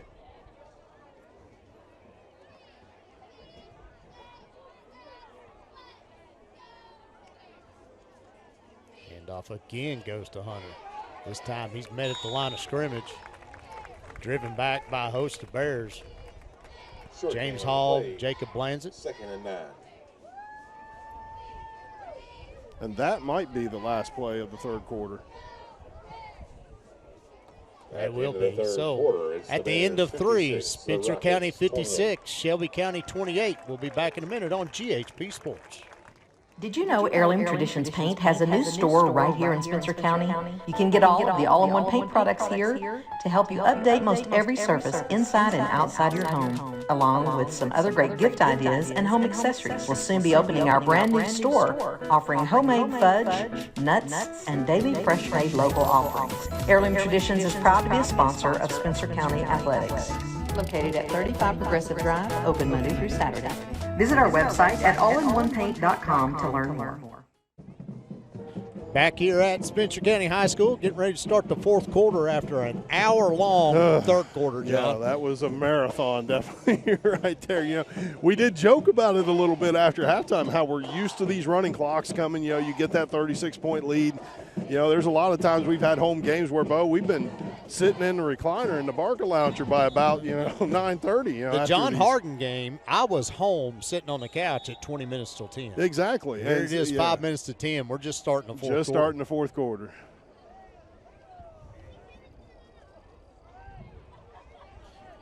Second down and 9 for the Rockets. Ball on their own 44-yard line. Ball's on the ground. Hill falls on it, but he's going to take about a 10-yard loss there, John. Yeah, that's a big loss right there. Lost the down, so 3rd and long coming up. 19. Way behind the chains now.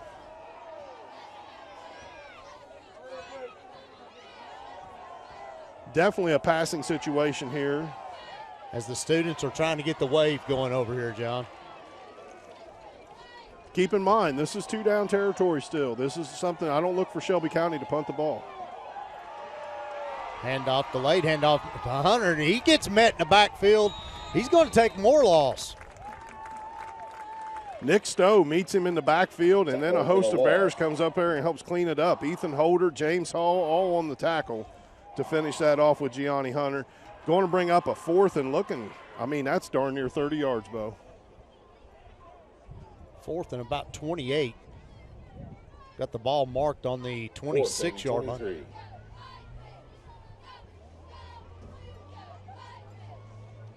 23. We got 4th and 27 now on the clock. They've got to get all the way to the Bear 46-yard line. They are punting. Nobody back for the Bears. And that ball will stop dead at about the 39-yard line. Spencer County will take over 1st and 10. Take over from their own 39.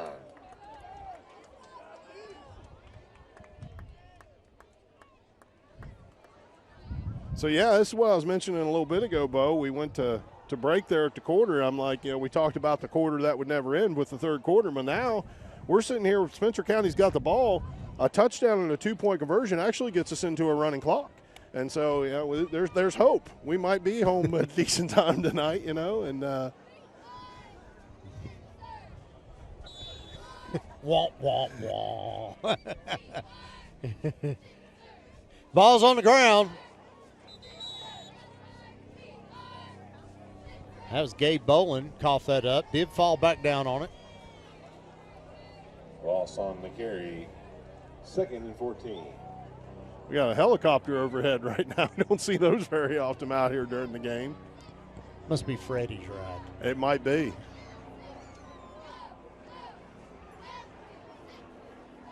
Again, we'd like to thank KSR and Freddie Maggard for coming and joining us tonight.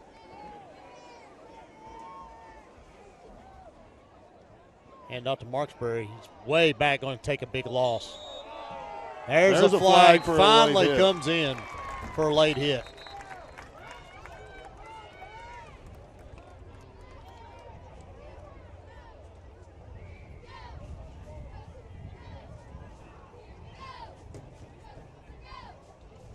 And I'll be honest with you, Bo, there have been later hits without flags thrown in them in this game. And that one there, you mentioned earlier that hold was kind of a makeup call. I wonder if the officials are just, thinking there's a little bit too much. Oh, they're calling a targeting right there.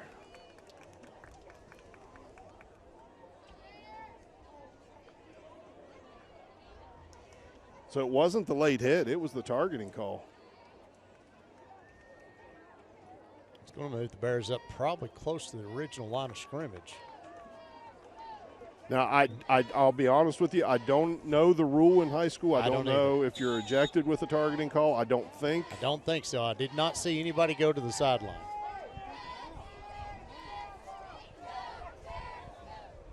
Second down, about 9. Stewart now on at quarterback.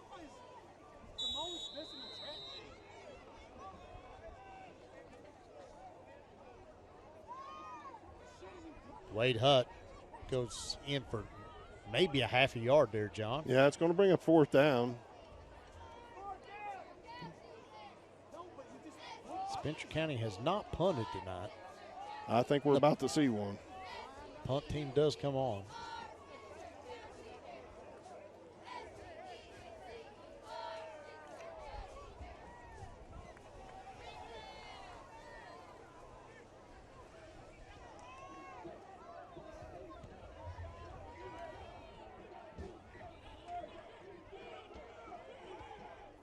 Ball down by Wade Hutt at the 23-yard line. After the punt, the Rockets will take over from the 36-yard punt for Bryce Rourke. And now we're at a spot. I don't know if it was mentioned over the air or not. I know Coach Phillips was talking about it in our ears a little bit, that we're getting to the point now where Shelby County's got to throw the football. I mean, again, this is win, advance, lose, and go home. And you're down 8 minutes and 44 seconds left in the game, down 28 points. You need 4 touchdowns to get back into this game. If you're not throwing the football, onside kicking, doing whatever you can, there's going to be nothing that they can do.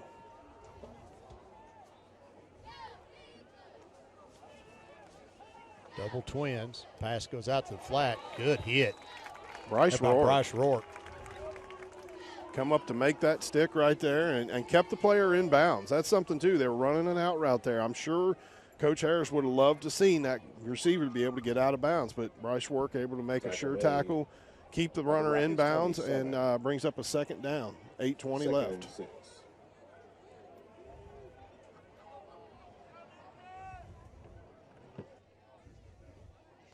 Double twins. Hand off to Hunter. Hunter gets forward for maybe a yard. See Ethan Holder, Justin Kendrick all getting up to about the 30. We're going to give him 3 on that. Play, 3rd and 6. We do have a Shelby County Rocket down.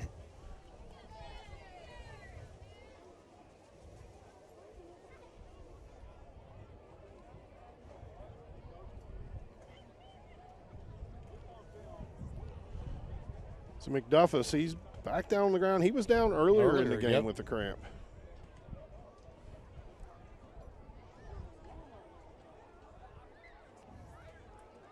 Trying to find a score from the John Hardin Franklin County game. I have not got an update at all tonight. McDuffus able to get up and jog off.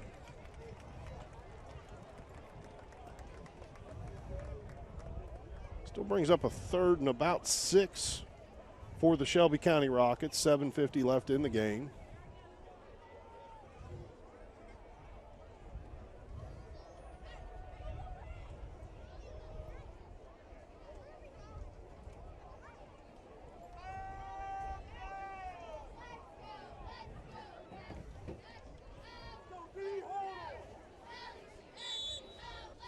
Trips to the right, 1 to the left. Hill from the shotgun. And they're going to air it out this way. That ball's batted down by Bryce Rourke. And there was more contact there, John, than there was on the one where he got the pass interference. I know. I was going to say something, then I thought better of it. I know I've kind of been hard on the officials tonight.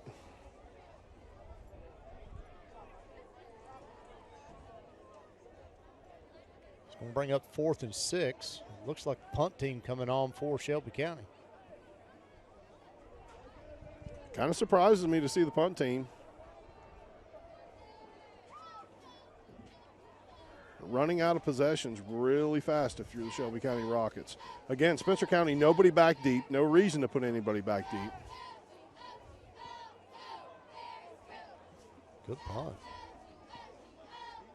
Takes a little bit of a Shelby County bounce and be down to about the 38-yard line.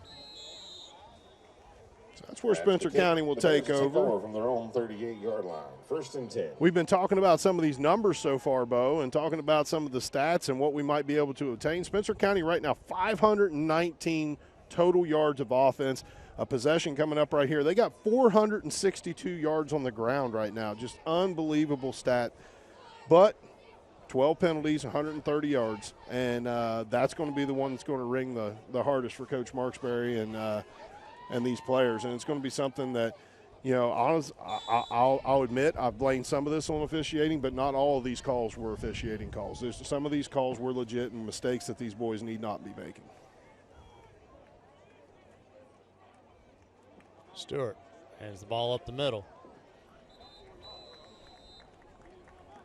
Wade Huck gets forward for about 4. Carry made to the Rockets. Estrada in there making that tackle again. I just want everybody to realize number 11 out there on the field, he is a freshman. Keep that in mind, a freshman for Shelby County playing linebacker for them. Leads them in tackling and doing a phenomenal job and somebody to watch out for the next few years. 2nd down and 6. 7 minutes left to go. This time, handoff comes around the right side. Bolin with the carry. He's going to get across midfield to about the 48-yard line. That'll move the sticks for the Bears. And that's good for another.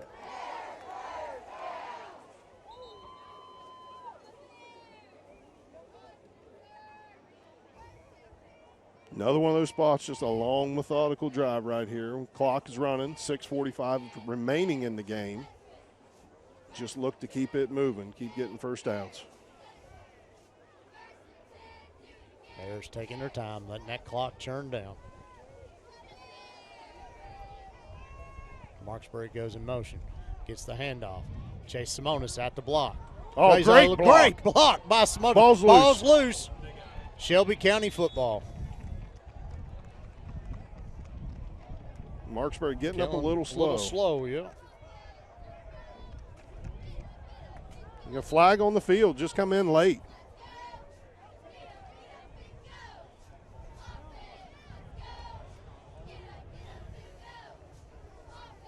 Dead ball, unsportsmanlike conduct against Shelby County. The dead ball penalty, that's going to move it back. Still be Shelby County football. Right. Just going to slide them back 15 yards, be 1st and 10.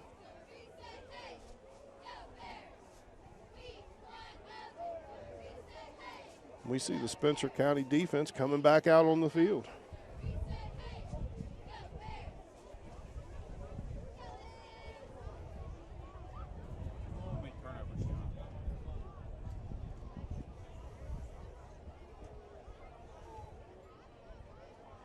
Looking at the stats right now, we're kind of talking about some of the turnovers too. There's 4 turnovers by Shelby County, and I believe this hasn't updated yet. I think we have 3 ourselves for Spencer County. It's showing 2, but it takes usually a few minutes or a few seconds to update. Hunter across the middle, pass is complete. He's going to get up to about the 44-yard line. Catch made. Javon Hunter there making that catch. 1st down. That's Alicorn with the catch, John. I believe Hunter's at quarterback. I believe. Oh, yeah, I believe you're right.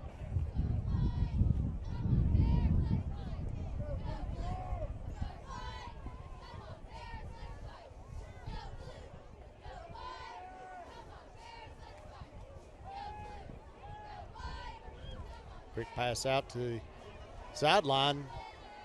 Got a flag on the field. We do have a field. flag come in. We're going to have a hold. North Laurel defeats Collins 42-28. We do have a player down on the field. I can't tell if it's a Spencer County player or if it's a Shelby County Rocket. I think it's a Shelby County Rocket. Yeah, I see the white pants now. I did call that North Laurel game. Yeah, making a little reference back to our game day where picking the games, and Bo was kind of out on his own. Cam Cardwell and I pretty confident with Collins, and Bo, you proved us wrong on that one. North Laurel able to get that victory. That's a team they beat Johnson Central earlier in the year, and they lost their crosstown rival game to South Laurel by using what they was deemed an illegal player. He played 6 plays in the game toward the end of the game when North Laurel was up big. Ineligible and the player. kid went to school at South Laurel and switched to North Laurel, and I guess they played him before he was eligible. Yeah, and it was did self-reported. It was self-reported. To give credit to North Laurel in that situation, that when they realized what had happened, reported to KHSAA what had happened, played an ineligible player, had to take that loss as a forfeit. So, that actually moved them. I think they would have been the 2 seed in that district, and it dropped them to the 4. Yeah. Shelby County player getting to his feet. Still haven't seen a number. It's either a 76 or 78, Bo. I'm sorry, I can't see it. But he is walking off the field now. So with that penalty, I believe it was a holding call. It's going to move the ball back to about the 48-yard line of Spencer County. And it's going to leave us with I believe a second down, and well, they have not changed the down marker yet. The officials are still talking. You remember 2 weeks ago, North Laurel came up and beat Henry County 21-10 the week before we played Henry. See, if that's a holding and it was an accepted penalty, that should actually be from the spot of the foul. Move the ball back. It should be a first down again, I would believe. Should be a first and about 3 or 4. So they're going to move the down marker, be first down for Shelby County at the 48-yard line.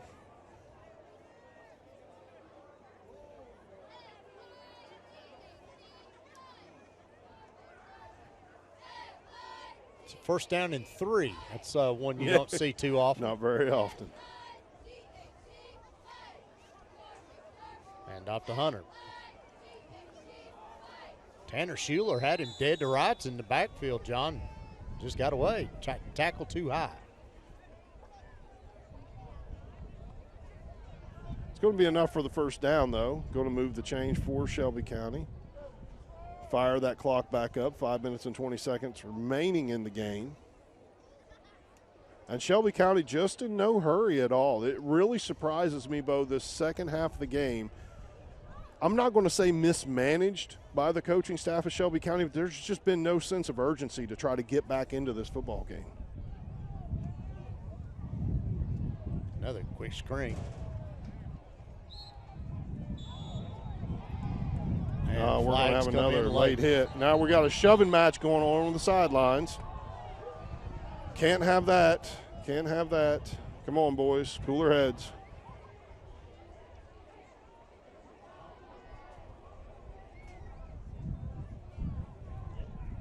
Something Spencer County needs to keep in mind. We're at a point in the game. We got to play next week. Yeah. We can't afford any suspensions or anything like that. Shelby County's going to go home and turn in their equipment. You know, we're not. We need to have our players.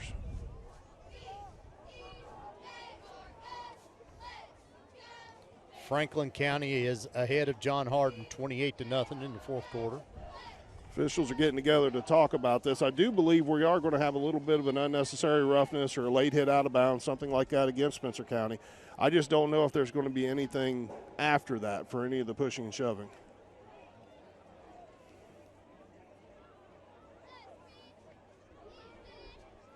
Dead ball, personal foul against Shelby County.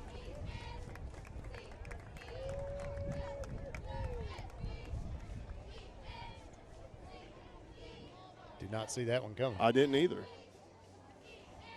It is a long way away over there.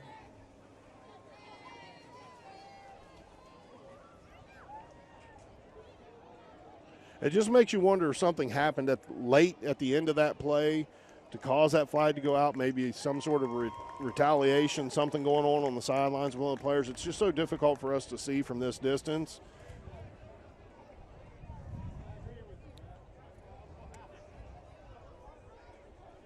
But yeah, that's one of those. It's going to be a head scratcher right there.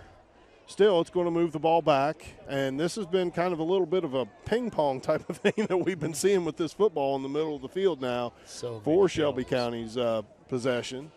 But that's going to be a first and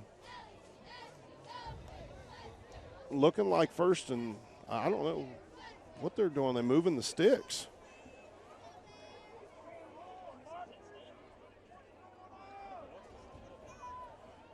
They're going to call first and 10. They moved the sticks back 5 yards. It was going to be first and 15. Well, dead ball. It would have been a dead ball after he was tackled out of bounds, which he apparently got the first down going out of bounds. 4:53 left.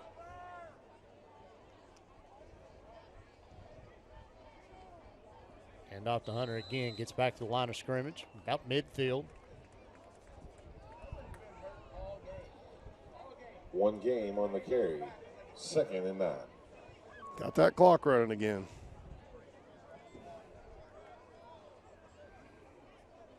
Franklin County just scored again, 34-0 with 6 minutes to go in the fourth quarter. So it looks like Franklin County will be coming here next week, John. Yep. And we did get a chance to watch the Flyers a little bit against this Shelby County team. Yep. And definitely going to be a challenge for the Bears.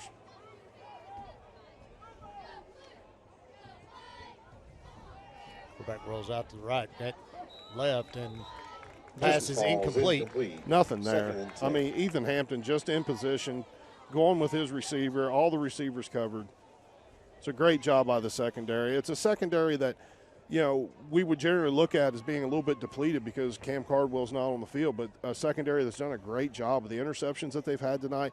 Yeah, there have been a few situations where there was a couple questionable calls and maybe, you know, made a play on the ball rather than trying to make a play on the player and getting a tackle. But generally speaking, for not having Cam on the field, I'll take a performance like this from the secondary. 3rd and 10. Going long. That's going to be picked off. Oh, he dropped it. Gabe Bolin, that ball hit him in the numbers, John. Or the number. That's not something you're going to typically see from Gabe. I mean, it more than likely just took his eyes off of it for a second right there at the end. Could have got in the lights there. Yeah. That ball's coming from an angle where he's looking right at that light pole. Still going to bring up a 4th down. And again, Shelby County looking like they're lining up to punt.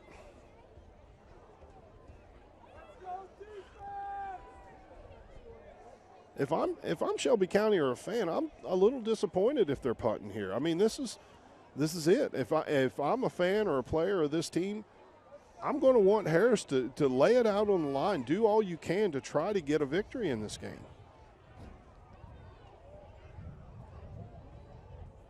Another good roll. Good roll. Get to the end zone, and it did. Touchback. Just barely rolled across the goal line. Going to bring the ball out to the 20. Bears will take over from their own 20-yard line. But, you know, I just – Bo, if I'm coaching that team over there, I'm not giving it up like that. After the game, I'm not going to give up these 4th downs to punts and things like that. I mean, there is no 5th quarter in the game. I mean, this is it. 3:45 left to go in the game. I'm doing everything I can to try to stay in it and to have my team on the sidelines knowing that I'm doing that for them. But want to make sure just one more time here before the end of the game, let everybody know, stay with us. Coach Phillips mentioned earlier about the fact that we are going to have a trophy presentation for the district championship trophy to the Spencer County Bears. We will also have the Kelly Hubbock coaches post-game interview and the Brown Realty player of the game interview. So stick around with us. Stay with us afterwards. We'll get a few thoughts. Bo and I will be able to go over some stats with you, and we'll start getting ready for next week. We are approaching a 1,000 total yards tonight between these two teams. Unreal. And off goes to Marksberry. Gets across the 30 up to the 35-yard line. The whistle will blow it dead. It's a gain of 15 for Kellen. That's going to put him over 300 for the night on the ground. It's crazy the numbers that Kellen has. And that's good for another.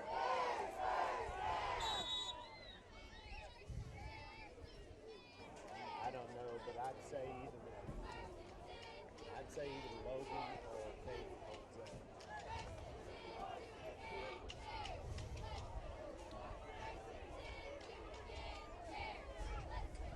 Rourke out to the left. Marksberry goes in motion. We're going to get a false start on the Bears. Just trying too quick to get a little bit of a jump there. Jacob Biller checks in for the Bears. 1st and 15 from the Bears' 30-yard line. Nelson County defeats Henry County 37-34. Wow, what a game. Kellen again goes in motion. Again. Handoff goes to Wade. He's going to get across the 40, still churning forward. We're going to get a flag come in late on that tackle. Wade's going to pick up about 13 yards on that range of play. a face mask or something, potentially. With the back judge running up like that, making that call, it is a personal foul, face mask. Face mask on the Rockets. That's going to move the ball up. That's going to give Spencer County a first down. After the penalty. I'm sorry, it wasn't a personal foul. It's just a regular face mask penalty. It's a 5-yard penalty, but still going to give us the first down. Ball on the Spencer County 48-yard line. 1st and 10. Handoff. Goes to Bolin. He's going to get across midfield to about the 49. Clock will continue to run. Driven out of bounds, I think, by Estrada. They're going to call him down in the field of play. Slid out of bounds. Carry the Rockets 49-yard. I don't care if they're right or they're wrong. I'm just glad that clock's running right now, Bo. And 7. I love Friday nights. I love Friday nights.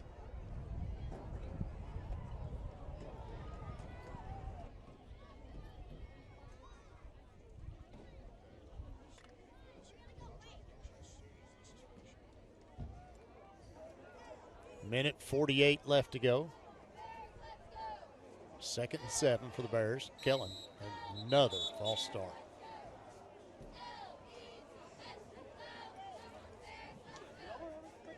False start on the Bears. 5-yard penalty. Yeah, you get some of these different things like this. I don't know if Phillips was on the air or not. He was speaking in our ears where you talk about the timing issue. And we mentioned this earlier in the game, first possession that the Bears had with Stewart out there, and it's just different. You get a different cadence from a different quarterback. It's not anybody's fault. No, it's just a different feel with a different quarterback taking the snaps, and it can cause, some uncertainty from the line and some jumps. Yeah, probably could have got another one there. Handoff goes up the middle to Huck. Going to get across midfield to about the Shelby County 49-yard line. And I think we're at the spot where we can. Third and about 8. We can probably get away with just one more snap of the ball, I believe. It's really all we need.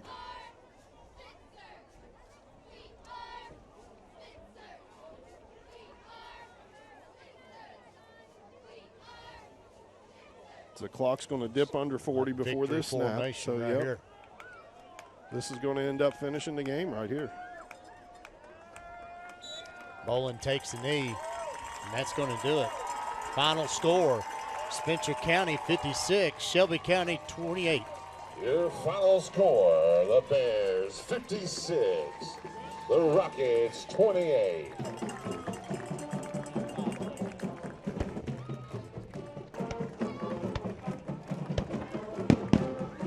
A very, very tough fought victory. Not not the game we're used to standing up here watching, Bo. We're used to seeing something that's a little bit tighter on the defensive side of the ball. Offensively, to score the 56 points, that doesn't surprise me. Spencer County's built to score those kind of points. The defense giving up 28 points. Also, the defense giving up, let me scroll up here, it's moving, 403 total yards to the Shelby County Rockets, but only 95 on the ground. Those passing yards, 308 through the air, was something that definitely teams are going to notice. Franklin County's going to notice, and look for Franklin County Flyers to really try to attack our secondary next week, but something we're going to have to watch for. But at the end of the game, 584 total yards for Spencer County in this game, and to the 403 for Shelby County, and really just the way we were able to move the football down the field regularly, that's just what kept us in this game. And stay with us right now. As we mentioned before, we are going to have a trophy presentation for the district champion Spencer County Bears. Years past we've had, during the playoffs you play just your district opponents, and after the second round you crown your district champion. But in this case, this year, during the regular season, your district champion is crowned, which Spencer County was able to receive that honor, and now going to get an opportunity to receive for the second consecutive year the district championship trophy. Ladies and gentlemen, please welcome to the field Spencer County High School Principal Michael Phillips as he presents the 2022 Class 4A District 3 Championship Trophy to your Spencer County Bears.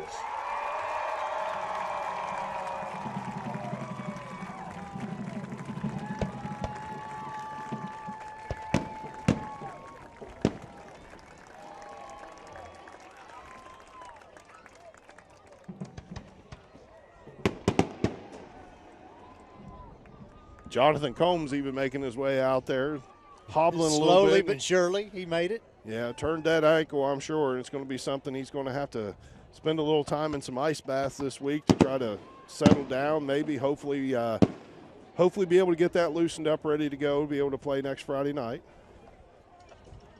But happy to see Jonathan go out there with him. Again, we mentioned Jonathan earlier in the game. The senior, number 17 out there, has not played football in high school before. And to come out here the way he has as a senior, to perform the way he has, have some of the catches he has some of the blocks that he has, just unbelievable what he has meant to this team this year. So they get the picture right there. Pictures all around. Again, stay with us. I know Coach Marksberry's got to go down and talk to his guys, but we will have the Kelly Hubbock coaches interview, post-game coaches interview. We'll also have the Brown Realty Player of the Game. And, Bo, do you want to just spill the beans? I mean, does anybody really need to? Kelly Marksberry tonight, absolutely unbelievable game. I don't know what his total yards was, but I do know he had 18 rushes for 316 yards and 3 touchdowns. Also caught 3 passes for 57 yards 373. and two more touchdowns. Yeah, 373 total yardage for Kellen Marksberry with 5 touchdowns. Unreal statistics for him. Great job by that young man. Well deserving of the Brown Realty Player of the Game. And, so many things that he did during this game was just so critical. And, we mentioned it earlier in the second half where Phillips had said that, that's a coach's son there, where he's running the ball out of bounds. He's doing so many things smart. But, again, 316 yards on the ground, 57 through the air. That would be 373 total yards in this game. 5 total touchdowns. 373, 5 touchdowns. Unbelievable night. Stats that you don't see very often. You don't. And it really overshadows the great running game by the rest of the Bears. Gabe Boland had 11 rushes for 116 yards. Wade Hutt, 14 for 105. Yeah, I mean, and it's not something that was just the Kellen Marksberry show. We looked at Shelby County with Gianni Hunter out there, and it really was the Gianni Hunter show when it come to rushing. 35 rushes for 95 yards for Shelby County. Kind of had the way we could spread the ball around. A total of 47 rushes, Bo, 527 total yards on the ground for the Bears. Unreal stat. Look for them to make some adjustments this week. We got to tighten up a few things on defense, but if we can get that defense locked back in the way they were earlier in this season, and we have that type of offensive output, Lookout Flyers. You know, we knew about Gianni Hunter coming into this game, how good of a running back he is. But let's give credit to the quarterback, too. He'll, on 16 of 32, 308 yards on the night for the Shelby County Rockets. So I want to give credit where credit's due there. Definitely a good job. 22 first downs for Shelby County, 21 for the Bears. Well, and the other thing that Spencer County is going to want to clean up, 4 turnovers for Shelby County, but 3 for Spencer County. Not typical of the Bears to turn the ball over 3 times in a game. Bears 5 of 7 on third down conversions, 0 for 1. For 14 penalties, 140 yards. I would venture to go back, other than the Valley game. Yeah. If you take that Valley game out of the equation. Yep. I mean, how many penalties have the Bears had all year? Very few. But, yeah, we got very few penalties.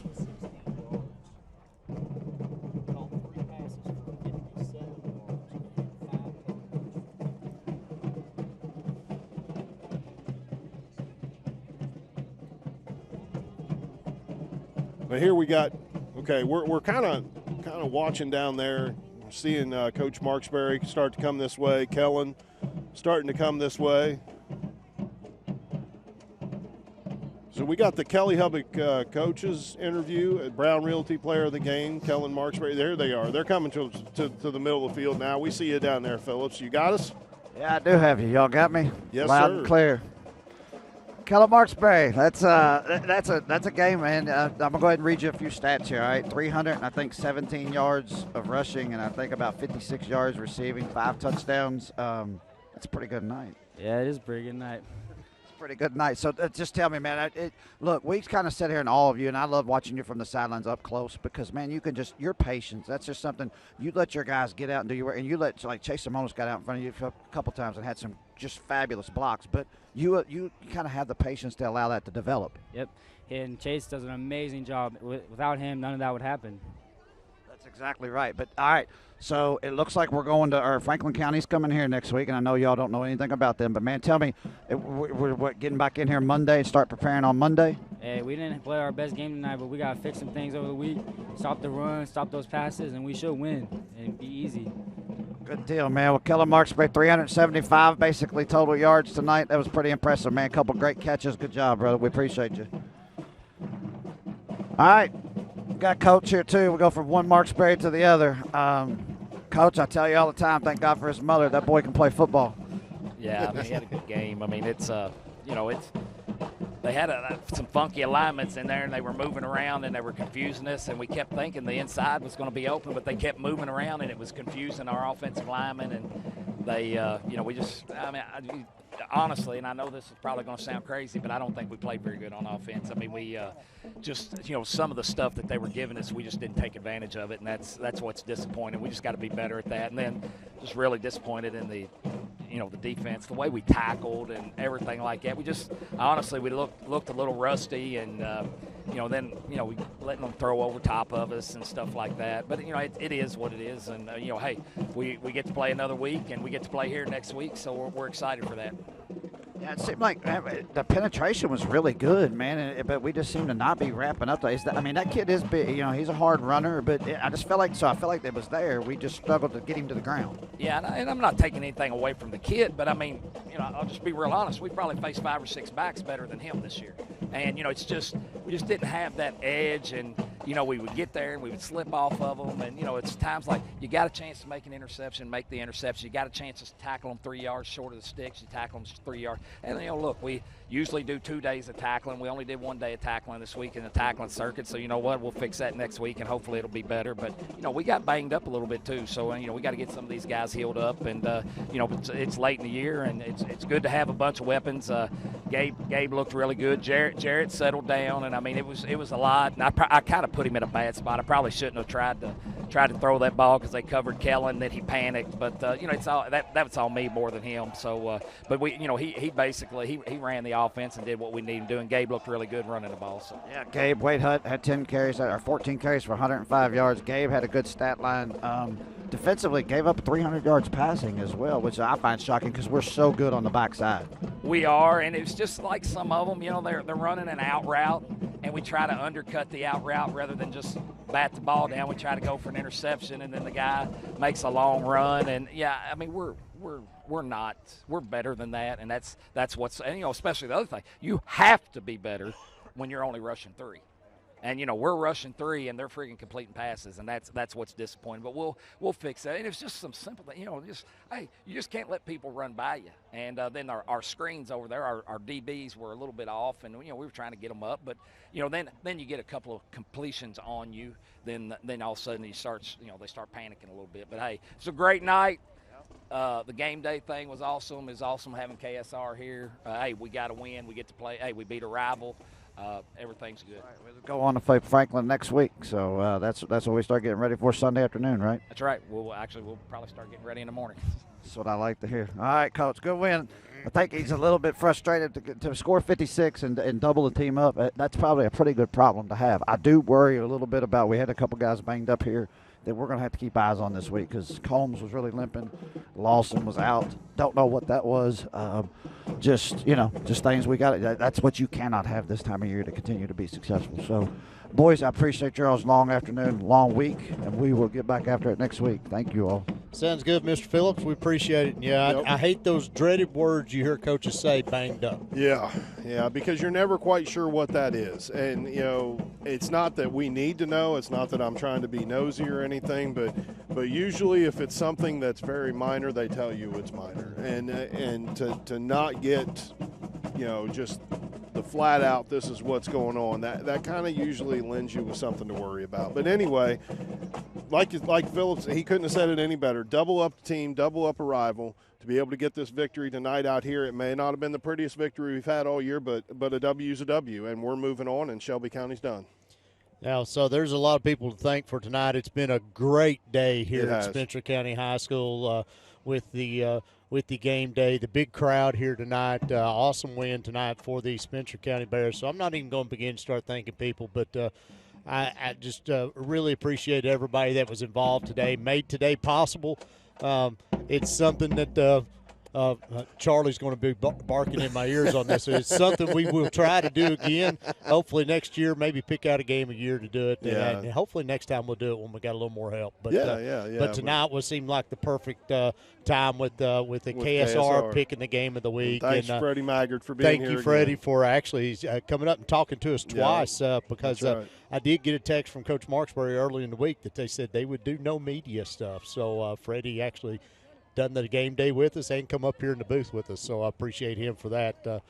But John, we live to see another day, and that's what we talked about. When it comes playoff time, you lose, your season's over. That's you right. win, you live to see another day. So these Bears will live to see another day. It'll be right here next Friday night, 7:30. Franklin County comes to town.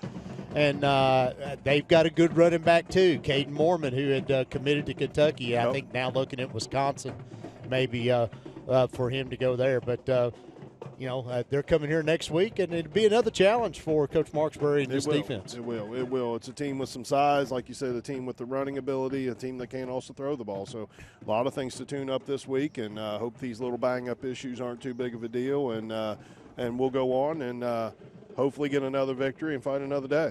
Live to fight another day. So your final score here tonight, Spencer County 56, Shelby County 28. We'll see you next week on GHP Sports.